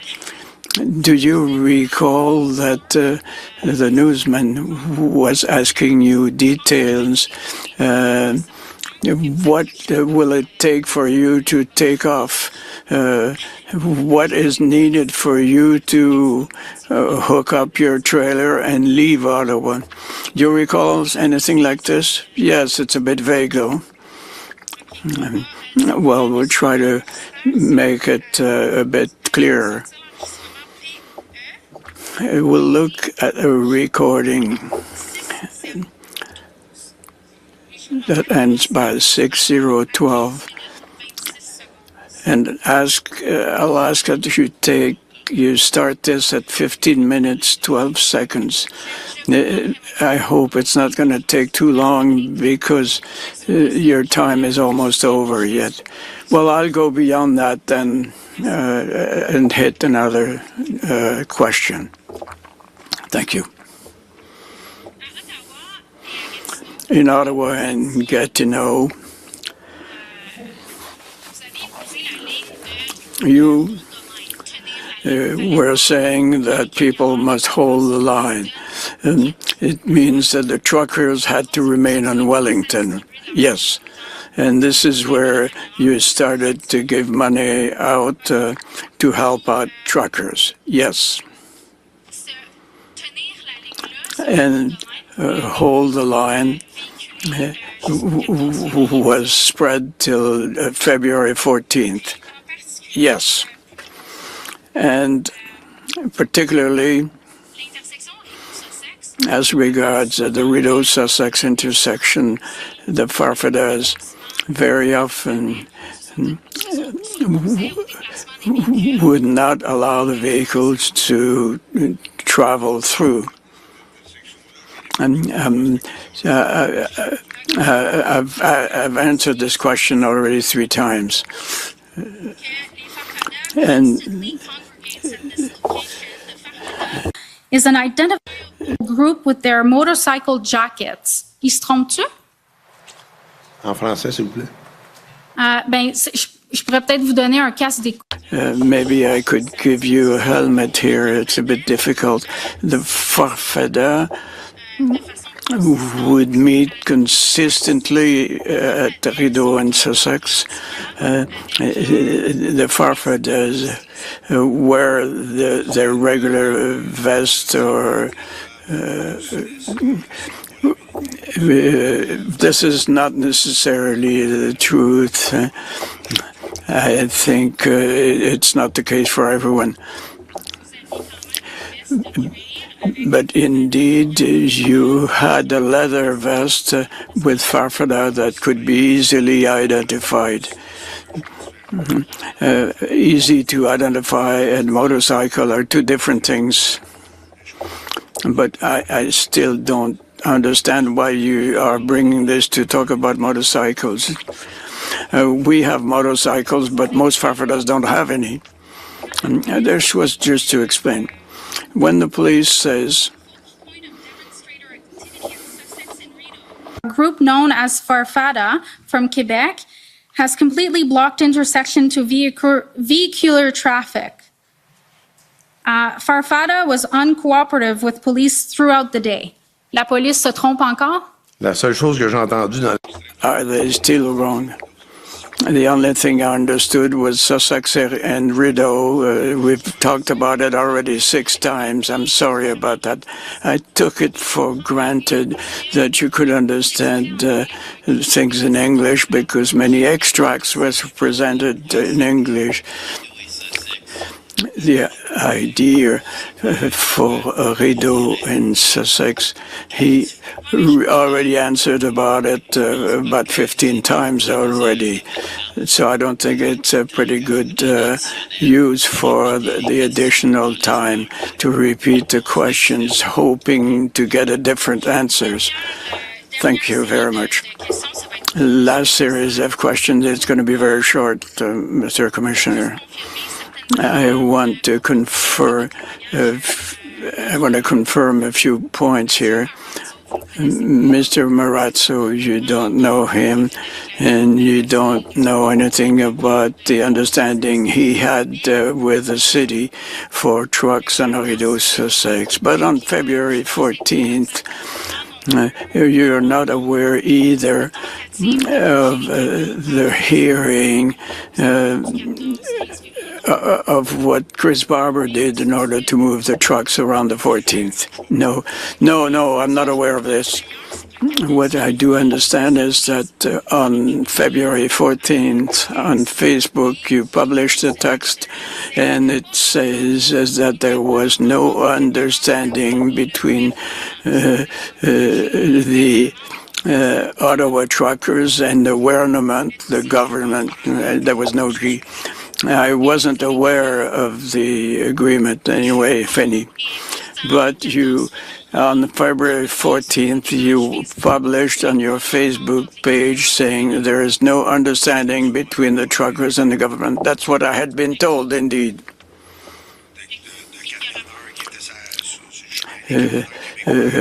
Quebec truckers that we talked to. And you say the Farfadas issue is not solved at this time. It means we need the assistance from our members. You're talking about ZB and the trucks that are in Ottawa. Last question, to clarify what was said earlier.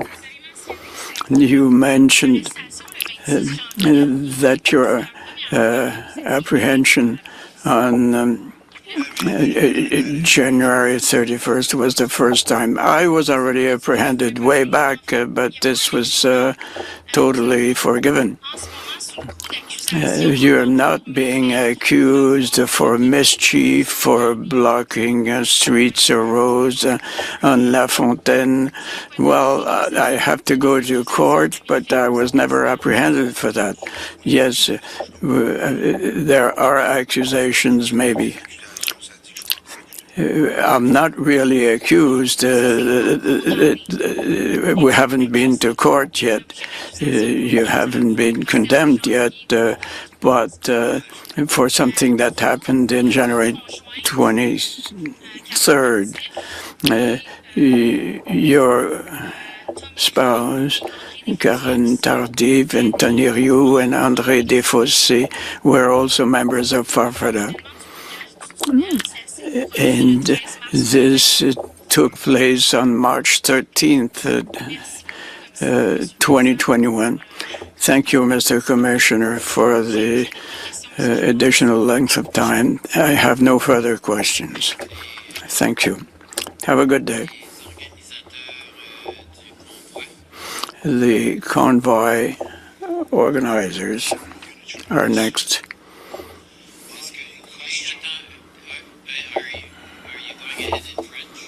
I'm just going to say no questions in French. I've been pas de questions, merci. OK. No questions in French. Et le service de police d'Ottawa? And the Ottawa Police Service. Je vais poser mes questions en anglais. Est-ce qu'on peut avoir accès donc à la traduction? Bien sûr. All right.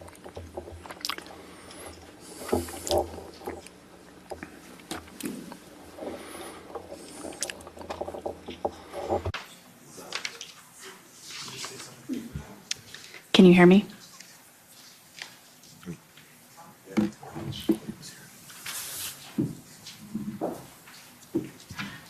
Good afternoon. My name is Jessica Barrow, and I'm counsel for the Ottawa Police Service. I just have a couple of questions for you. I believe you went over this a couple of times, but just to be clear, you were not at the intersection of Rideau and Sussex at any time during the course of the events. Is that fair? Tout ce que j'ai entendu, c'est Rideau, Sussex, là, fait que ouais, non. Et No. de ce que je comprends de l'anglais. The only thing I heard was Rideau, Sussex, that's all. Là, il y en a trois qui me parlent en même temps. I hear three different voices together. It makes it more interesting.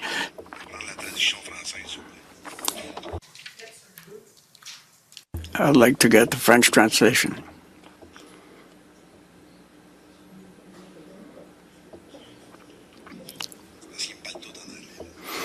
Because they all talk English.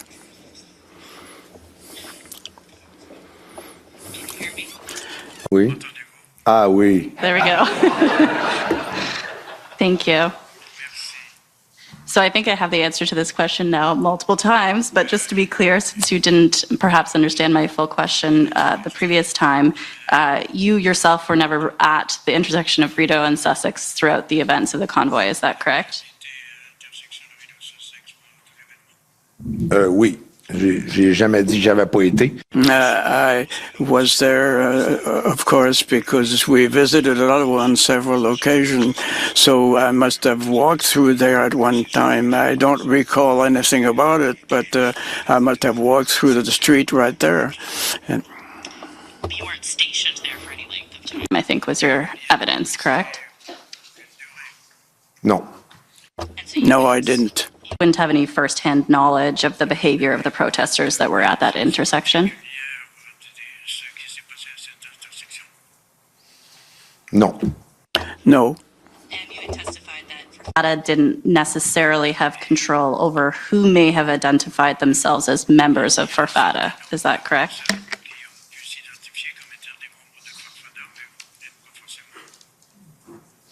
Non, comme j'ai déjà dit. No, as I said earlier in another reply, I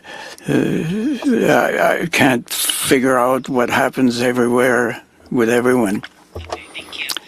And do I have it correct that you were not downtown Ottawa on February 18th and for the weekend that followed that February 18th?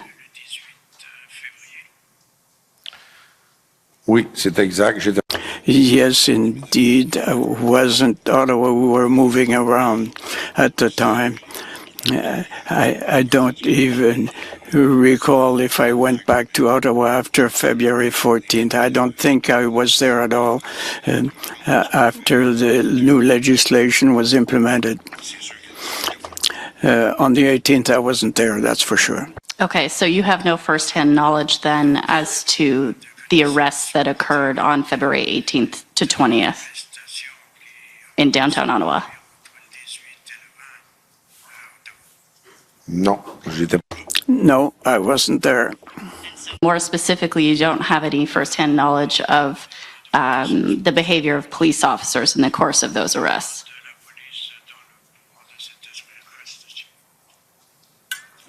Pas spécifiquement dans cette arrestation, mais on écoute les médias, nous autres aussi. No, specifically for this apprehension, but we listened to the media. The media were on the spot somewhere in Ottawa. I don't know for sure, but they talked about it. But in terms of firsthand knowledge or observations, you don't have any of that. Is that correct? No. No, I didn't. On the part of the police. If I were to tell you that no disciplinary and/or criminal charges were filed in relation to members of the Ottawa Police Service, would you have any information to the contrary?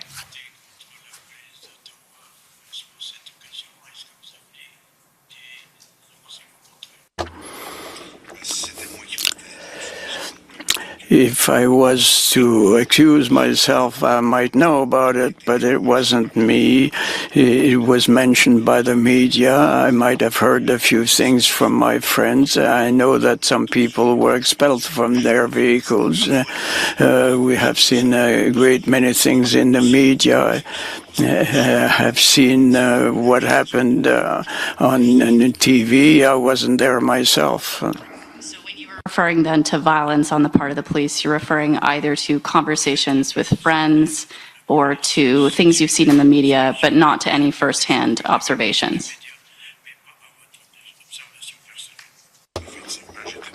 Indeed, I wasn't on the spot myself. Okay, thank you. Those are my questions.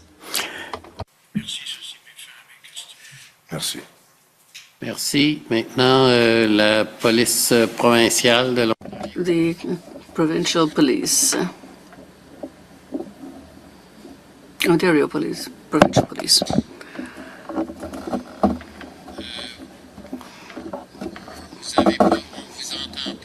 We can't hear you. We seem to have a problem with audio. We can't hear you.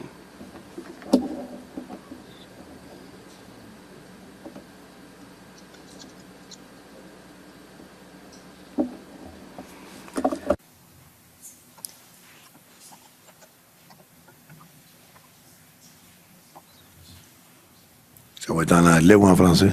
Je ne sais pas. On ne l'entend pas. C'est pas. Is it going to be in English or French? I don't know. I can't hear him. It's on mute.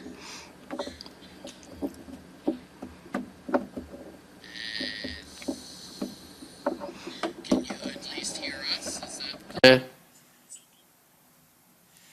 so I'm not sure what. Can you hear me now? Yes. I apologize for the inconvenience with my audio. It's Christopher Diana on behalf of the OPP doing this virtually for the first time, and so I apologize for the inconvenience. So I have no questions this afternoon. Thank you, Commissioner. S'il vous plaît, please. This is not a theater, c'est pas un théâtre. S'il vous plaît. Please, I was extremely patient, and frankly, if I have to, I will empty this room. You can watch it from somewhere else in the video room, and I know that is not what you want. But I insist that there be some discipline in this room. To cooperate. If it happens, I'm going to have to ask everyone to leave, and you will still watch it from the room by video. And I know that's not what's wanted, but that's what I'm going to do. This is a serious matter. It's the equivalent of a court, and I think everyone wants a certain amount of respect for the process. Alors, le prochain, c'est... Next time, the lawyer, counsel for Mr. Slowly.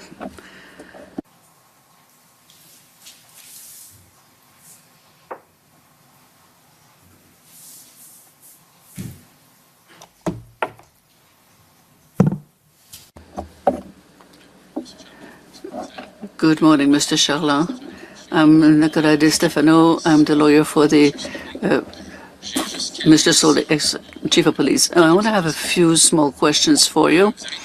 You testified that you had a lot of experience with the protest movement. How long has it been since you've been involved in these movements? My first participation directly was in a conference in 1992 where we were talking about free trade, and I took part directly at that level, and I've been involved since. So you took part in quite a few demonstrations, yes.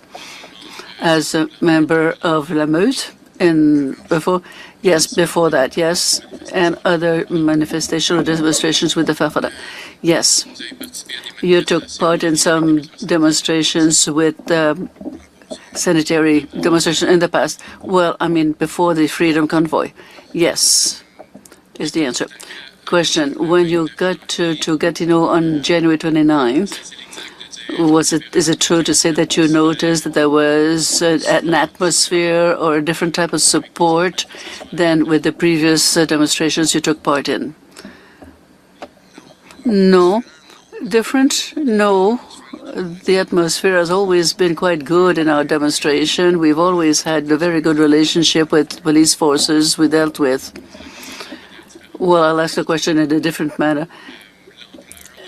Is the importance of this was much bigger than other demonstrations? And so, yes, that was without any precedent. That you're something you've never seen before. Yes. Yes, something that I haven't seen before. You question, you even testified, I didn't note it exactly, but correct me if I'm wrong, but you were surprised by the support that your group received when you were going to Ottawa. And so, yes, we were pleasantly surprised, yes, because we realized how many people were behind this movement. We don't see that too often, and they were ready to help us with food, wood, or whatever was needed. We got a lot of support.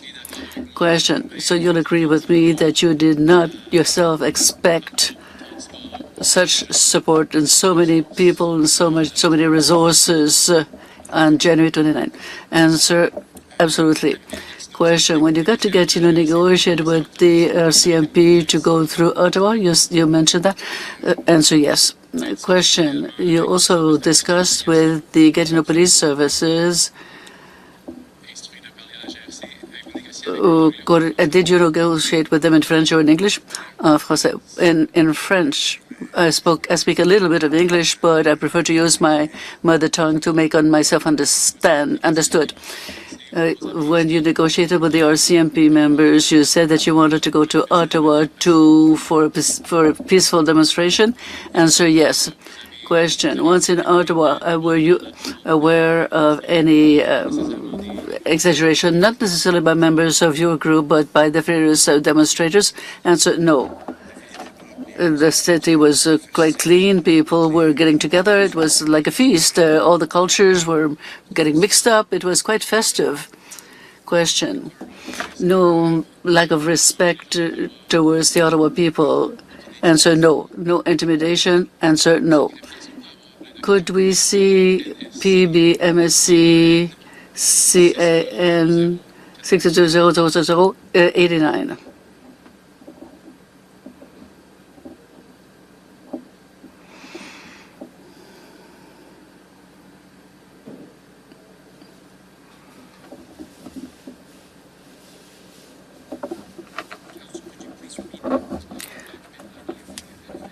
PBNSC CAN 6089.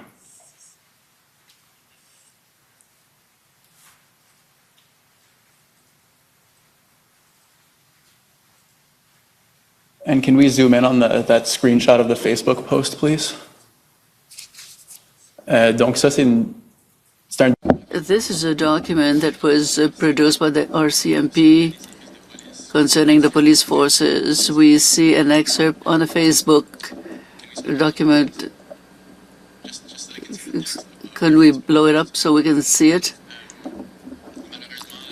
Unfortunately, the name of the person was deleted or caveated. It was in black, blackened.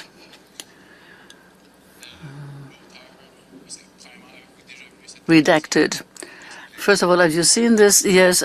You're the one who wrote this? Yes. So you show that there's only one authority, and this is with the Farfadas. I know that I was not a good example in the past, recently, but I apologize for it. You say that you were not an example of respect recently. Was this about the Ottawa discussions? No. That was because of our internal discussions. We've heard quite a few testimonies saying that there were disrespectful behavior, violence, and so on. Were you aware?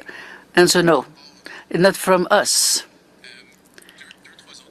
Question. A couple of other small questions. You testified, I don't have the exact quote, but that you did not have the control over all the Farfadas because it was a movement other than a control group. Answer. We tried to deal with the Farfadas that were there, but we cannot control or we cannot be around all the members of the Farfadas when they were getting no. Question, you agree with me then that the Farfadas are not speaking in one voice? That they don't speak in one voice? Yes, indeed. So it would be impossible for the member of a police service to negotiate with you for the whole group, for the whole movement. In as much as possible, I do try. But it would not be possible for you to come up to an agreement with the police in the name of all the members of the Farfadas to leave Ottawa. Yes, we've done it. Each member of the Farfadas followed your directives? No, I don't think so. We left the parking lot we were supposed to, and everybody went home. And I know that there were still some people who say that they're Farfadas, they were still in Ottawa. All right, thank you very much. Thank you. Next, the residents of Ottawa. Thank you, Commissioner.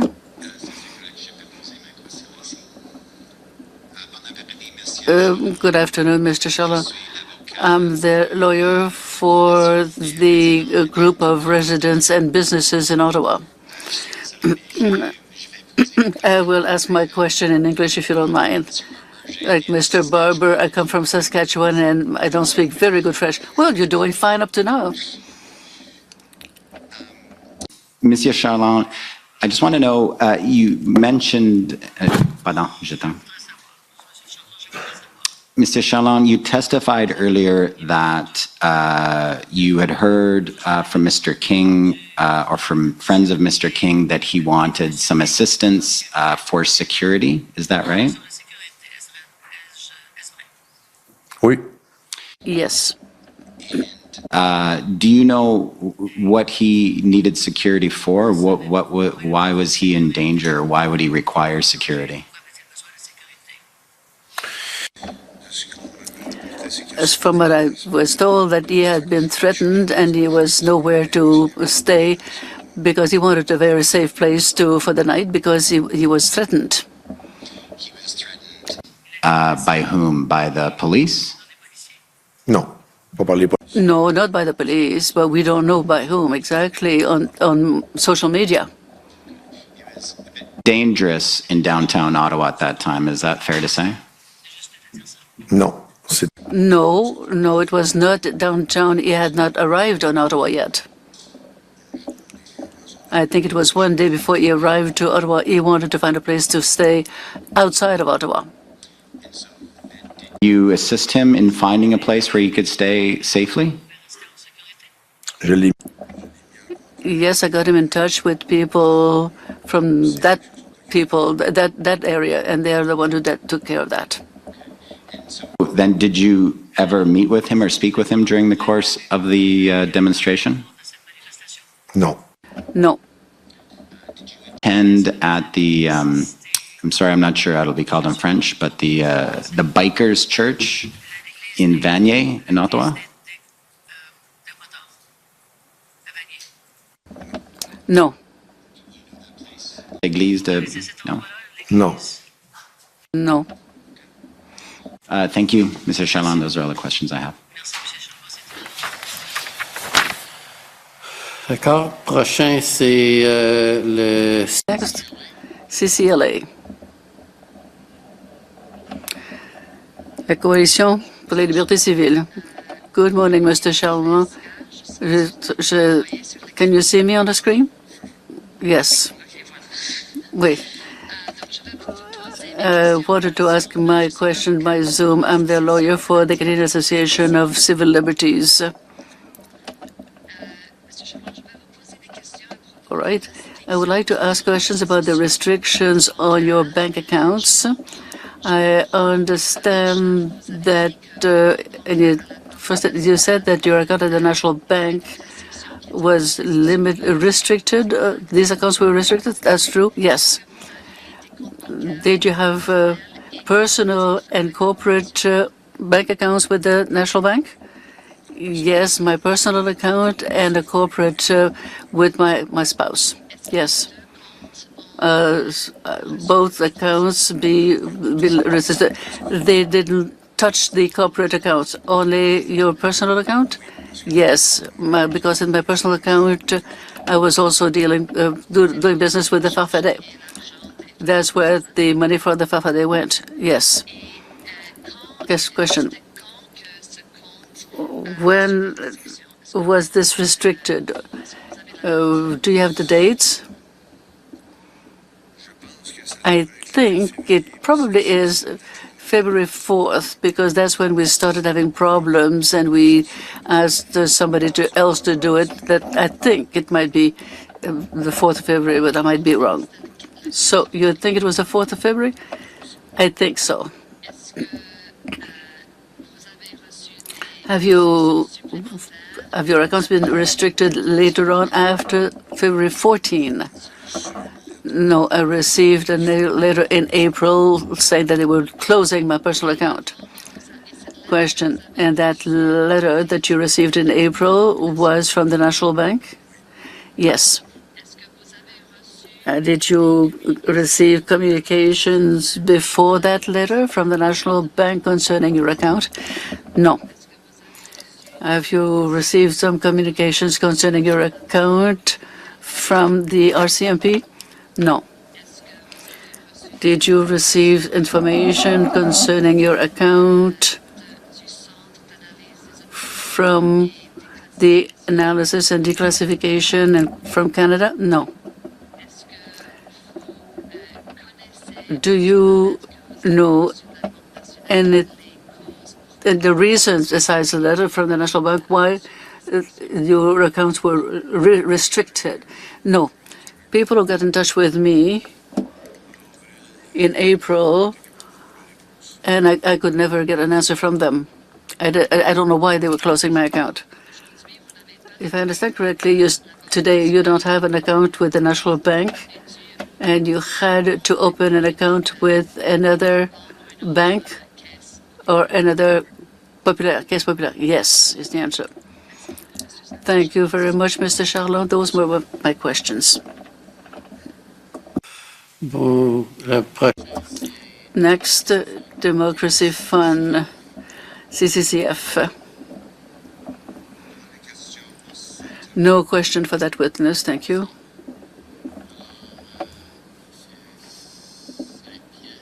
Mr. Saint-Pierre?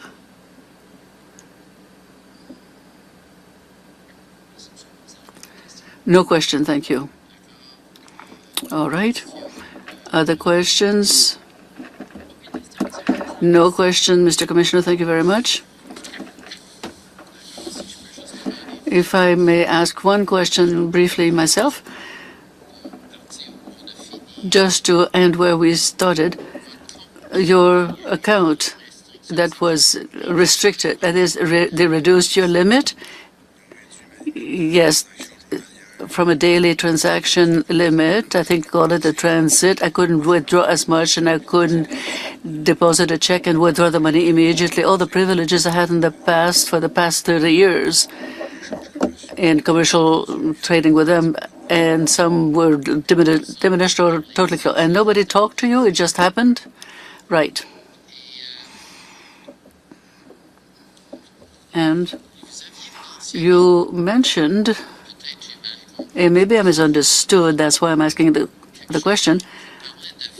When you talk about violence, you talked about policemen, and you mentioned another group. Is it Antifa? Yes. What is that?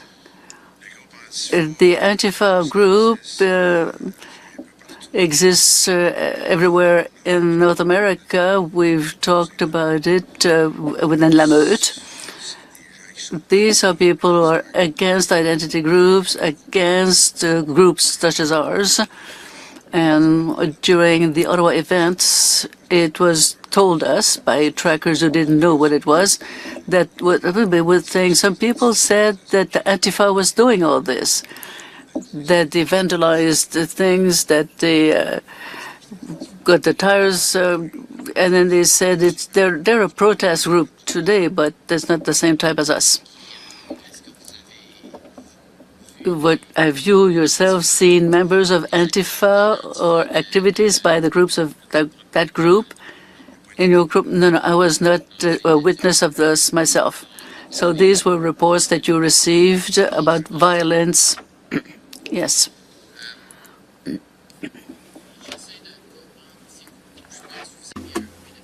You had a Winnebago, is that right? Answer, yes. Question, where was it parked? Answer, in the ZB parking in Gatineau. Question, so you would commute to Ottawa, respond by foot. And question, what was your... I don't want to give you any title or position, but what was your role when you commuted to Ottawa? Answer, I was called the spokesperson of the movement. Question, so you were there to represent the movement, is that right? Answer, yes. And question, and your group, if I can call it group, because I'm not going to talk about Rideau Sussex, don't worry. So the group that you had went up Rideau, but is there an identification as to how far they went on Rideau? Answer, the purpose of our operations was to hold the camp in the ZB parking to offer food and shelter to the protesters and the people who needed it. We also had a food kiosk on Wellington managed by Farfadas, and we took care of the truckers. But the members of the Farfadas movement were all over the place. It was a festive atmosphere. We would meet people all over the place. So I'm sure that there were Farfadas everywhere where there were truckers. Question, no, I'm talking about when you crossed the bridge, the McDonald Quartier bridge. You said that they diverted you to Rideau, so you went as far as possible. Answer, yes. Question, I'm trying to see how we could figure out how far did the group you were associated with went. Answer, it's hard for me to say. I'm not from here and I don't remember the intersection per se, but we went behind the trucks who were parked there. The police escorted us all the way there and they said, it stops there, we can't go any further. And we left the truck owners there. Question, during that movement, were you at the head of the movement? Were you in a vehicle, or is it just hearsay when you say what happened? Answer, I was part of the walk. I was on foot. Question, I just want to confirm the interactions that you might have had with the police. I'm not talking about those on the bridge, and I'm not talking about those in Gatineau, but interactions or observations of the police when you were in Ottawa doing, I don't know what, being a spokesperson, PR.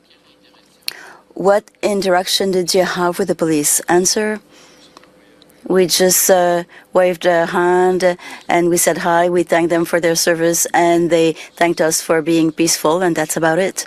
Question? Okay, good.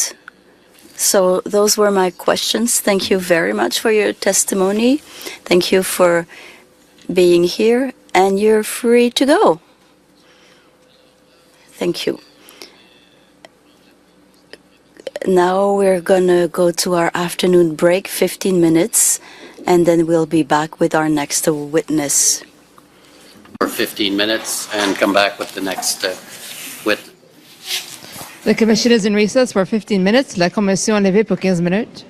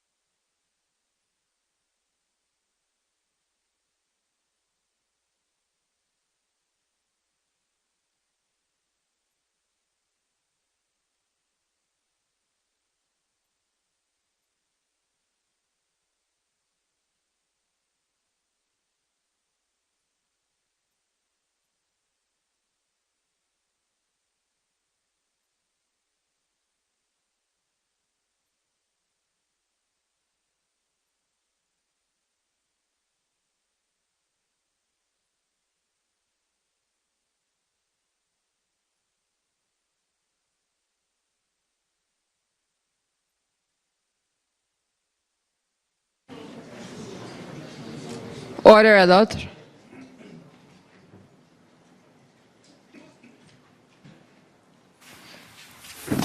The commission is reconvened. La commission reprend.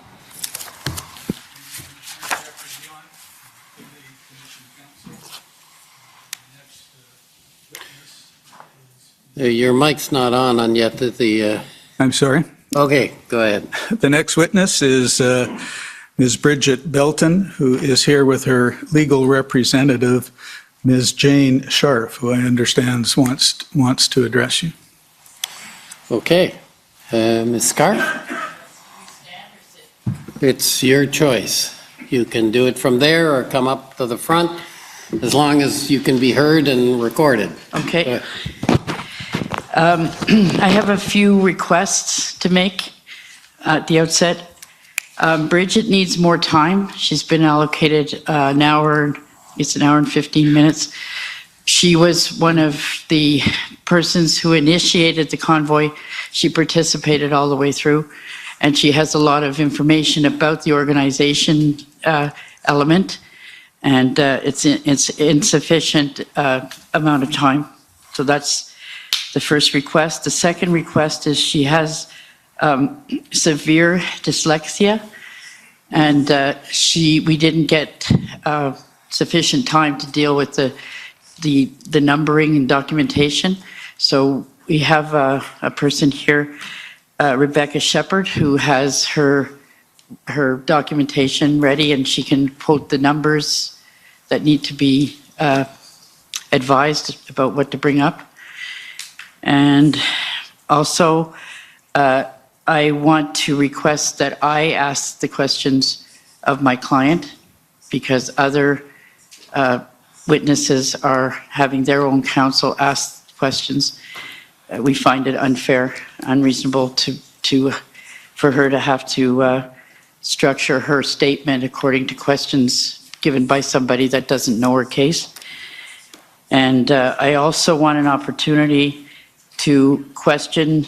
I would like to question many different witnesses that were up there, but I'm only asking at this time to question Keith Wilson, because he's submitted a statement from an interview that he did on October 20th, and it discusses James Bowder and Bridget Belton, and they need an opportunity to question him about that information. And that's all the requests.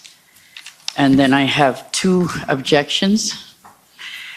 The first objection is this commission was struck under section 63(1), and it requires order in council, which is the entire cabinet, and it was only based on the recommendation of Justin Trudeau. So that is a problem, considering he's the subject of the inquiry and he's calling it as well. I'm understanding that Bill Blair set it up, so he chose yourself and whoever else are significant administrators in this process. We find that that's unreasonable, considering these are the people that are being investigated, so they should not be setting up this process, and the chair should not have been somebody that was selected from the liberal camp, so to speak. And the other objection is the inquiry is focusing on the grounds, whether there was sufficient grounds to call the Emergency Act, and this is, in my view, moot, because the Emergency Act was also not invoked legally according to section 17(1), which required an order in council, which would have been the entire cabinet. The only time the executive is allowed to make order in council without going through cabinet is in an emergency. So they had to at least initiate the process through the cabinet. That wasn't done. So all of this, in my view, seems moot, because if it wasn't legal out of the gate, there's the main issue. And that's it. Well, that's a good list. We haven't had a list like that in any case. So let me try and address them. Firstly, you may not know, but I'm not in the Liberal camp. I've been a judge for 20 years, so that's just a fact. Who were you appointed by? I was appointed by the government, as you know. By the Liberal but government? I'm not here to be cross-examined. I'm sorry. That's not how it works. So, but I'm just giving you a fact. Now, having said that, you of course can object to what the commission, how it was set up. That's something I can't do anything about. That's something you would deal with in the federal court, and you're certainly free to do that. In fact, I believe there are other parties who are in the federal court attacking the Emergencies Act, and I believe there's also someone in court today attacking one of my the subpoenas. So that's something, if you think I'm not properly constituted, obviously that's something you can pursue, but there's nothing I can do about that. In terms of your 4 questions, the objective here is to get the testimony that the public wants as to how this all developed. I think your client we've heard, was very involved in it, and the commission would like to hear her evidence.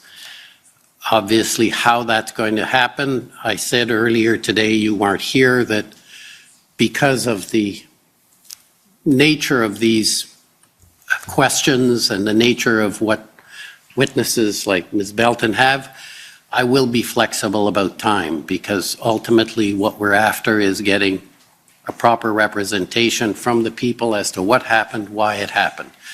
So I can't say more than that, except that that's what our objective is. And we will be flexible for time. In terms of help, of course, if she needs help, that's something which, quite frankly, we're more than sympathetic about.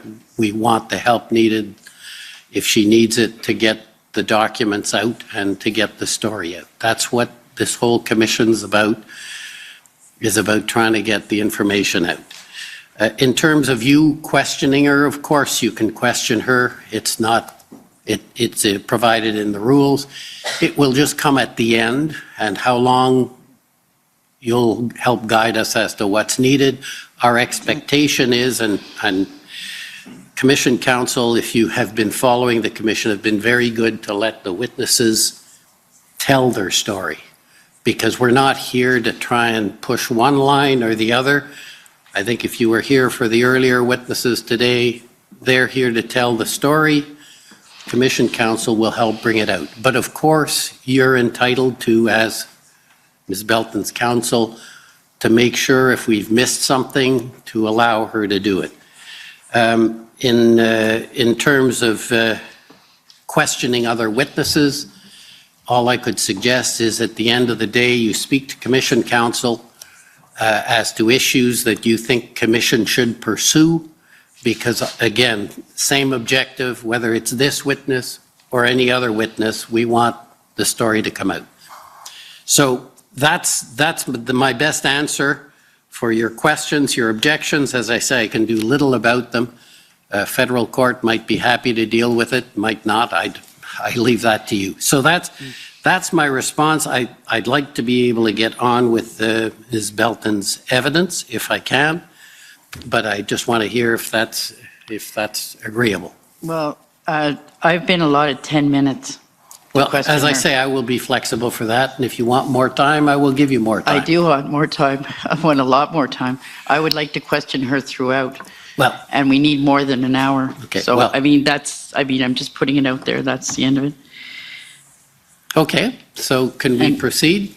One other thing, I did speak to Mr. Mather regarding Keith Williams' statement and where it's problematic, and he said to defer this issue to you. Okay, well, and I think he was deferring to me whether you could question. And as I've said, that's not the way we operate, but if you speak to either Mr. Mather or to Mr. Leon, they can make sure the concerns, to the degree they're relevant as evidence, can be brought out, because obviously we want to make sure the issues that are important to the commission and to the public are. The thing is, the other council are invited to ask questions to the witnesses. I can't. No, I understand And I'm that. just asking for one, not Yeah. all. And that should be fair. Okay, let her have one. I'm sorry, that's not the way it works. It is not the process, but I'm trying to accommodate you. That's the best I can do. So are we going to allow Rebecca to assist? I think it's for documents, as I Yes. understand the issue. Yes. So when it comes to a question of documents, we'll sort it out. Either have her come up or have That's not whatever. going to work. She's got to go and get set up and organize the paperwork so that she can pass the numbers that need to be given to bring up the documents. They can't just do that. I can refer to them by the name that I sent them to, but you renumbered all of them. Yeah. So if you can't find them, then. We'll sort it out. Okay, great. I appreciate that, and believe me, the numbers, the system has been very good, but it's not simple. I need help. But we will help for that, and you can refer to the document, and when you refer, we'll find it. We may take a minute, may take 5 minutes, but we're all here for the same objective, I hope. Is that okay? Yeah, that sounds fine. Okay. So perhaps we can have the witness sworn and get started. Ms. Belton, will you swear on a religious document or do you wish to affirm? I have my Bible with me. For the record, please state your full name and spell it out. Bridget, Brigitte, Evelyn, Evelyn, Ilsa, Ilse, Belton, Belton. Do you swear that the evidence to be given by you to this commission shall be the truth, the whole truth, and nothing but the truth so help you God? Yes, ma'am. Thank you.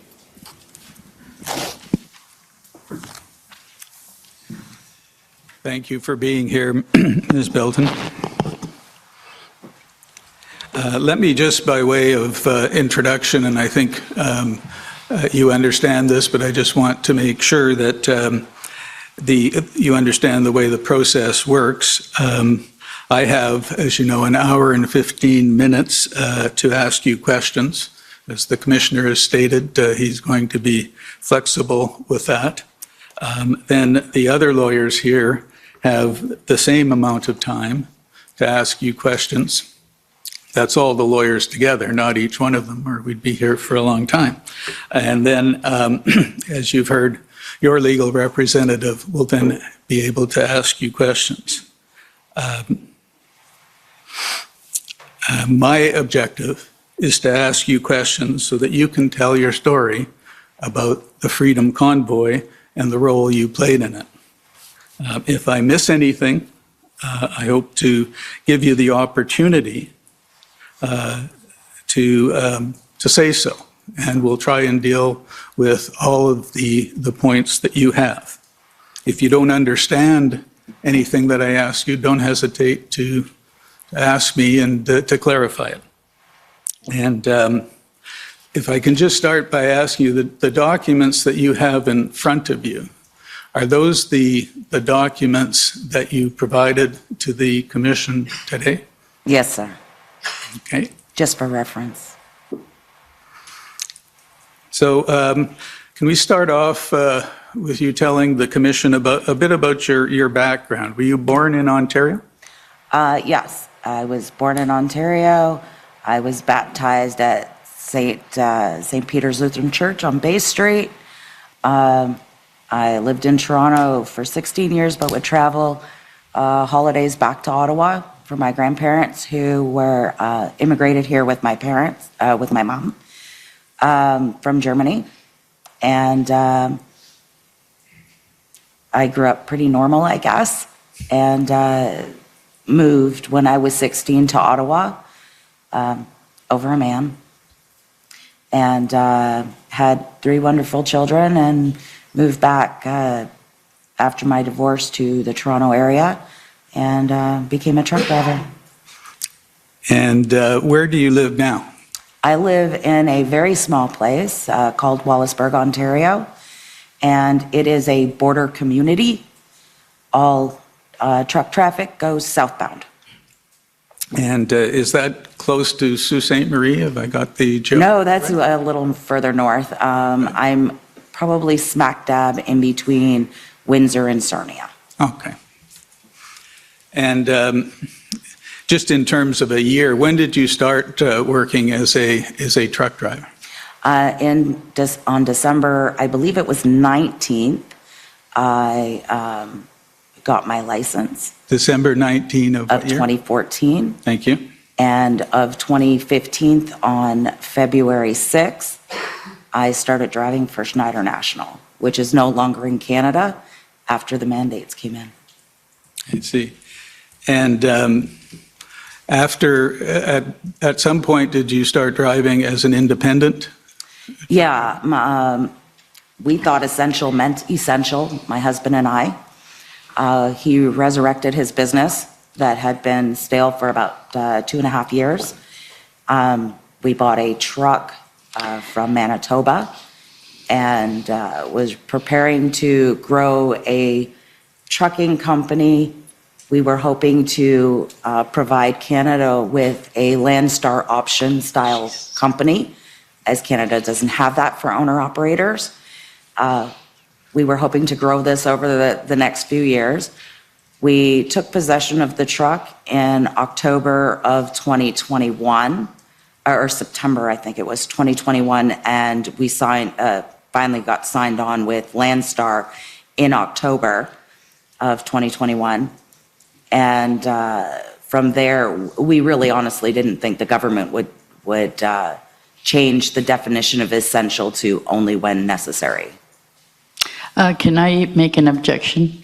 This line of questioning wasn't in your set of issues. You were looking for her background that caused her to make a decision to pursue the convoy. That was in the list. You weren't looking for detail, history. That's taking up a lot of time. Yeah, well, I think it's just we're trying to get the story out. You can't really object to her telling. Well, that's why I wanted to ask the question so we wouldn't waste any of the hour. Yeah, well, we will try not to waste time, and if we work together on that, I'm sure we'll get to the end. Well, let's get started. Go ahead. Now, let's come to November 16, 2021. I take it you were driving into Canada from the United States with the load on that day? Yes, I was. And you had, I think, what you would describe as an extremely unpleasant interaction with a border officer, Canadian border officer, correct? Yes, Windsor is typically a very hard, difficult border to cross, regardless of mandates. Once the mandates came in, they were unreasonable. And it was not the first issue with Windsor. It was the second issue with Windsor, and the third incident with CBSA during the COVID years. Okay. And immediately after that encounter, you posted a TikTok video about your experience. No, I was locked in their compound, not allowed to leave when I posted that video. I was afraid that I was going to be taken away by Windsor police. I thought that time was the time. They were finally going to take a truck that they did not own, take a load that did not belong to them, take my dog and euthanize him, and take me to jail. That's what I thought that night. And I was done with CBSA. I was done with the crap Canada was going through. And I was definitely done with the behavior of Canadians. Okay. Can we move then? And I'd like to show the video if that's okay. It's COM 50589. Counsel, can we have a brief minute while we're loading that video, please? While we're getting the video loaded, at that point, were you an active user of TikTok?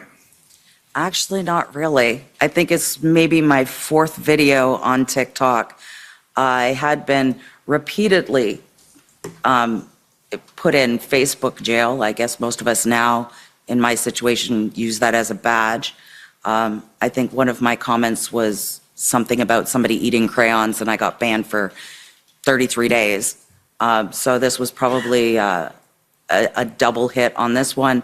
I think it was 55 days total at this time that I was being restricted from reaching out to my community on Facebook. So I had taken to TikTok. I thought it was really people just running along cars and jumping in them and singing, but it was so much more.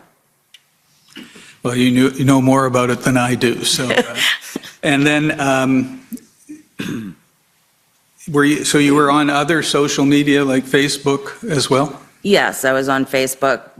Again, I was censored on Facebook. My first real big censor on there was when I had explained to people that Florida wasn't never closed, that the only blockade for people getting in and out of Florida was on I-96, that I-75 and I-10 were wide open because I had been there. But our reporters here were telling people they couldn't get to Florida, which was total BS. Everybody could go in and out, and the only restriction was on I-96, and I believe it was only for New York residents at that time. Okay, well, let's watch the video then. If I could just please have the number again, Counsel. Is it going to show up here? If I could please have the document ID again, please, Oh, Counsel. I'm sorry, COM 50589.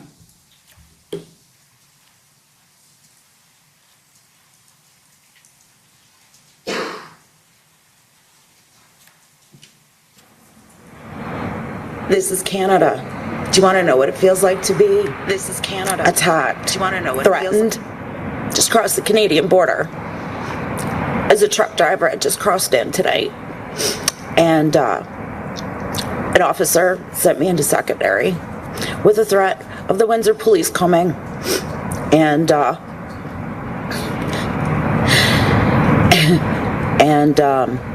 giving me a fine or whatever they're gonna do to me. I don't know. The last time I was here for a mask mandate issue, they threatened to take my truck.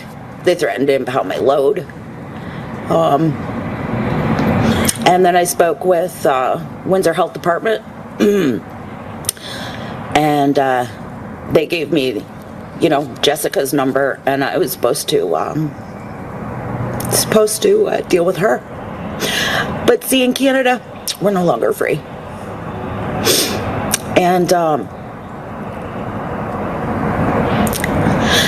this may be the night where I go and ask for exile into the U.S. because this is a big country.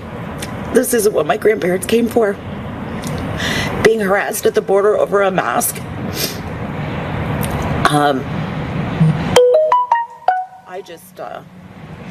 I just wish that somebody understood that not all of us can wear it.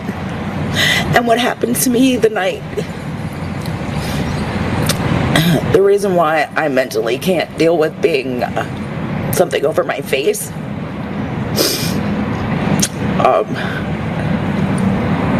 I shouldn't ever have to explain. Over the last 2 years, people have made my life hell. Over the last 2 years, people have become rude and ignorant, and I'm done. I'm done. I don't know what I'm gonna do next, but I'm done. This is ridiculous. Absolutely fucking ridiculous. This is what it's like to be Canadian. People get out, move.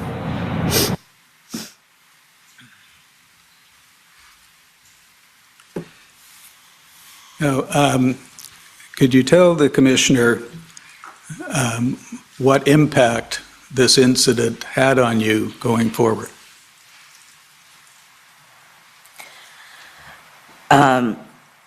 Right from that night, the first impact was noticed as my husband was asking me to stop. I actually passed 3 truck stops, not even realizing I had passed them on the 401 eastbound.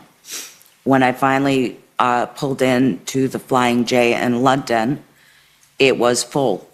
There was no parking. London police are known for ticketing trucks, so I left.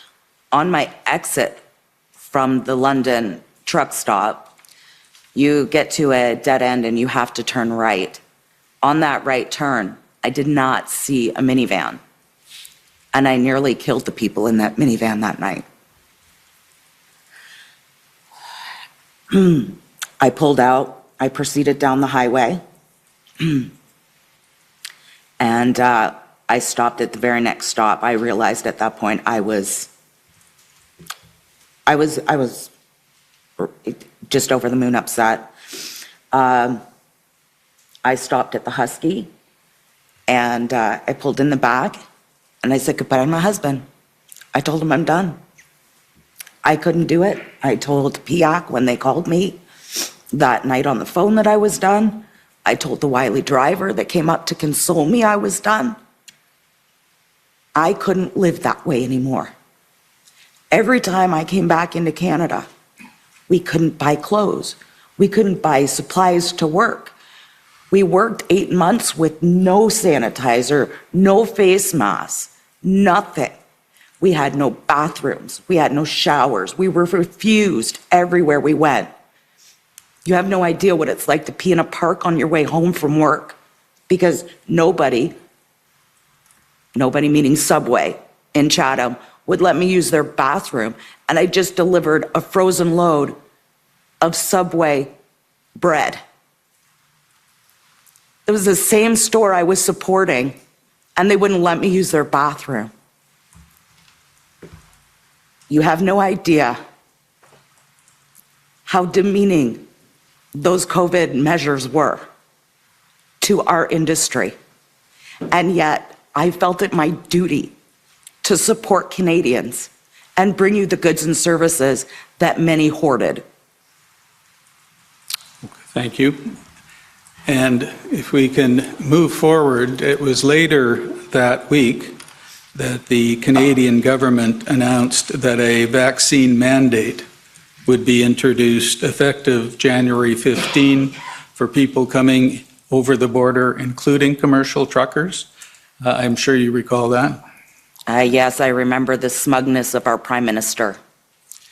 And what did that mean for your ability to work as a trucker? That would mean that the truck that my husband just purchased would go bankrupt. At that time, JBT, I had gone to that trucking company looking for Canadian-only loads and to move the truck, his company truck, over to JBT. We were refused because of a vaccine mandate. We were also looking for companies even just to drive. The rate had dropped from approximately 50 to 60 cents a mile to 38 cents a mile. It was slave labor. We then, and that was for Canadian only. And Canadian only loads, I have to tell you, between Ontario into Manitoba are some of the worst roads you'll ever drive. There are no places to stop. Nobody cares about the people up in Northern Ontario. And yet truckers do it every day, and it's a death highway. It's a death trap. And sorry. So during all of that, there was very little solution for our truck. It would mean bankruptcy of the company. And I take it that shortly after that, you came up with an idea for a convoy, a protest convoy, is that right? Yes, and my husband and Chris Barber both told me convoys never work. They just never had a woman do it. So what was your idea? The idea was actually to work like CBSA. CBSA had a strike during COVID. They felt they didn't have enough money or enough benefits. They left truck drivers sit on the bridges. I was lucky, I was only there for 2 hours without food, fuel, or a bathroom. A friend of mine was there for 14 hours, stuck in the backup and the backlog from CBSA. So I thought, well, if CBSA can disrupt our country and be just fine and have a settlement within 24 to 48 hours, truck drivers could do the same. We'll just follow CBSA's lead. And that's what we did. And am I right that it was shortly after that you came into contact with Chris Barber? Yeah, I had been trying throughout the month of December, especially the more that our Prime Minister hit the airwaves, threatening Canadians with consequences, his favorite word. I kept continuing looking on TikTok because I found out you could use the search bar and put in truckers and find truckers. And I put into their comment bars, Convoy 2022, Convoy 2022. And I just kept going until somebody responded, and thank God for Chris Barber. And did you ultimately get in touch with Mr. Barber? We did. We touched base. I believe our first exchange was on or about the 1st of January. Our second on or about the 2nd of January, where he agrees, and I build a flyer, and we go from there. Okay. Now I'd like to show you what I believe to be a copy of that flyer. The document number is COM 50869.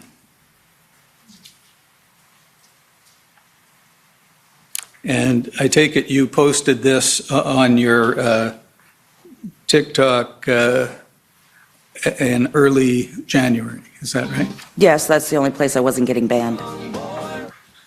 So if we look at that, come to join us, Convoy to End Mandates. It says, please contact Kathy. Who is Kathy? Kathy was our Calgary, it says right there, Calgary. She was our Calgary road captain, leader, organizer. So at this point, had you already started to identify organizers and road It captains? happened overnight. Once Chris and I started taking to the airways, it literally exploded overnight. And it says at the bottom, January 23rd, we slow roll. I think It should be every. province until mandates stop. Yes. So what was your plan? Our plan was to slow roll in place, not necessarily block borders. That was never the plan. It was to slow traffic, be a nuisance, but be within our legal rights to protest. And you said that it all happened very fast.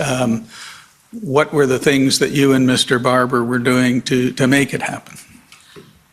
Putting information such as this out on TikTok with our email address, our phone numbers. Both Chris and I had conversations regarding how much our phone was ringing, and we had no time for anything else. I would frequently stay up till 3 a.m. answering text messages, emails, messages through TikTok for information. I'd been contacted from the Yukon, from Nunavut, from BC through to Newfoundland. And I understand that at some point, your original plan shifted to a convoy of trucks to Ottawa. Is that right? Yes, I mean, the idea never shifted. It was always for the mandates.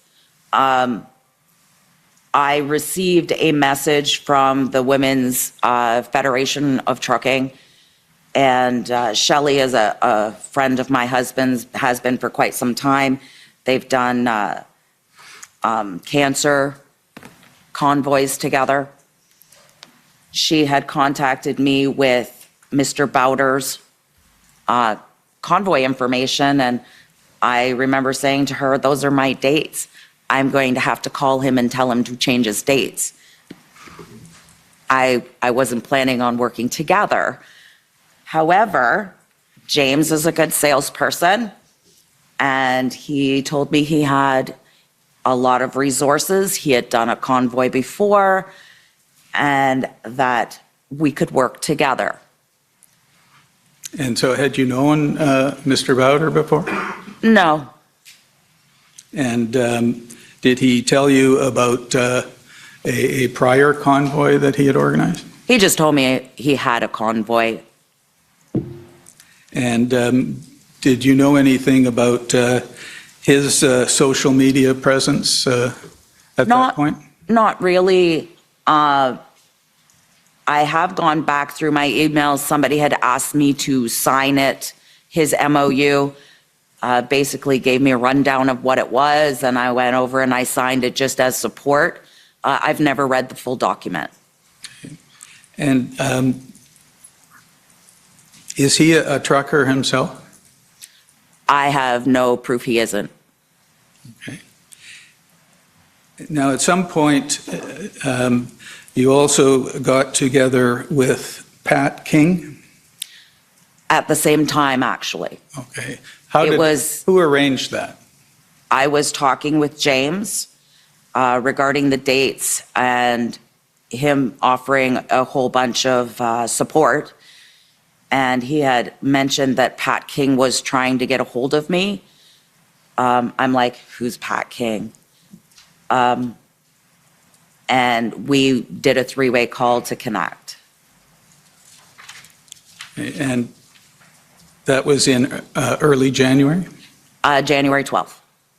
And then the next night, you were part of a Facebook Live streamed event that Mr. King hosted? Yes, sir. And you were there, Mr. Bowder, Mr. Barber, and there were a few others as well. Yes, there were. And what did you talk about as a group? What was the discussion like? I do know that it was being presented to the other convoy, who I would say the core group of the leadership, Dale, Joe, myself, and Chris, whether we were going to work together, what was being brought on the table, and of course, our silly truck driver selves was mixed into there. So it was just a basic, are we going to do this as a group or are we not? And I believe the consensus was that we were. I believe it was Joe that spoke up first that said, I guess we're going to Ottawa. And Joe, do you recall his last name? Jensen. And Dale? Evans?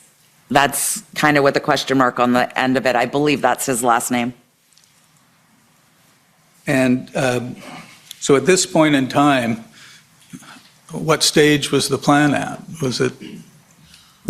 Well, we were growing very, very fast. Pat King had a huge media presence, so he claimed. His claim is true. And that helped us reach out to more people. James Bowder also had a huge media presence, which helped us reach even more people. At the time Convoy started, I had less than 1,000 followers. I was new to TikTok. Chris had explosive numbers. I think he was in the 160s. I can't give it an exact number. So these gentlemen had the numbers to get going. I had the passion, the drive, and the heart. And I take it at that point you hadn't reviewed either Mr. Bowder's or Mr. King's past social media posts, or? No, I don't typically go spy on people. Did you do that subsequently? Not really. I like to judge people on how they behave with me or to me. Now, at this Facebook Live event, it was reported that 3,000 people tuned in. Were you familiar with that number? I'm going to take your word for it. Okay. And I understand that towards the outset of this meeting, Mr. King introduced you as one of the organizers who was handling the Ontario section. Was that right? Yeah, I'm from southwestern Ontario. I believe I also expressed I would be doing Sarnia as my own personal, but I dealt directly with ADT Trucking, the Yonkers, David Steinberg. Sorry, Dave. And a whole lot of others, Mike and Andrew, throughout Ontario. Ontario being my home, it gave me the ability to grow faster in the area. They knew out in the western provinces, so they had their connections there. I would like to object again. We were told there was several topics that you were going to introduce and leave it open-ended for her to present her information or testimony, and it's not. It's being led. And there's a lot of information here that is not critical for such a short amount of time. She has some very important information that she intends or wants to put out there, and it's not coming out. And he's direct, and we asked for questions, and they said, oh, it's not questions, it's a list of topics. And they gave us the topics and said it was going to be open-ended for her to testify under those topics, but that's not what's happening here. Okay. Is there a problem with the questioning, Ms. Belton, or are you okay with the way it's going? Is there a problem? As long as we get the time to get all the information out, we can go forward. Okay. Go ahead. And by that point in time, we saw that I think you already had your departure date set as January 23rd for your convoy? That was set prior to even Chris Barber agreeing. I was going forward whether he agreed or not. I was just lucky that it was him that did agree. And had you planned your route? I had a very good idea of what the Sarnia would look like. I understood a lot of the geographics of the highways throughout Canada. I've driven them for quite some time. I did realize that some routes we couldn't get close enough to the border, that we would have to push back into the city centers just so that we could keep rolling and not block things. We could actually get around in a loop. So those were all coming into play, and they were all thought of. There was no intention to block anything, just to slow things down and just be a nuisance, I guess. To be heard, to be seen. Yes. And in the same Facebook Live presentation, I understand that Mr. Bowder discussed Operation Bear Hug. Were you familiar with that? Yes, well, I'm familiar with the term. I'm familiar with James Bowder, and James Bowder can talk about his bear hug. I don't know his in and out workings. That's his organization. Okay. Have you ever been involved in the Canada Unity organization? I was on a live where James proudly and I accepted a mug, 2 T-shirts, and 2 stickers, maybe 1 sticker, but I think there were 2. Okay. And a keychain. And you've already told us about your signing the MOU without reading it. In that same Facebook Live meeting, do you recall Mr. Bowder discussing his MOU? I kind of roll my eyes when James talks about the MOU, to be honest. And do you recall that Mr. King, in the course of the meeting, thanked you and gave you and Mr. Barber credit for lighting the spark to make this happen? Yes, I guess. Now, at this point in time,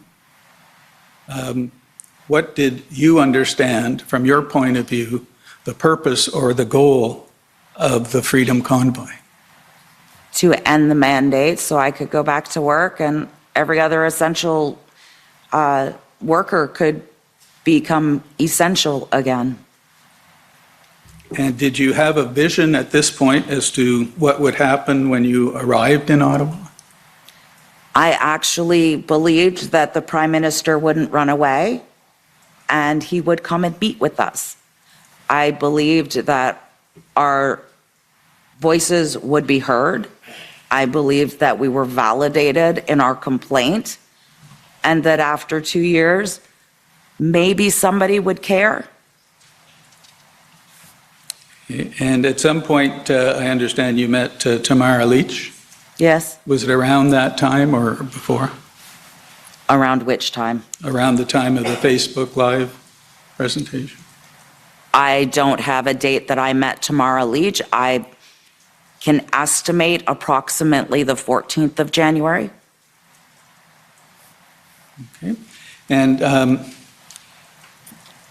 the people that I named, that is you, Mr. Barber, Mr. King, Ms. Leach, Mr. Bowder, did you regard them as the leadership group of this effort?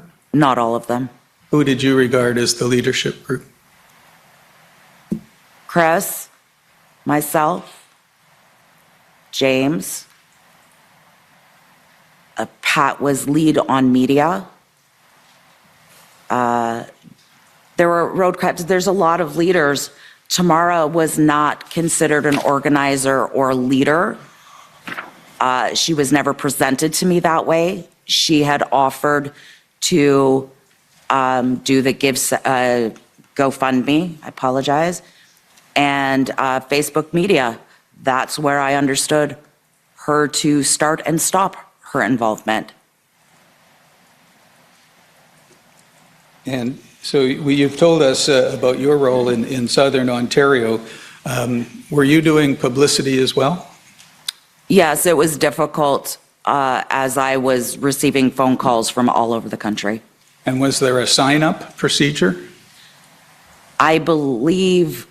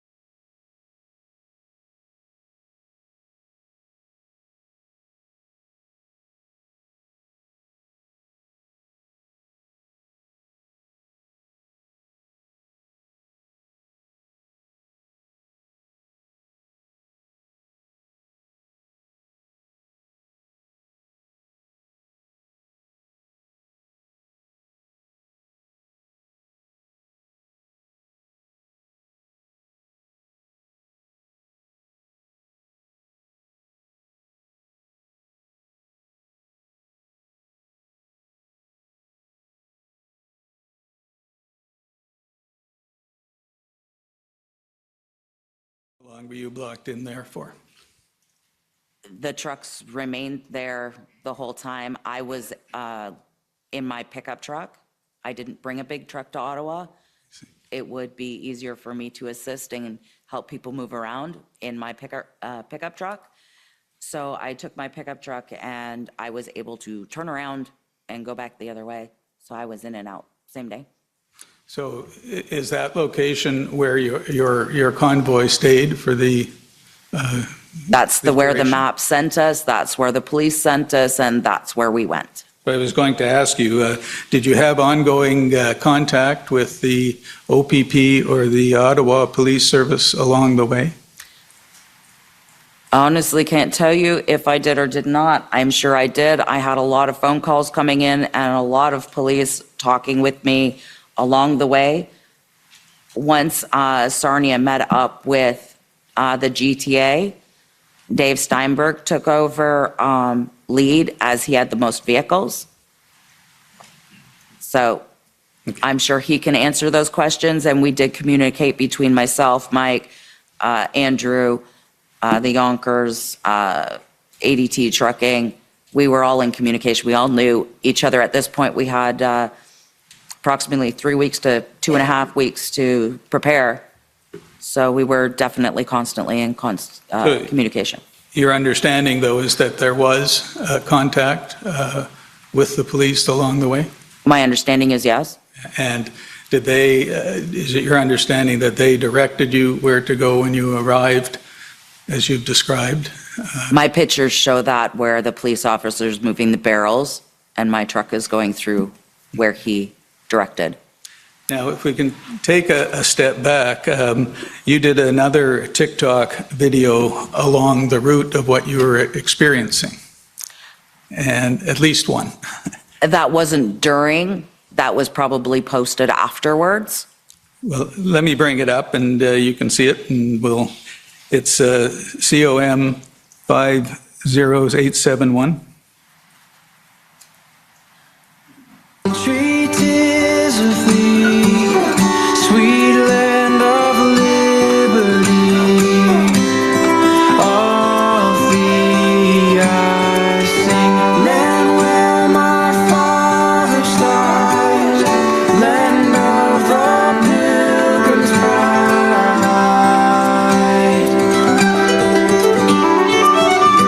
from every mountainside.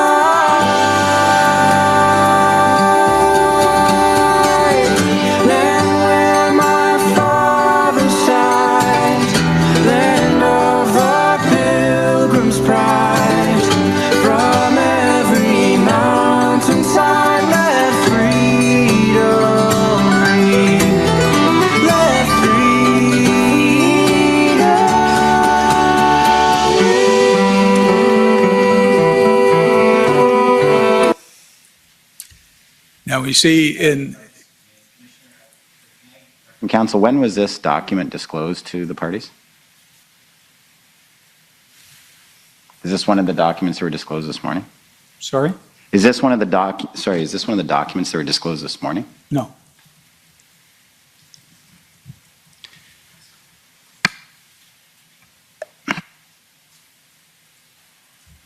Now, in that video, we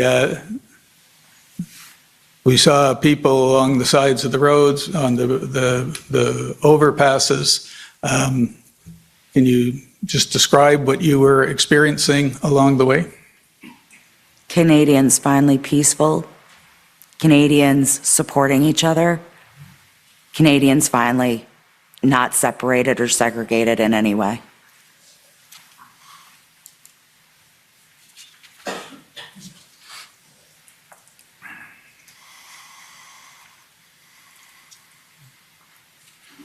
And before you arrived in Ottawa, did you have a plan as to where you were going to go, or was your plan just to follow the directions that you received?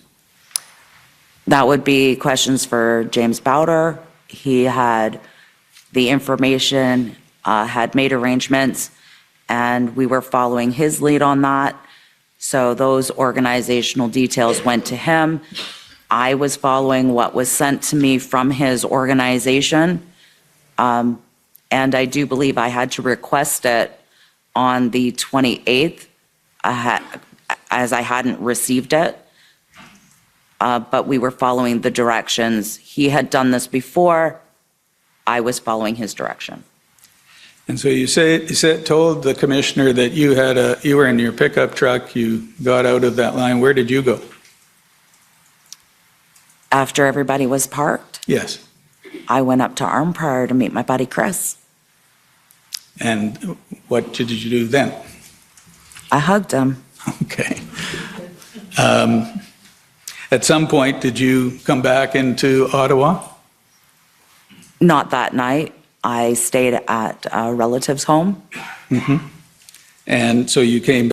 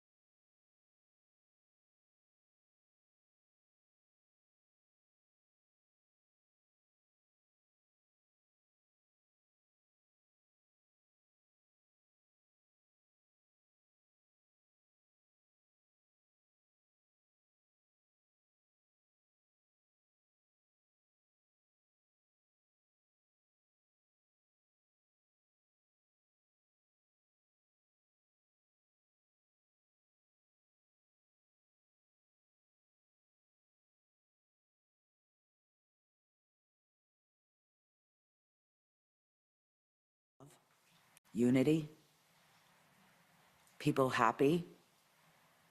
This had been 2 years. People had been suppressed. 2 years. People were struggling. 2 years that our government had told us, shame your family. Do not allow them to come to Christmas. Do not allow them to come at Easter. Do not allow them to come to your home if they are not vaccinated, if they don't wear a mask. There was a lot of hate in Canada, and the Toronto Sun supported it, or the Toronto Star, excuse me, supported it. People were evil towards each other, and that is not what I saw in Ottawa. I saw love, I saw unity, I saw Quebec with Alberta, I saw Ontario with Quebec, hugging. I saw people happy. It was the best thing that happened to our country in 2 years. Okay, can we play that video then? Sir that's getting threatened is a little upset this morning, or yesterday. He tweeted that he was getting threatened and he's got work to do in Ottawa. I've heard this rhetoric before, actually. But I'd like to tell you, sir, this is what it's like to be a truck driver crossing into Canada. Because of you and your staff and the mandates, you have threatened me for 2 years. How does it feel? Doesn't feel so good, does it? I've lost 22 pounds now because of what has happened to me at the border. Who's going to address the mental health issues that your agents, your CBS agents, they are a direct extension of you, have done to me? Nobody's paying for that. You've tortured me for 2 years. And you're worried about our peaceful protest?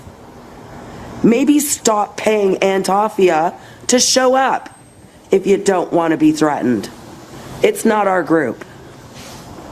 Have a good day. And what led you to make that video? One of the ministers complained they were getting harassed and they had work to do in Ottawa. We had been harassed every day for 2 years. And if you can bring up, please, another video, COM 50872. Did you, while you were, we were doing that, while you were in Ottawa, did you see, you've described how you felt about the conduct there, but did you see any conduct that you felt was inappropriate or caused you concern? I mean, there were people drinking. Maybe it wasn't in a LCBO licensed establishment,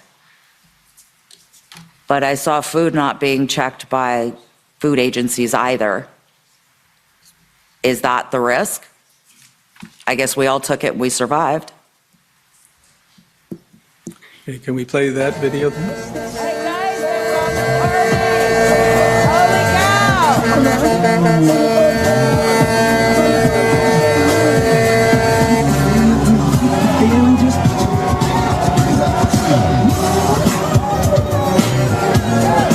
Everyone's maskless. Everyone's happy. Everyone's smiling. Way to go, Canada! And where was that taken? Up at Parliament Hill on Wellington. Okay. That was the day I arrived, I believe. Thank you. Now, if I can just shift gears here for a minute, because that's not the appropriate expression to use for someone who drives a truck, but If you can do it without clutching, I'm impressed. At some point, did you learn about protests in Windsor and Sarnia? Yes. How did you learn? Media. Did you speak to anybody who was involved? Not involved. Who did you speak to? I spoke with ADT Trucking, who called me and asked me if we could block the Windsor border, and my response was, no way, continue to slow roll. And who called you from ADT? I don't know who called me from ADT. And Any other contact with anyone involved in what was going on in Windsor or Sarnia? In Sarnia? Yeah. I saw TikTok videos of farmers on the roadway. Only through social media did I have contact. I had no idea that was planned. I had no idea anything like that. And we've heard about other protests at borders in other places in Canada. Did you have any contact with anyone who was involved in those protests? No, even my TikTok suggests that I don't know anyone at the Coutts border, but I thought they had a lot of gumption, I guess you could say. Now, coming back to your time in Ottawa, did you maintain contact with James Bowder? Could you repeat that question? Coming back when you were in Ottawa, did you maintain contact with James Bowder? Coming back from where? Oh, sorry. I'm just coming back in my questions to your time in Ottawa. Did you maintain contact with James Bowder? I saw him every day. We were in the same hotel. And did you have any idea about how large his group of protesters were? No. Okay. Did you have any conflicts or concerns with him? We all have conflict with each other. It's human nature. Anything of significance? No. Did you understand that there were concerns being expressed about his memorandum of understanding? There were concerns expressed about pretty much all of us at one point in time. And did you have any reaction to the concerns about his memorandum of understanding? It had nothing to do with me. And did you have any ongoing contact with Pat King while you were in Ottawa? Yes, he offered to pay for the sweaters that I designed. Anything else? We hugged in the street. We live streamed together. He was doing his job as media when it came to me. And were you aware of that there were some criticisms of things he was doing in Ottawa? There were criticisms of all of us from somebody. Did you have any concerns about what he was doing in Ottawa? I've already said no.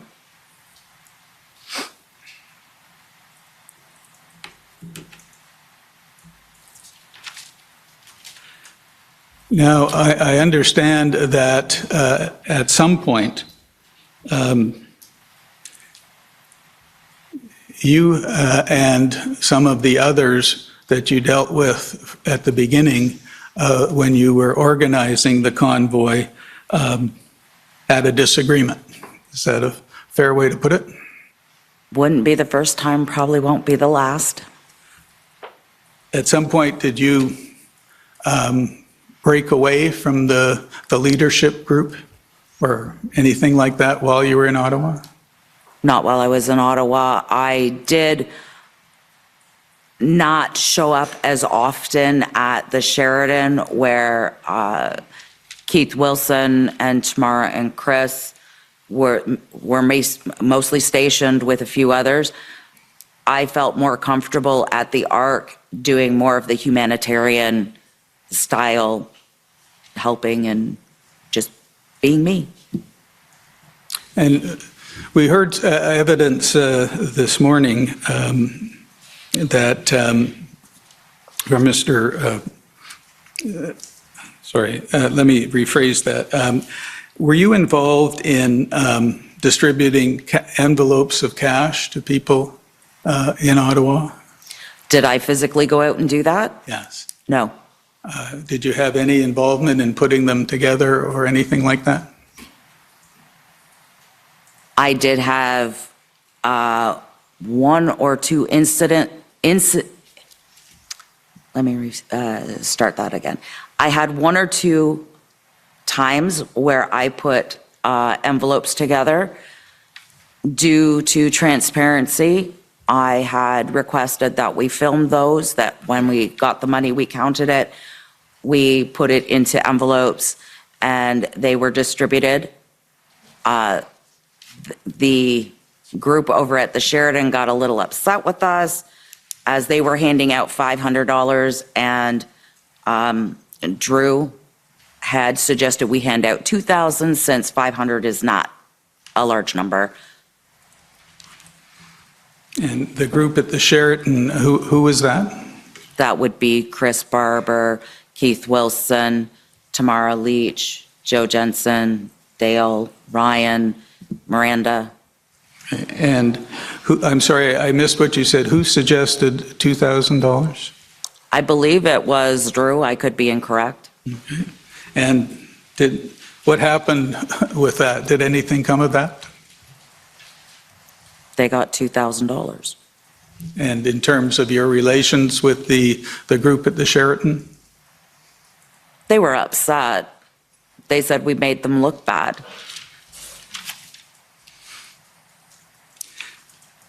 Now, on February 12th, 2022, you were aware that, or at least you're now aware that an agreement was reached with the mayor of Ottawa to move trucks onto Wellington? I'm assuming I wasn't there. Did you know or hear about such an agreement? I heard the agreement was not valid. And who did you hear that from? Through social media. And did you discuss it with anyone to find out whether it was valid or not? No, I heard the report and moved on. If I can ask you to bring up COM 50868. And I understand this to be a TikTok you posted on February 13, 2022. Because when we're going to lose, Thanks, boys. You got this key, right? Run on the press. All right. They're down there. Hold that line, boys. Hold it. Yeah. Oh, they're right now? No, yeah, Phil's down there. It's like two of the fucking Some of them down. Okay. So that was a copy of the agreement? Yep, Or a could be. notice of the agreement? I'm sorry. Yep, I don't know how I got it. If I took it myself, I have no recollection of how that got to be, but I always forwarded information onto my TikTok. And why did you put it as fake news? Because I believed it to be fake. And did you check with anybody one way or another? How did you come by that belief? That's what I was told by whomever was around me. It was fake news, so that's what I posted.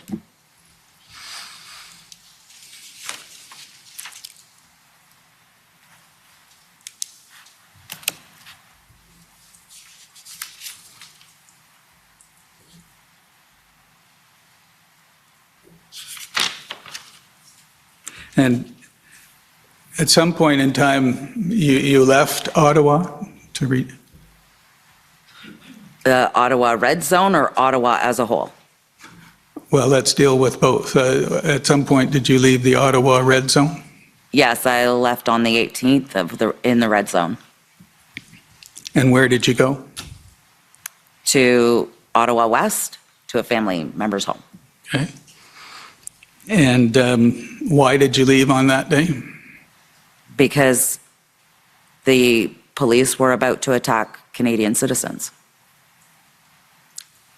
And were you arrested at any time? No, sir. Was your bank account frozen? Yes, sir. For how? Tell me about that. What happened? I understood the government officials stated that they had notified organizers their bank accounts would be frozen. My husband notified me my bank account and his bank account and our business bank account were frozen.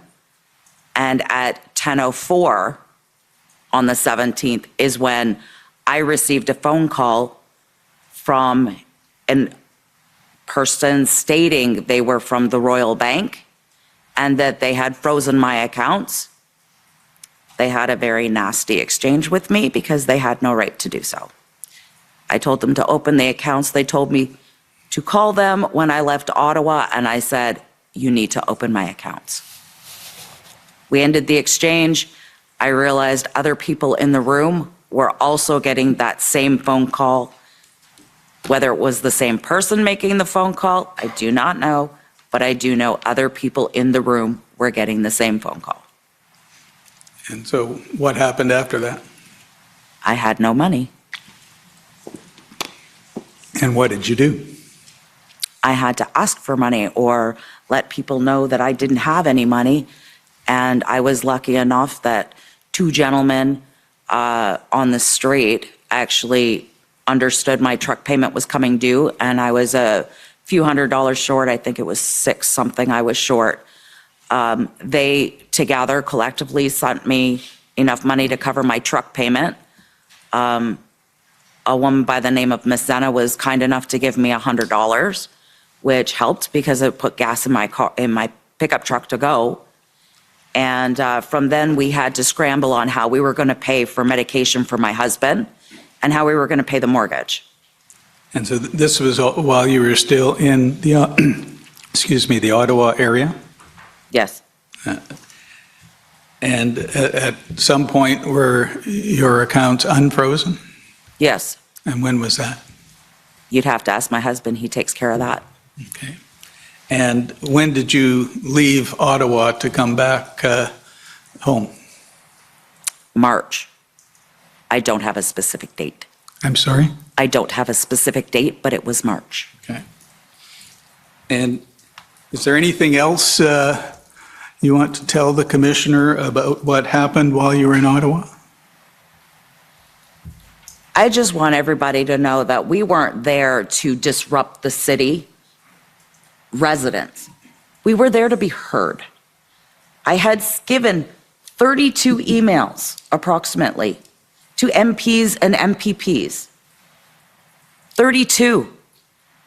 Not one of them did anything for me. I followed how things are supposed to go. You first go and you complain. You try again. You try again. And when CBSA sent me a reply, pretty much, suck it up, buttercup, this is the way it's going to go and you're about to lose your job, so don't worry about it. What did you want me to do? Sit down, lie down, lose everything over a mandate that was really no longer effect in the US? That's what my country was asking for me. That's what Canadians that were supporting vaccine mandates were asking of me, to lose everything. Because they were afraid.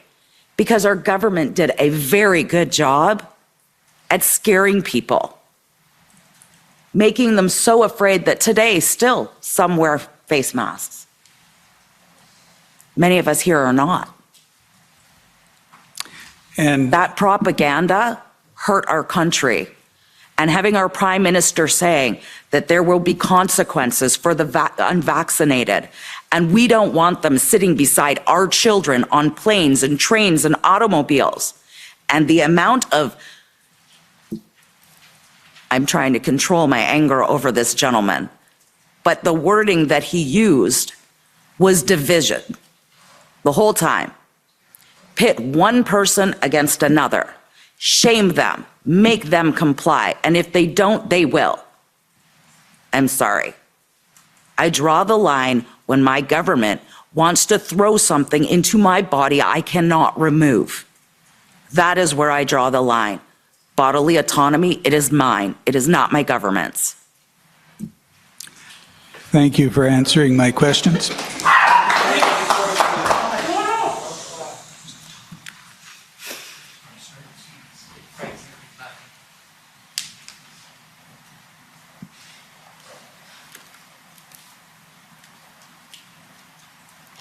We're going to take a break, and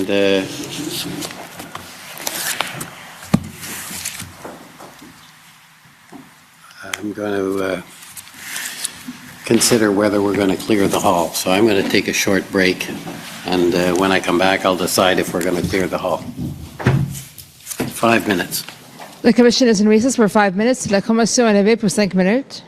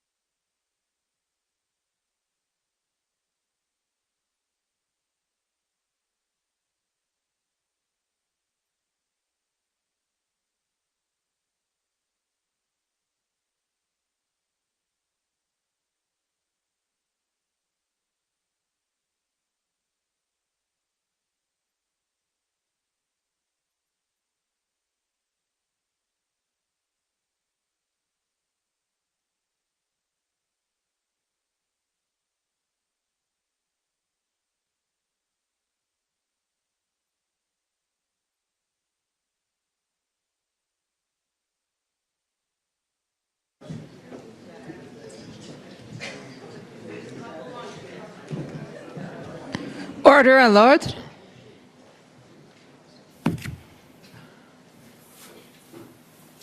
The commission is reconvened. La commission reprend.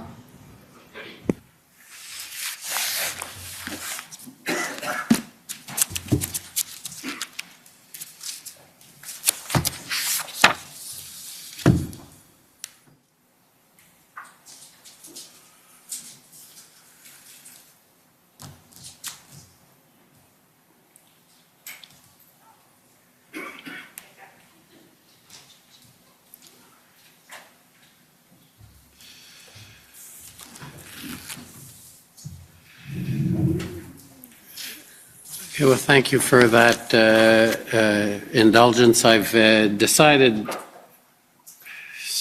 hesitant, but I've decided not to clear the room at this point. I did notice there's a significant group that is, I think, doing its best to comply. But I am concerned. I mean, this is, I firmly believe this is an important process and that it should be, as much as possible, respected. So we'll go ahead. I hope not to have more issues. So we were about to turn to some of the questioning. Are you okay to continue? Yes, Your Honor. Okay.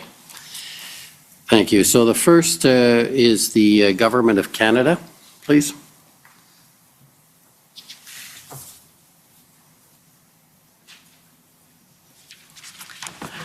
Good afternoon, Ms. Belton. My name is Andrew Gibbs, and I'm part of the counsel team for the Government of Canada. I have two quick areas of questions for you. The first area is with respect to, it was touched on a little bit with the Commission's counsel, with respect to some of the, I won't call them fights, but disagreements, as you indicated, amongst the leadership group. And in particular, with respect to the handling of money by Tamara Lich. Did you have concerns about the handling of money by Ms. Lich? I understood Keith Wilson was directing her and taking care of it. He's a lawyer. There should be no concern. Okay. So do you recall posting something on TikTok expressing concern?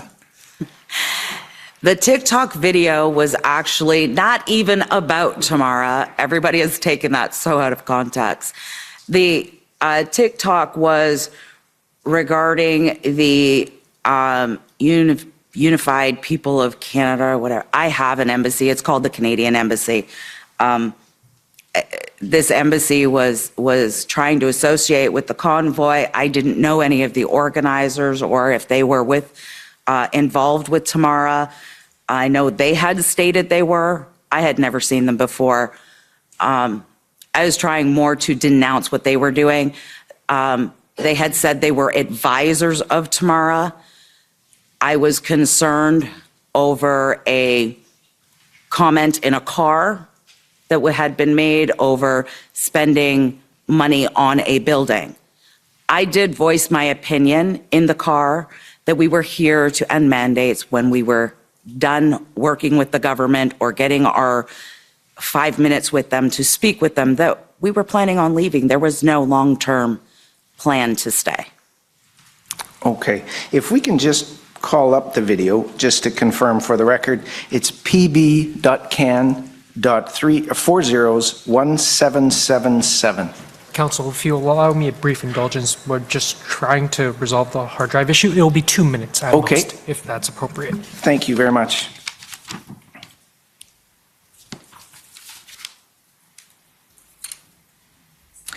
And I only have one other question, and it's on a particular document.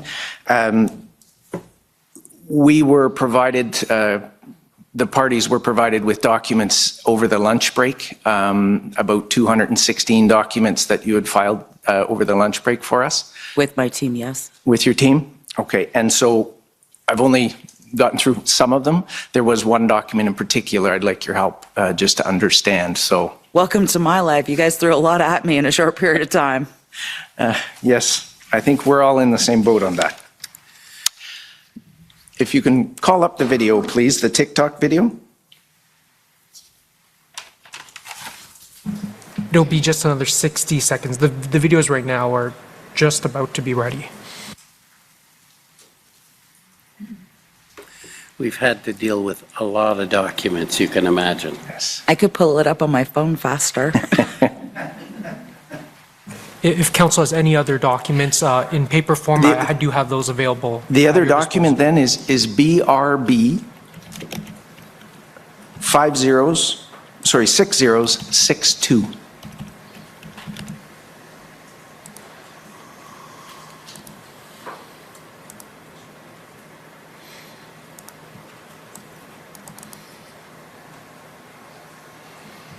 Do you recognize this document? Yeah, those were things that had been posted on a Telegraph site. Who posted them, I'm unaware. We were very concerned over safety of, protesters and stuff like that. And for the sake of the commission and others in the room who are perhaps less familiar with Telegraph, I'm starting to figure out TikTok, but what is Telegraph? It's a platform that steals a lot of space from my phone. That's about the best way to explain. It's pretty much just a messaging, a fast way of messaging through a group of a bunch of people. And is it a secure messaging platform? I have no idea. Okay, fair. If you can focus in on the bottom left-hand corner, I believe it's item number 3. Right. There's a mention with respect to... Excuse me, is there any way to enlarge that for those of us with poor eyesight? Yes. Thank you. I may have another pair. There's a reference to tow trucks, which is a common theme in the commission, before the commission. And I'm just, if we can perhaps shift a bit to the, I can see it up here perhaps. Were you aware that people in the tow truck industry were being encouraged not to provide tow truck services to the police? Not necessarily, but I understand they've been put in a very rock and hard place kind of position. Had I known they showed up to tow trucks, I wouldn't use their service. That's me. I'm sure a lot of other truck drivers would have felt the same. So the message reads, the most strategic and effective way to protest once you arrive in Ottawa is absolutely nothing. Park your truck on the road, turn off the engine, and let it sit there. No tow truck company would dare tow it away, and if they do get it on video, get it on video and make sure everyone knows not to do business with them. Vote with your wallet. Does that capture the sentiment you just expressed? We do that with lots of things. We don't like what Coca-Cola said. We don't buy Coke anymore. We don't like what somebody says about children or animals. We don't buy their product anymore. It's the same thing. Tow truck services are a product. If we don't like what they do, we don't have to buy their service. So for them to assist the citizens of Ottawa and tow the trucks, or to assist the police and tow the trucks, that would result in not buying their services? I wouldn't buy their service. They weren't supportive of Canadians. Thank you. Mr. Clerk, do we have the video now? If you could just briefly repeat the document ID, I should be able to follow. Yes, pb.can.4017777_rel. And for the record, Commissioner, I would have ended a lot earlier. I know I've burned a bit of my time in previous rounds, so this one I hope, here we are. News out of Ottawa. Tamara's handlers or advisors have set up a permanent residence at St. Bridget's in Ottawa. That building's worth $5.2 million. I have no idea what the rent is. But I do remember sitting in a car with Sean, Tamara, a female family member of hers, her husband, and Chad Eros, Well, they laughed about spending $3.2 million of the truckers' money on the building beside the Swiss. You can look that up. It's still for sale. I looked it up in the car and didn't think it was very funny that they wanted to spend $3.2 million of the truckers' money on a building so they could continue to protest. I reminded them we were here to drop all mandates, and when the mandates were done, so were we. I wish I could say the news story is untrue, but it came from the mouth of Babes herself, the advisor to Tamara. It's pretty hard to deny when somebody puts you under the bus as being someone that was there to change political policy and was there for a political agenda. Tamara, when she joined up with us, agreed to only do a fundraiser. She then threatened me. She threatened others, and she obviously had an other agenda other than dropping the mandates and setting Canada free. As I said, it was more directed to St. Bridget's, but... And you said she threatened you in the TikTok video. She did. And what was the nature of that threat? The threat was that if I used my voice and did any more media, that she would include me in the lawsuit with the City of Ottawa. And if you did not? If you were silent? If I was silent, there was no if you're silent, but that was the threat. Thank you. I have no further questions. Thank you. Next are the Convoy organizers. Sir, I'm going to ask under, I can't recall the rule, but with respect to the order of examination, as we got the documents from this particular witness, several hundred of them, not until this afternoon, I do have concerns from the brief ones I've reviewed, and I have given a written objection to your counsel with respect to those. What I would like to do in the meantime, sir, is I would like your leave and approval to examine this witness following her paralegal examining her. I can tell you at this point, I don't have many questions for this witness at all. My concern is the beginning of a character assassination as well as attacking my client, the corporation itself. And given what was just asked by the Government of Canada and what was just said, I would like to sit back and see what the evidence is with respect to the character assassination evidence that I think this witness is intending to give before I do my examination, sir. Okay, well, I'm not sure if we should be talking about character assassinations. Rather, there are some issues being raised. I think let's try and not inflame things and take one step at a time. So you'd like to defer at the moment, and maybe I can hear from... I'm okay with that. Okay. I don't mind if we go first. I think that's what he's saying. That's okay. Okay, so that should not be a problem. So let's go through the rest of the roster, and then we can get to that. Okay, so next to the Ottawa residents.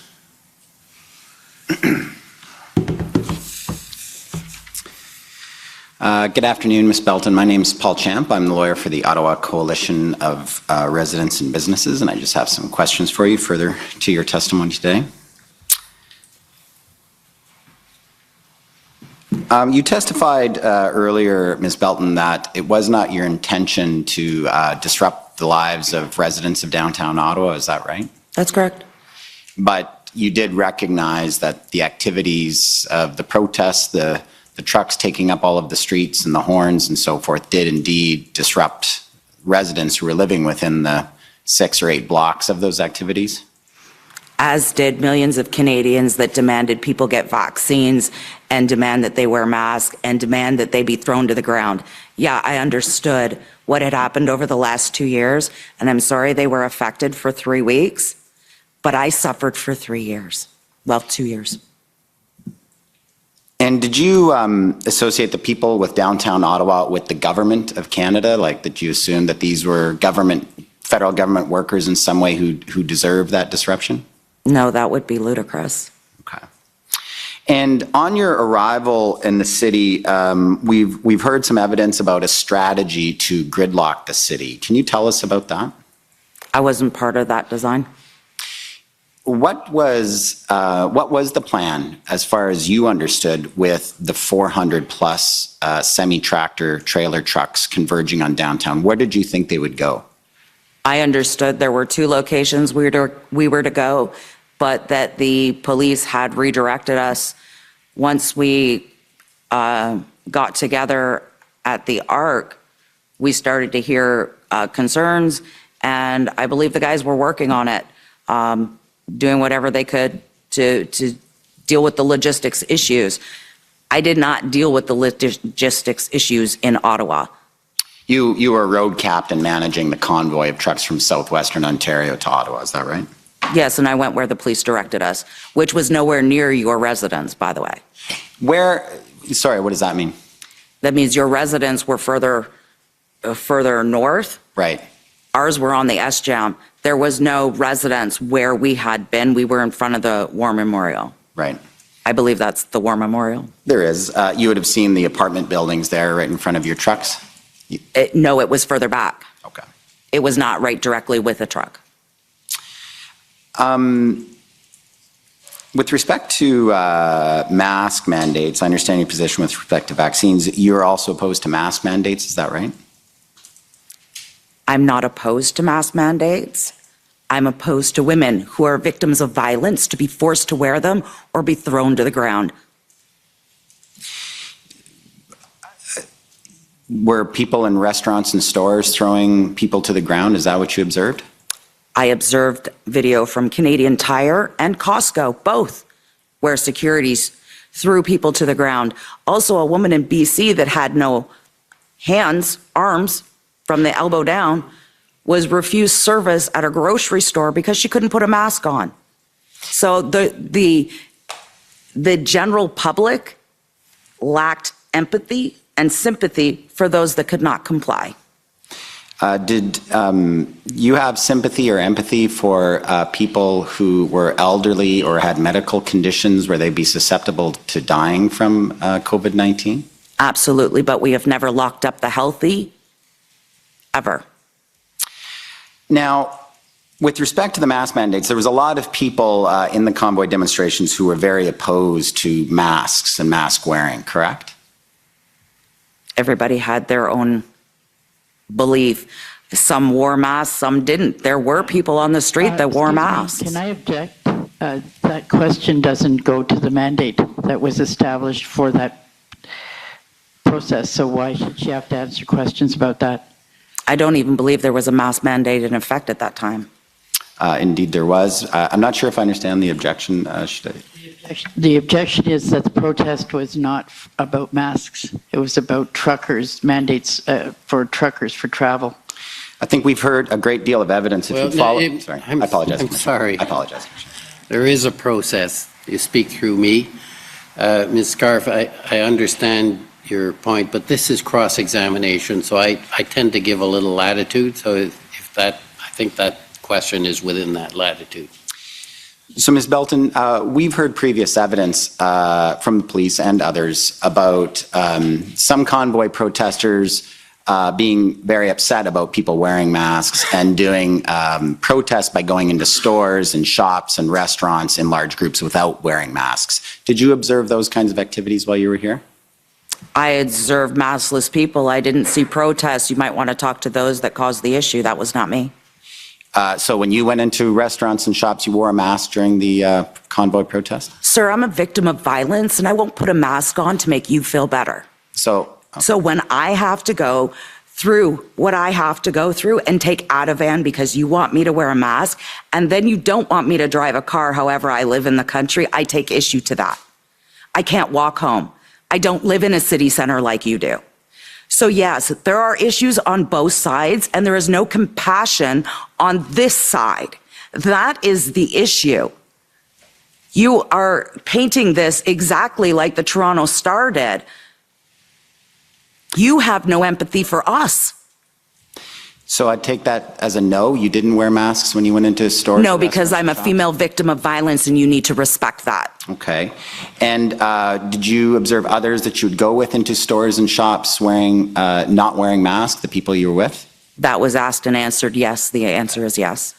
And how would people respond when shop owners or staff, sometimes young teenage staff, would say, please wear a mask? What are some of the things you observed in those interactions? I didn't have those interactions. No one ever asked, can you please wear a mask or leave? No, sir. With respect to the money, so you were aware before you got to Ottawa that there was the large fundraiser. People were raising funds to support the truckers with covering their fuel and their food and so forth. You were aware of that? Yes, Tamara did an amazing job at raising funds for us. For sure. And but by the time you arrived in Ottawa, you recognized it was in the multi-millions that had been raised. Is that right? That's correct. And when you came to Ottawa, how long did you think you'd be staying? 24 to 48 hours. And you required $10 million to stay 48 hours? Canadians thought our voice needed to be heard and we needed to be supported. So you were planning to leave in 48 hours because you assumed the government was going to agree with your demands? We thought we would get a meeting. Okay, so what changed? Why did you stay after 48 hours? Because Justin Trudeau did exactly what he's done for the last 2 years. He literally came out and called us a whole bunch of names. I'm sorry, sir, but if I came and called you a whole bunch of names and said that your ideals and how you felt didn't mean anything to anyone, how would you feel? And that you losing your job, your income, your way to pay your wife's expenses to put food on the table for your children was irrelevant, how would you feel? So because of his actions, there are consequences, and that meant we stayed. So, Ms. Belton, then, if I understand your answer correctly, your plan was to come for 48 hours, assuming the Prime Minister would respond to your demands, but if he did not, you were going to stay until he did. Is that right? I didn't say that. So what are you saying? I'm saying we were looking for a meeting. And you were going to stay until you got your meeting? Some sort of response would be good. So you were going to stay until you got your meeting? Or a response. Now, you stayed in the Ark Hotel for most of the time? Most of the time. Who paid your hotel bills? Joseph Bergault, from what I understand. Okay. And there was also money raised in cash. You've told us in your testimony that in the Ark Hotel you were putting together envelopes to hand out to the truckers, because many of them were living in their trucks, right? That's where truckers live. Yeah, they were living rough. That was very tough for them, and so you were putting together envelopes of $2,000 to assist them with their expenses, right? Correct. Now, the fuel that they were getting jerry cans of fuel and so forth to keep their trucks running, to keep warm, I understand, correct? I understand the same. Well, you were involved in it, though, right? You were involved in the logistics. Not everything. Not everything, but you were involved in meetings where there's discussions about how to get the fuel to those trucks that were still running? Yes, and I may have been dealing with something else at the time. Right, and the fuel that they were getting that for free because that was being provided by someone else, is that right? I don't know that. You weren't involved in those meetings? I don't know who paid for what. Okay. Now, the envelopes that you were handing out, how often did you do that? How many rounds were there of envelopes being handed out? I know of 2 instances. From the Ark Hotel? Yes. And then the Sheraton Hotel, they were also handing out envelopes, is your understanding? You'll have to ask them. Well, you testified, I believe, that you understood that the Sheraton was handing out. Yes, that's the end of my understanding. Fair enough. Well, just for your assistance, Mr. Barber testified about that, and indeed they were handing out. And he was over at the Sheraton. Right. And how would you know, or how did you keep track if truckers were getting the same, were getting envelopes from multiple groups? We would ask them. Okay. Just a reminder, you're out of time, so if you could try and... Don't I have 15 minutes, sir? I had a note 10 minutes, so. Well, if I may, Commissioner asked for leave for 5 extra minutes. I think I was getting some longer responses than anticipated. I'll give you a few more minutes, but please get to the point. Thank you, Commissioner. I believe I'm trying to be on point for my clients. Thank you. So with respect to honking, Ms. Belton, as a truck driver, you're aware air horns and train horns can be extremely loud.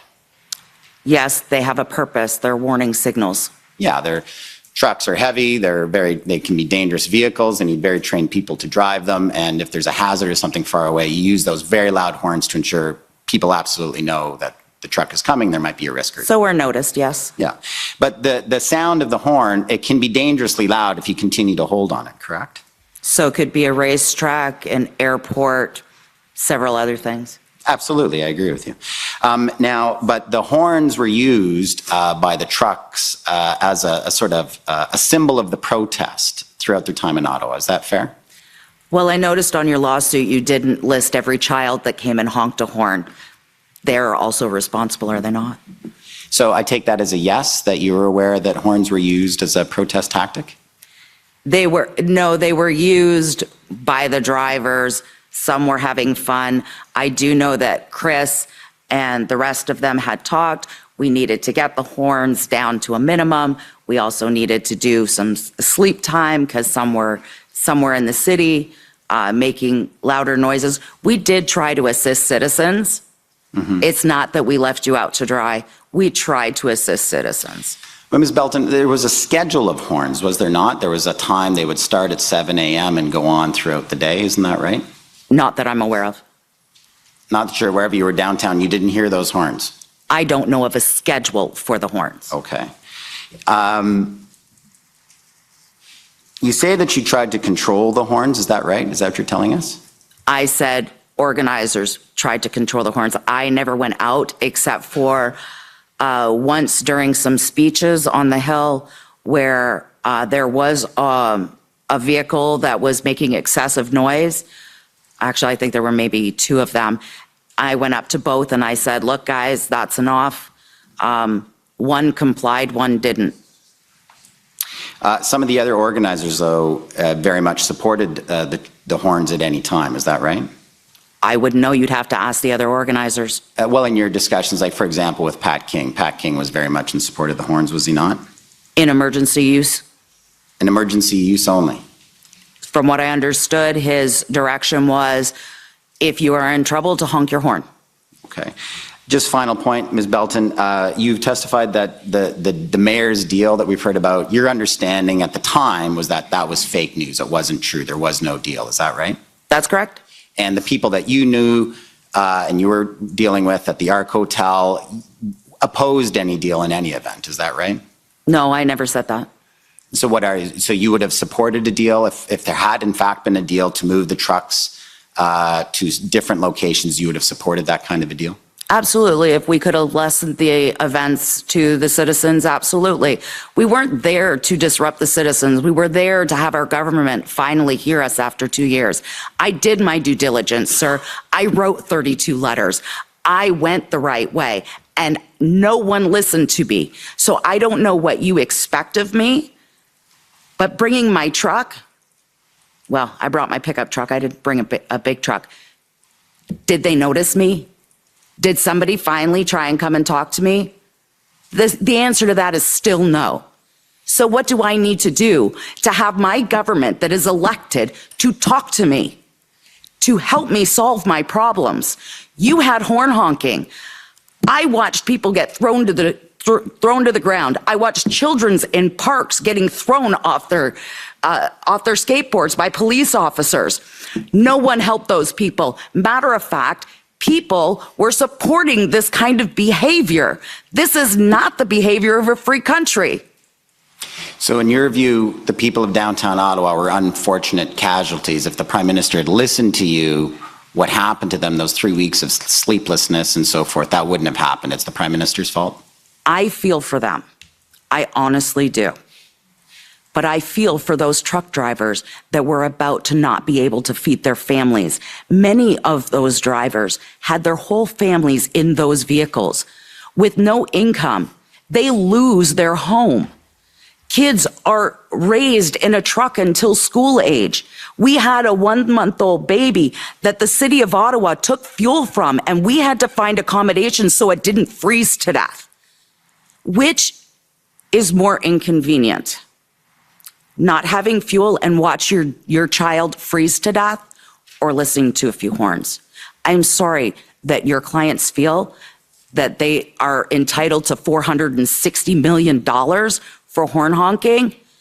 Who was going to replace my income if I took a vaccine that killed me so my husband could survive? Not any one of your clients, I guarantee you. But you inflicted that on my clients. And so your that you could clients get your supported message vaccine done. mandates. You're well over your time, and I think it's turning into a debate, which I don't think is constructive. Thank you, Commissioner. Thank you. Okay, next call on the Ottawa Police Service. I have no questions, sir. Thank you. Okay, the Ontario Provincial Police.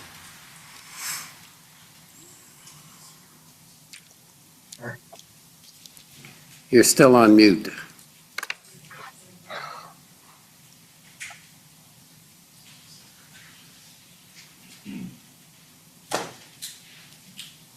Can you hear me now? Yes. Sorry about this. I have no questions for the OPP. Okay, thank you. Counsel for former Chief Slowly.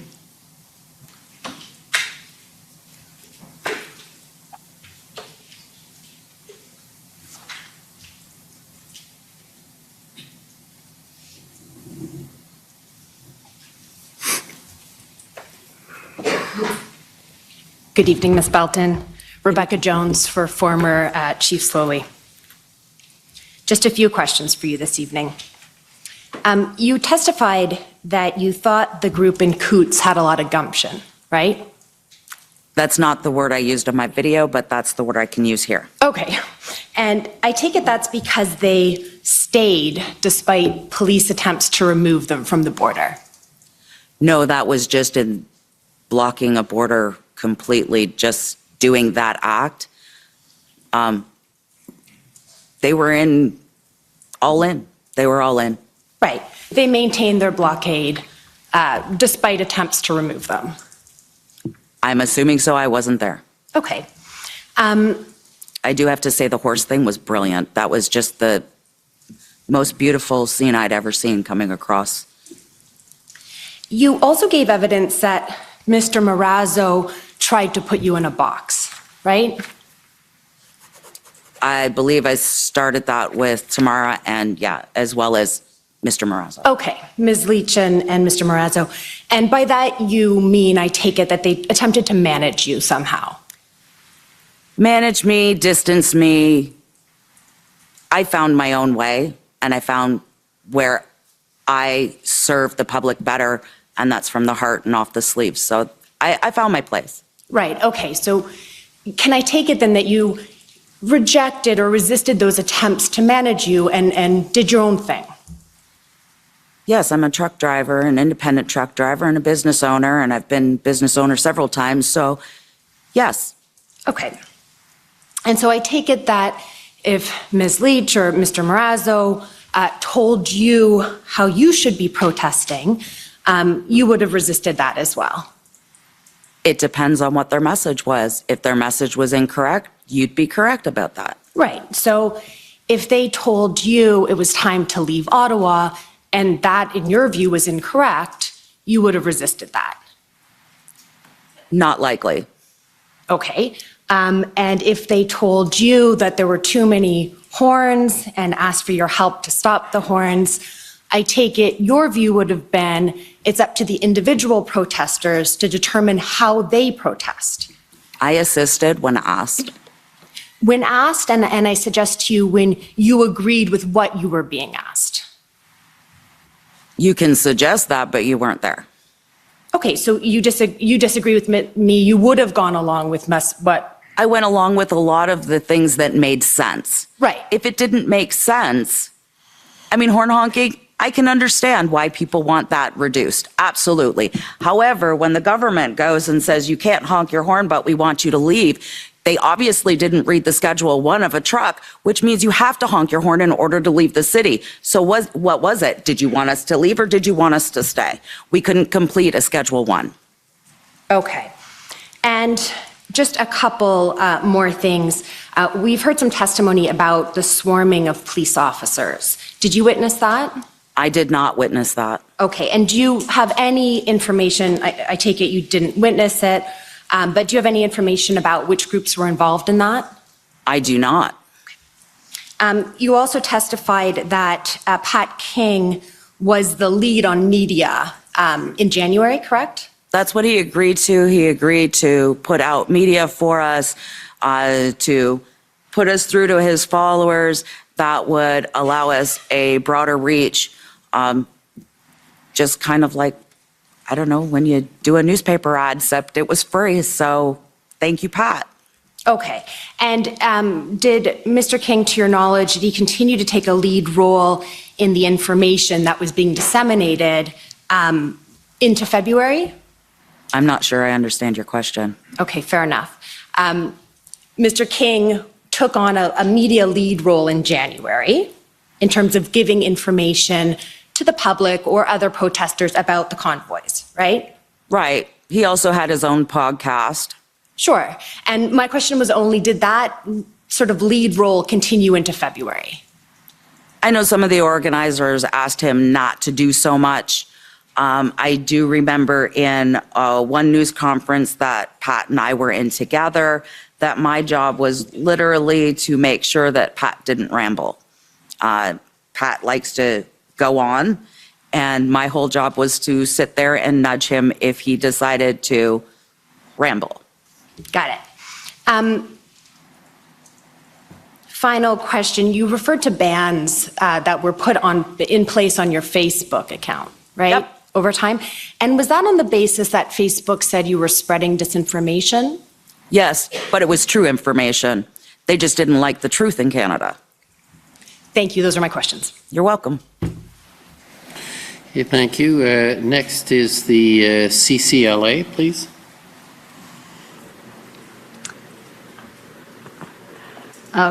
Good evening. I'm going to be asking my questions via Zoom. Can you see me? I can. Perfect. My name is Eva Krajewska, and I'm counsel to the Canadian Civil Liberties Association. And I just have a few questions with respect to the freezing of your bank accounts. I know you already spoke about this in the examination conducted by Commission Counsel. And I understand from that evidence that you learned from a phone call you received from RBC that your bank accounts were frozen on February 17th? That's correct, but it wasn't from RBC. It was actually from a police officer. Okay, I see. So the telephone call that you received on that day was from a police officer that your bank accounts were frozen? Yes, when I called it at a later date, it's a police officer.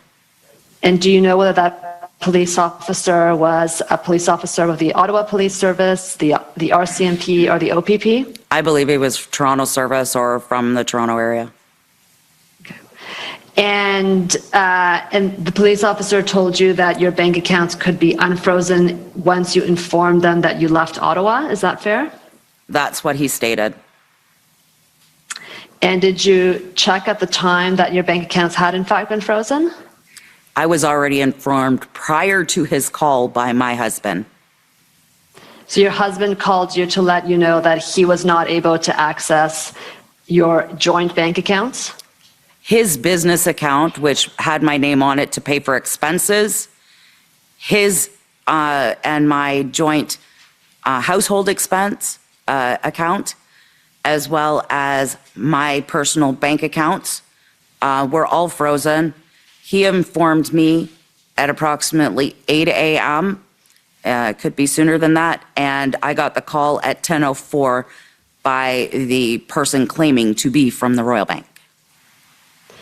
So they claimed to be from the Royal Bank, but you believe that they were a police officer? Am I getting that right? Now I believe they were a police officer because I called the number afterwards. A few months later. Afterwards? Not directly, a few months later. A few months. Oh, so they left you a telephone number to call back at? No, I screenshotted the message when they called. I screenshotted their phone number. And you called them back later, and then how did they identify themselves when you called back later? I'd have to recall the number. Would you like me to try? No, I can't ask you to try that now. I'm just asking, how do you know that when you called back a few months later that they were a police officer? Because they had no connection with the Royal Bank. When you spoke to them a few months later? I did not speak to them. I called them back and got a message machine. It stated their name and no association with the Royal Bank. So it was not, for example, a corporate voicemail where the person would answer, I'm so-and-so at the Royal Bank of Canada at this branch? You're correct. Okay. And you said that your bank accounts were frozen for a period of time, but you said you don't recall for how long because your husband manages the banking. Is that fair? That's fair, yeah. He dealt more with that. I was dealing with, of course, other situations, other people not having money, trying to help truckers get home. The freezing of the bank accounts created a larger problem than solving the problem. Okay. And in terms of the length of the problem, do you know, can you provide your best estimate of whether your bank accounts were frozen for a period of days or whether it was a period of weeks after February 17th? I can't nail down a time for that. I know it was a very long time that I did not have access to funds, or it felt that way. And do you know that because by March 1st you had a mortgage payment due that you weren't able to make? That's right. A friend went and made that mortgage payment for us. They went and deposited the money for us. So that would be correct. Okay. And so can you just elaborate for me how on a personal basis the freezing of the bank accounts affected you with respect to your personal bank accounts, other than the payment of your mortgage? Other than the $100 that was gifted to me by another participant, I couldn't put fuel in my pickup truck. I lived 9 hours from Ottawa, so I couldn't get home. I couldn't pay for my husband's diabetic medication. We were looking for solutions to that because the money we had to decide what that was going to pay for. The one unfrozen bank account, which wasn't a main bank account. That's not where we put all our expense money. So my expenses are now he's trying to cover his expenses. He's trying to cover his business expenses. He's trying to cover everything out of a very small account that's just meant for him to do with, buy groceries or food in the U.S. Our lifestyle is a little different, and it's very hard for people to understand that do not truck. There is usually a joint account to pay things that either husband or wife can do because we never know when we'll be home. My estimate time away is approximately 289 days a year, equivalent to 4.5 trips around the earth in a year. So we need to work together to make sure bills are paid. So if I can summarize, your access to the joint bank account that you have with your husband is essential to manage your household finances because of the time that you spend away from home. That's correct. And the only bank account that you had access to was the personal bank account of your husband's that was not frozen. I did not have access to that. That is his personal bank account. So he had access to money on the road. I was in Ottawa 9 hours from my home, and I had access to nothing.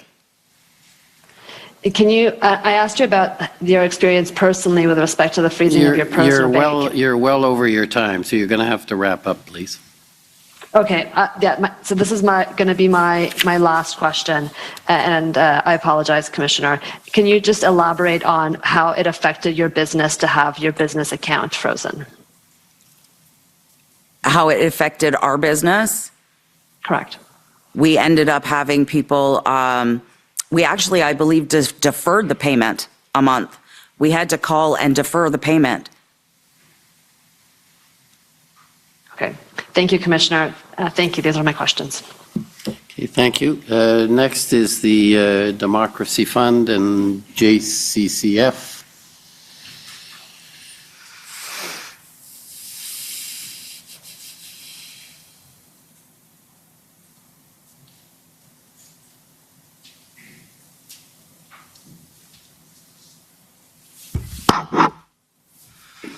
Hey, Mr. Commissioner, Ms. Belton.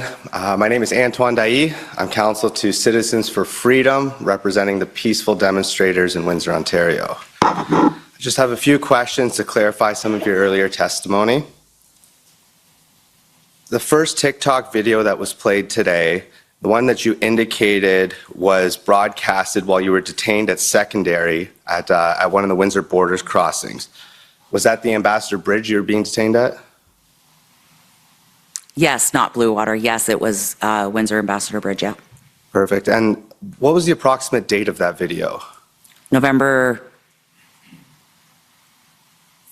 17th. It's either the 16th or the 17th. That's 2021 or 2020? 2021. 2021.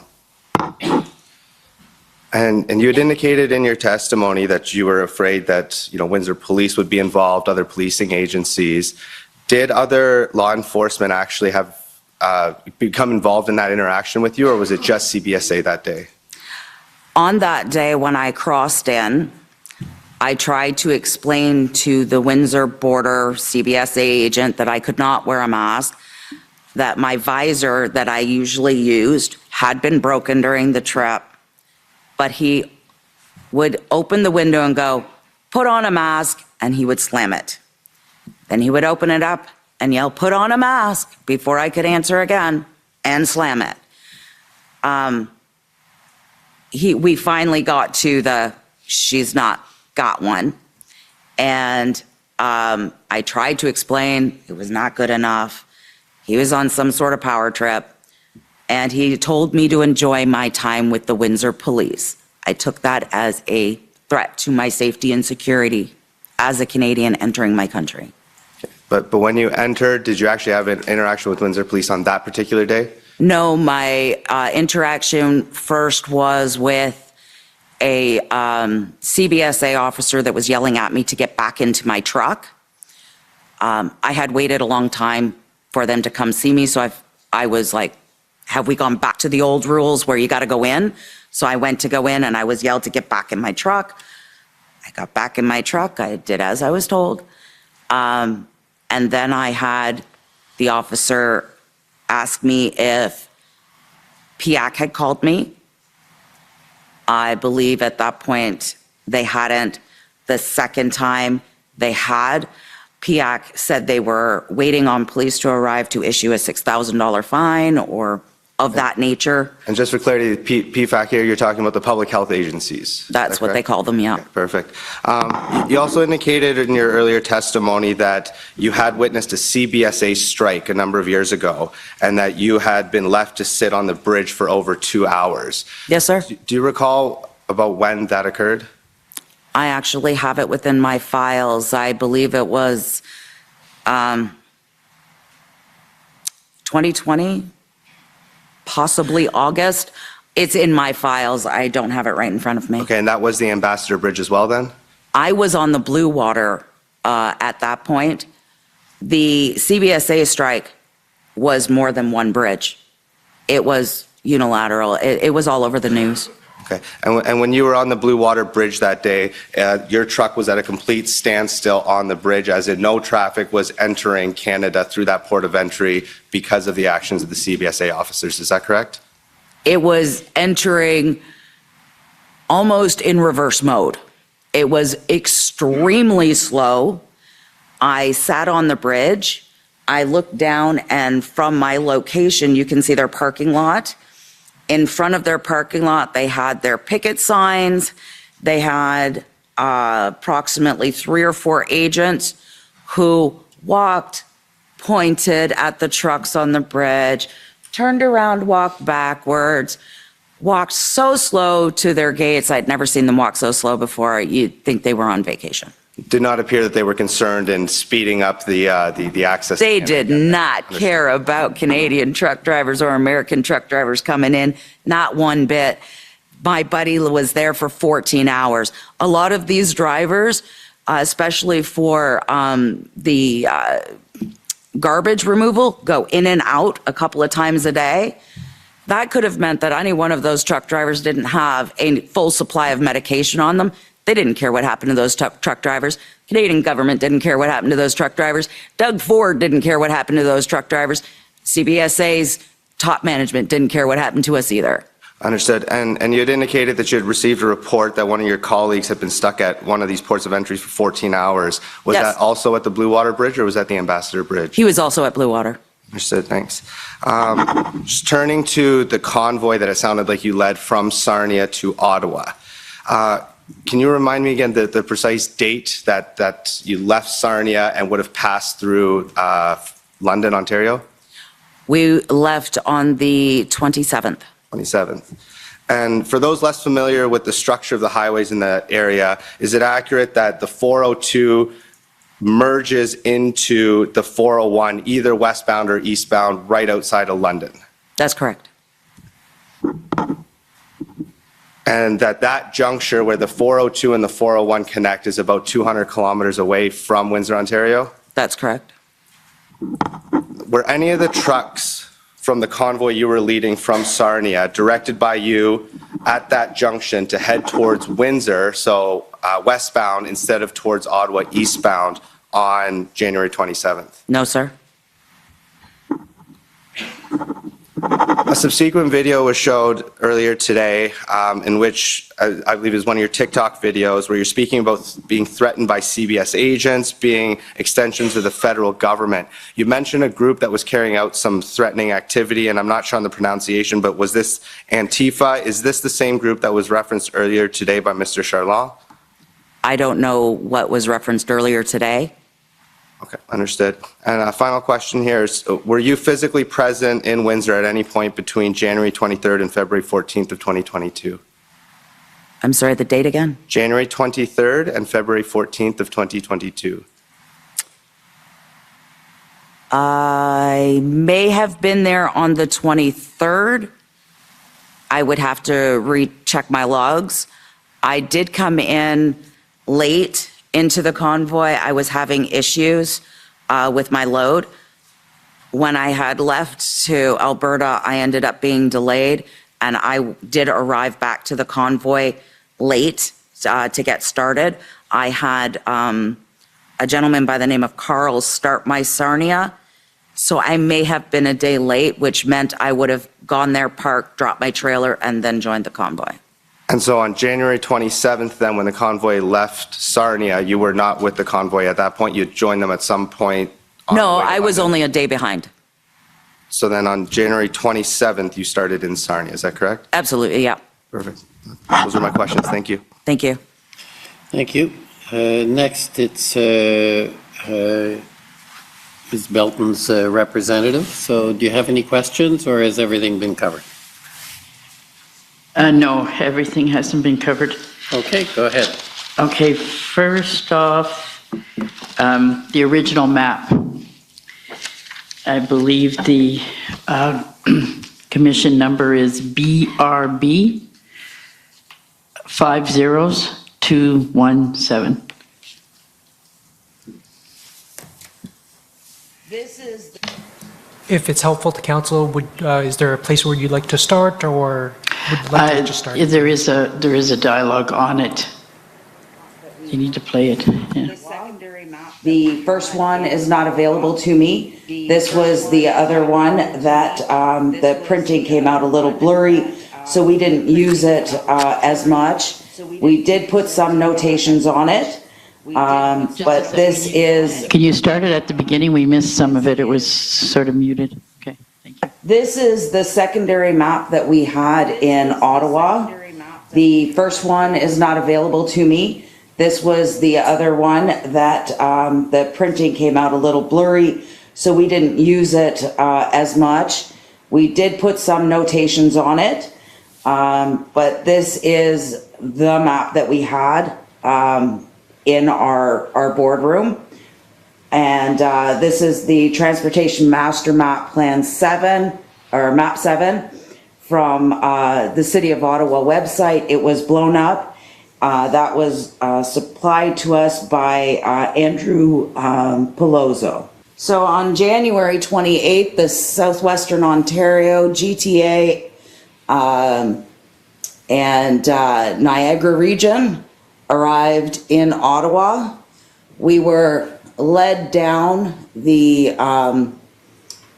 the Ottawa River Parkway by the police. They told us to take this route even though it was a non-truck route, and the Carling exit onto the Ottawa Parkway was very difficult for trucks to make, bobtail and with trailers. The police had it barricaded and removed the barricades in front of me to allow us to go onto this jam. We arrived here and were brought over by the War Museum. The police had a blockade right here and would not allow trucks to go up onto Wellington.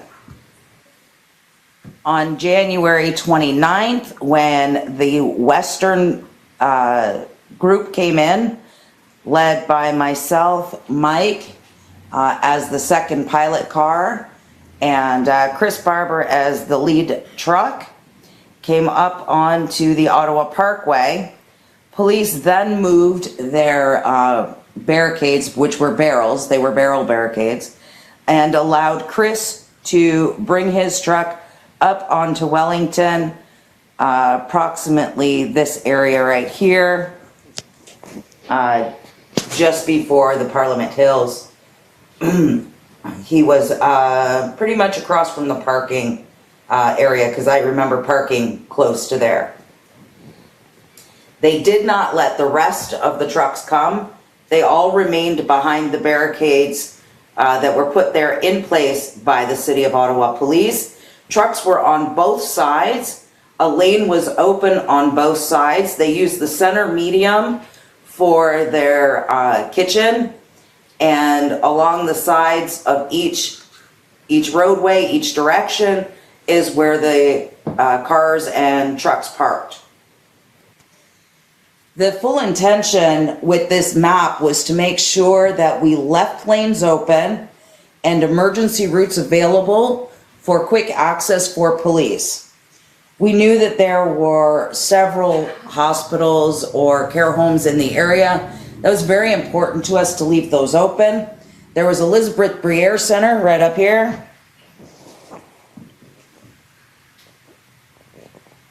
And we wanted this route straight here, straight down, open, as well as through to Rideau and down to the 417 open. It was imperative. It was very important for us to leave access for emergency vehicles. I had a friend who was a resident at Elizabeth Briere, so that was very important to me. And being a long-term resident of the Ottawa area and a former city employee, safety is definitely top priority for myself, and we worked as a team to make that happen. So we were aware that there was a lot of vehicles in the area. We were trying to solve the parking problem and get more trucks off the street, making almost 2 lanes open. Some places we succeeded around the Bank Street area, lower Bank Street area. We were able to do that. So we were looking for other parking. The problem was getting them in and out of areas. So we knew there was parking down here. We knew there was parking over here. But to get big trucks in and out was an issue, and to make sure that the police didn't block off the access so trucks could come and go at their will should they decide that they wanted to leave. We also had notes on this map you'll see over here at the side.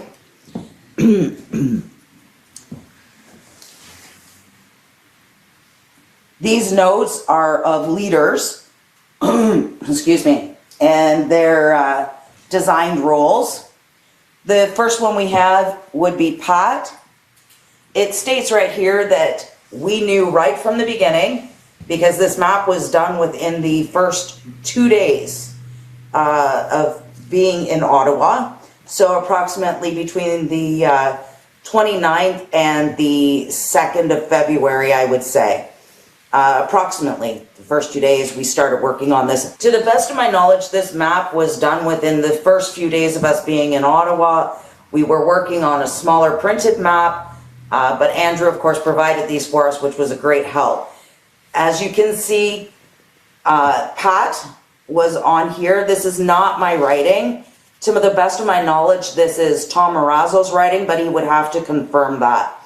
Pat was here for video, information, and output of social media.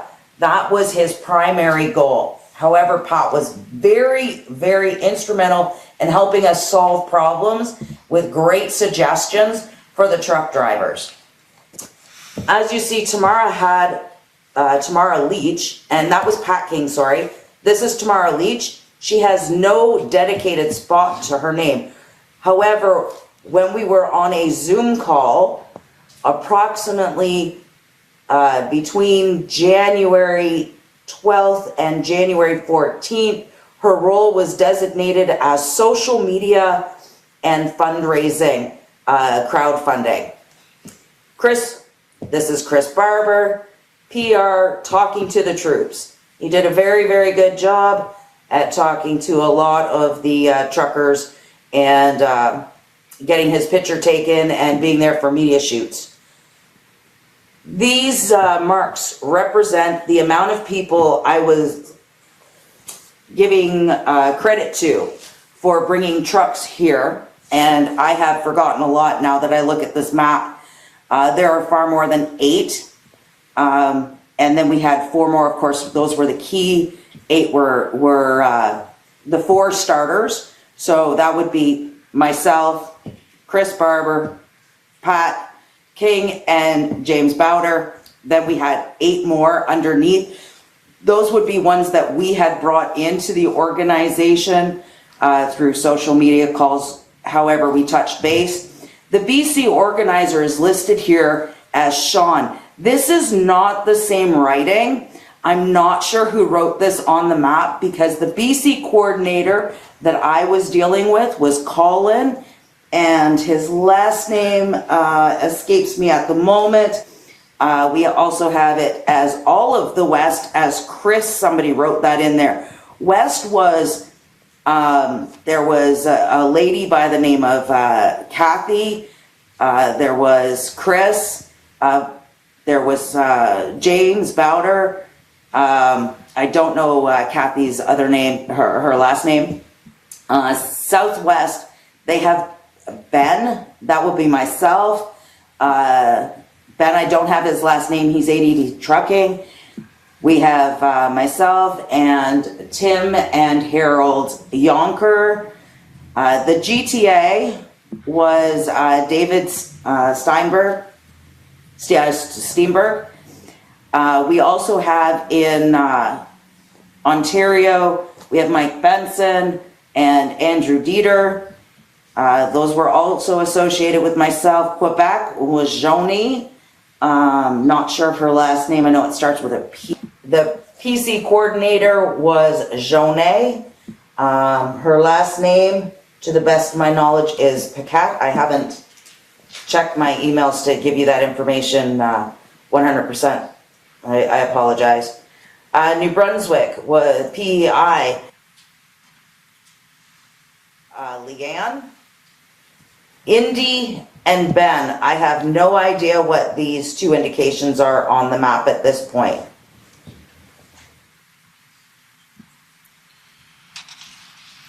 Okay. So I wanted to also have you indicate what transpired to change the leadership from what you've described there to what it ended up being? That would be the direction of Freedom Corp and Keith Wilson, JCCF, I assume. You have a number of emails with interactions between various members. With Chad. Yeah. Okay. Can you bring those up?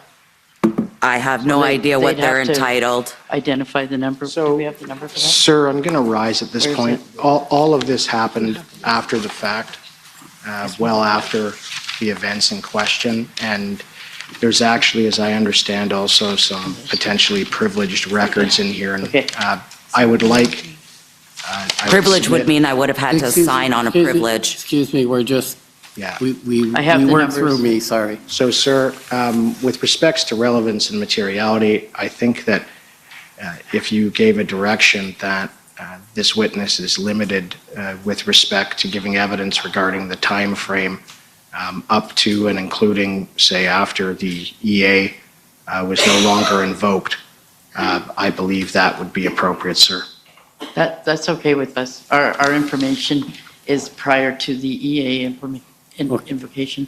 Okay, because I think, as is probably obvious, we're dealing with the declaration of the Emergency Yeah, Act and that's fine. so on. There may be things after. Okay. Yeah, so I'm not that's- talking about that. Actually, could you give a timeline where you saw difficulties begin? And then just, we have the numbers, so when you indicate what document, we have the numbers. Those documents were provided to me afterwards, Yes, okay. but they Yeah. said they don't want anything outside after that time frame. Well, it's information about what happened in that Right, but they time. don't want all the truth out. They only want selected truth out. I know, but he didn't confine us to. I think he did confine it. Again, it's turning into discussion. If it relates to events that occurred before the invocation, that can be relevant. I don't know if it is, Yeah. but Yeah, we're ultimately, okay. we're concerned about the declaration of the emergency and the organization of the convoy and its function or what happened in Ottawa. And if it's related to that, then tell us what it is, and we can then think about whether we go to the documents. But I don't know what we're talking about, so. Okay, it's documents that were generated before the EA. But we can just talk about the meetings, what was happening when there was One of the first meetings that I went into was with Tom Quiggins, Chris, TBOF, James Pelozzo. Don't believe there were any lawyers present at that time. Tom Quiggin had come in and looked at Tamara and said, "This is all because of you." I asked Chris to deal with that and to solve that issue so that people understood that that was not exactly true. Her fundraising did amazing. She did a great job, but she did not start the convoy. And I didn't want that to go on. That fake kind of presentation, I guess. I don't know. I want it to be cleared up. It ended up that Chris asked me to not divide, not to create an issue, to go along with things. And we repeatedly had those conversations amongst us, Chris and I, for me repeatedly asking him to clear up this fake narrative that had been presented and that just kept being presented. Okay, also you had mentioned to me a meeting that you went to in which your character was assaulted. That would have been on a Zoom call thereafter, though. Oh, it was on a Zoom call? Thereafter. After the emergency? Yeah, but well after. Okay, we'll leave that one. That's why I was saying some of that as well Yeah, after. some of it. Okay, so the emails concerning the new leadership, like who became the leader or who directed the convoy, at what point can you pinpoint the period of time, like roughly, not you don't have the specific date because it's a process, but at what point did you recognize that it had been taken over? As soon as we got to Ottawa, there were issues and they continued and started to magnify. Okay.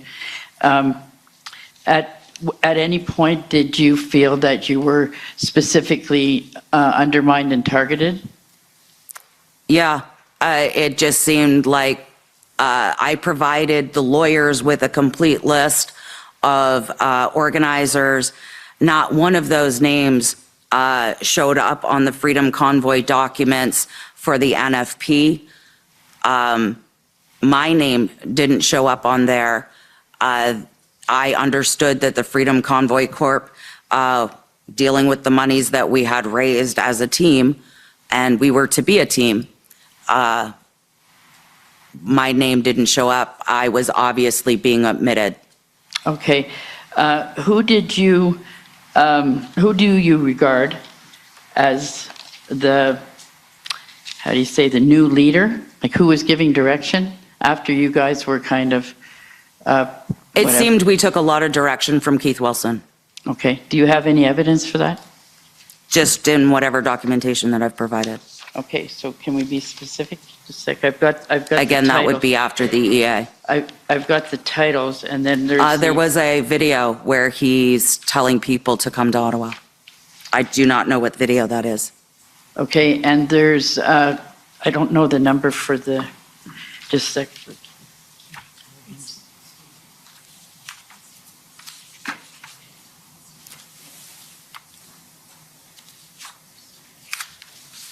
I'm looking for it. Hang on a minute.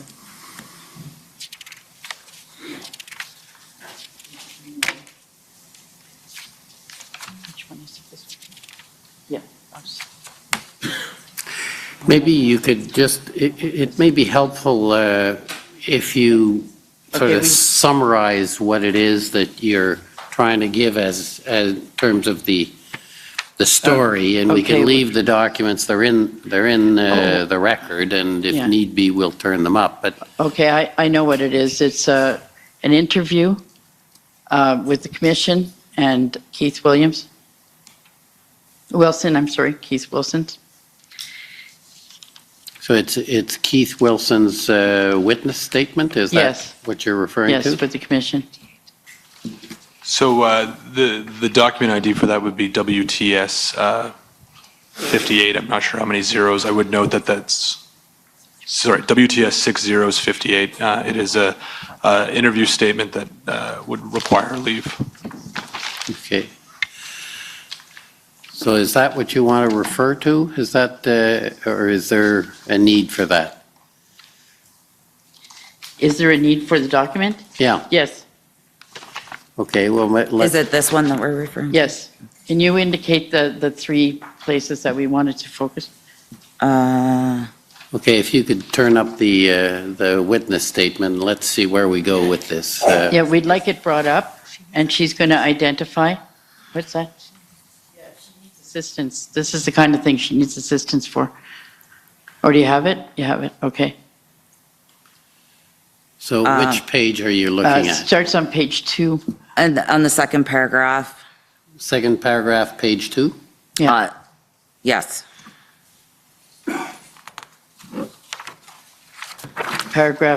Which paragraph was it? 4? Page 2, paragraph 2. Okay, so and... Oh, yes, okay. That paragraph, do you want me to read it, or do you want to read it? If you wouldn't mind, please. Okay. Wilson found the TBOF leaders in the Arch Hotel and informed them that the Freedom Convoy organizers would be doing the press conference. Lich told Wilson that she was not in a position to respond to all the questions that may be posed by the press. Wilson agreed to lead the press conference. He decided the event needed to be focused with a clear message. Around this time, Wilson met with Daniel Bulford. Bulford suggested he speak at the press conference about the convoy's work liaisoning with the police regarding safety and emergency vehicle access. Wilson agreed Bulford should also speak at the press conference. So the position is that statement indicates that he's taking a leadership role with regard to the members of the Freedom Convoy. Okay. Okay, well, I think it should come from the witness, I think. Okay, So yeah, what are you trying to, why are you referring to this comment then? Well, Keith Wilson was writing the speeches and directing what we said. Many times he came into a conference room and he goes, let's get the messaging straight. And he said, what are we here for? Mandates. What mandates? All mandates. This was the message that started the convoy. So was he out of touch with what was going on? Did somebody not fill him in? This message was already in place. Okay. So anything further? There was one document there that he distributed to everyone with regard to persons coming in on plane. What's the name of that document?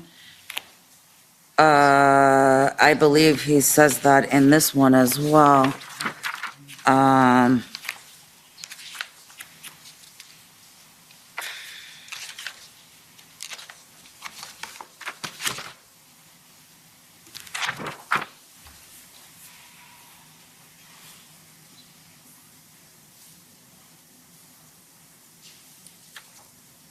I don't think we marked it, but he did make statement that he came aboard on a flight with others that he picked up along the way. Okay, what did that letter say? It was addressed to all of the convoy organizers, was it? I'm not sure what you're referring to, but if we're still on this document? The one about the planes now. What page are you referring to? We're trying to go to another document. I'm thinking. I don't know where the document is, I'm sorry. Okay. I'm not sure which one we're referring to. This is why I had some help from Rebecca, because everything got jumbled this morning when it was sent back to us. I have no idea where my documents are at this point. I find it extremely unfair that this has happened. If they would have left the naming that I had on the documents, I would have been able to pull these up for you, and we could have referenced, and Rebecca and I, or Jane and I would have been able to be more effective up here. Okay, well, maybe somebody can help her If find we're the able to document. get the title of the original document or more information about it, we can try to assist in identifying it. As I understand it, it's a notice. Rebecca has a list of the documentation. If she could come up here, she can show me what it is that we're pulling, if that would be all right with everyone. Or if I can see a copy, I can take a look. Okay. Yeah, we can even. Go ahead.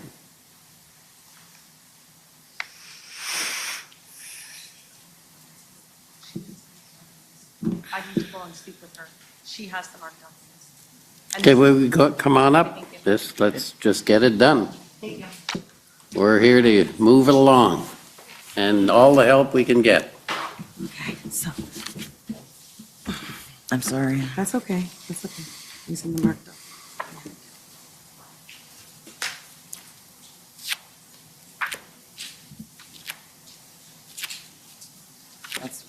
Is that it? She's saying no. No, it's yes and trust. Yes, this one right here. What is that? Okay. Is that what you read? Yeah. Did you read it though? I don't think you read it. Do you want me to read it for you? I don't think you said the, so just read what it says. Do you want me to read it for you? I'll do my best. Jane, it says, on February 2nd, Wilson traveled to Ottawa on a chartered flight with Eva. I'm sorry, Eva, I'm sorry. And I'm going to butcher your last name, so I'm just not going to do it. Dwayne, Lich, Chad, Eros, and others, Wilson and Eva boarded the flight in Edmonton, and others were picked up along the way.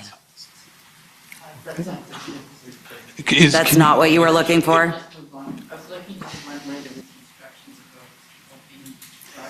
You're going to have to speak On in the plane? Yeah. The one, The email where we were instructed not to talk about anything to do with the plane? yes, that's the one Right. I'm sorry I didn't make it clear. That was a signal message. Yeah, do we have it? I don't know what, it's been numbered, and I'm not, Okay, maybe you can just testify to that, if you remember now which one that was? the email was to a group of us in regards to, they had found out somehow about the plane, and they were curious whether the lawyers and Chad and Mr. Leach had come in and followed mandate requirements. I didn't think it was a big deal, but we were told we were not allowed to talk about it. Oh, who were you told that by? Keith Wilson. Okay. Are there any other Mr. emails? Chair, may I stay here to help her read her documents? Yes. As requested? May I have a chair, please?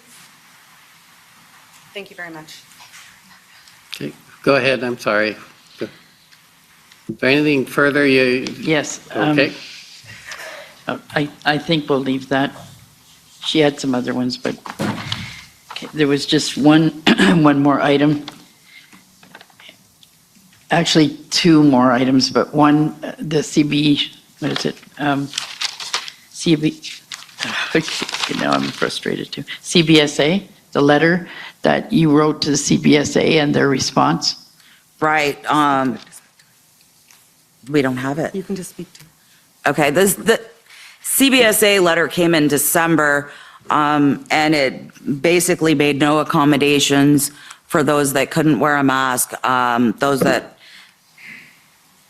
they just wouldn't make accommodations, and I had PIAC there at one point in February of 2021, and the woman's name was Jessica, and she had given me exemptions. My company that I was working for at the time even wrote a letter based on her name on the face mask requirements from PIAC that they give you. She wrote her name, said that if there was any problems, just to refer to her. That never happened. So every time I went through, there was an issue. It depended on what agent I got, whether the issue was a small issue or a massive blown out fight between CBSA and myself. Okay, and you wrote a letter of complaint? My husband actually took the initiative because I was done. I didn't plan on staying in. I didn't plan on breathing. I couldn't do it. And further, I plan to end my life and give him everything, but for some reason I was here to cause a ruckus, I guess, and I couldn't do it as fast as I would like to. My husband went ahead and filed the complaint first on my behalf. CBSA wouldn't allow it. I told them that I was afraid of repercussion at the border, that this would continue to strain the relationship between myself and CBSA. And after their letter of basically not providing accommodation, following the rules of Ontario, which were if you didn't have to be masked, if you actually had a valid medical reason. I think going back to a terrible time in your life is a valid medical reason.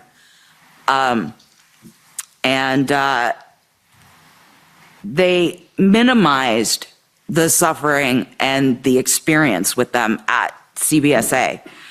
And I wrote them back and I said, please don't underestimate what you've done. I had at that point started on a downward spiral of rapid weight loss. My southbound trips were fine, but my northbound trips were unable to sleep, tossing and turning, not eating, losing rapid weight, shaking, driving up to CBSA. At first it was just a little bit, then it became more and more strenuous, more stressful, and it just started compiling, shaking, driving from Texas to Ontario, and actually being so overwrought on the second day that I had to take a day, and I couldn't move. I couldn't get out of bed. I had to take a day, kind of get my stuff together and continue on. So it was a very traumatic experience, although CBSA thinks they were just doing their job. so after you got the response back from CBSA, you wrote to various MPs and other officials. Can you state the names of those individuals and roughly what you were asking them for or what to do? I was asking for help. Help. I wanted help. I wanted someone to help me. Some of those messages, I believe, start with 911, help, I need help. Randy Hillier, Roman Babber, Leanne Rude, maybe even Monty McNaughton. I know there were letters to him. I went federal, I went provincial. Nobody listened. Nobody helped.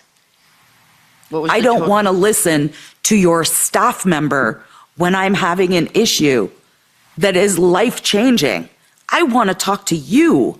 I want to sit down with you, whether it's with a Tim Hortons coffee or a bottle of water, and let's figure out the problem and find some solutions. But those weren't available. How many of those emails did you send? Approximately 32.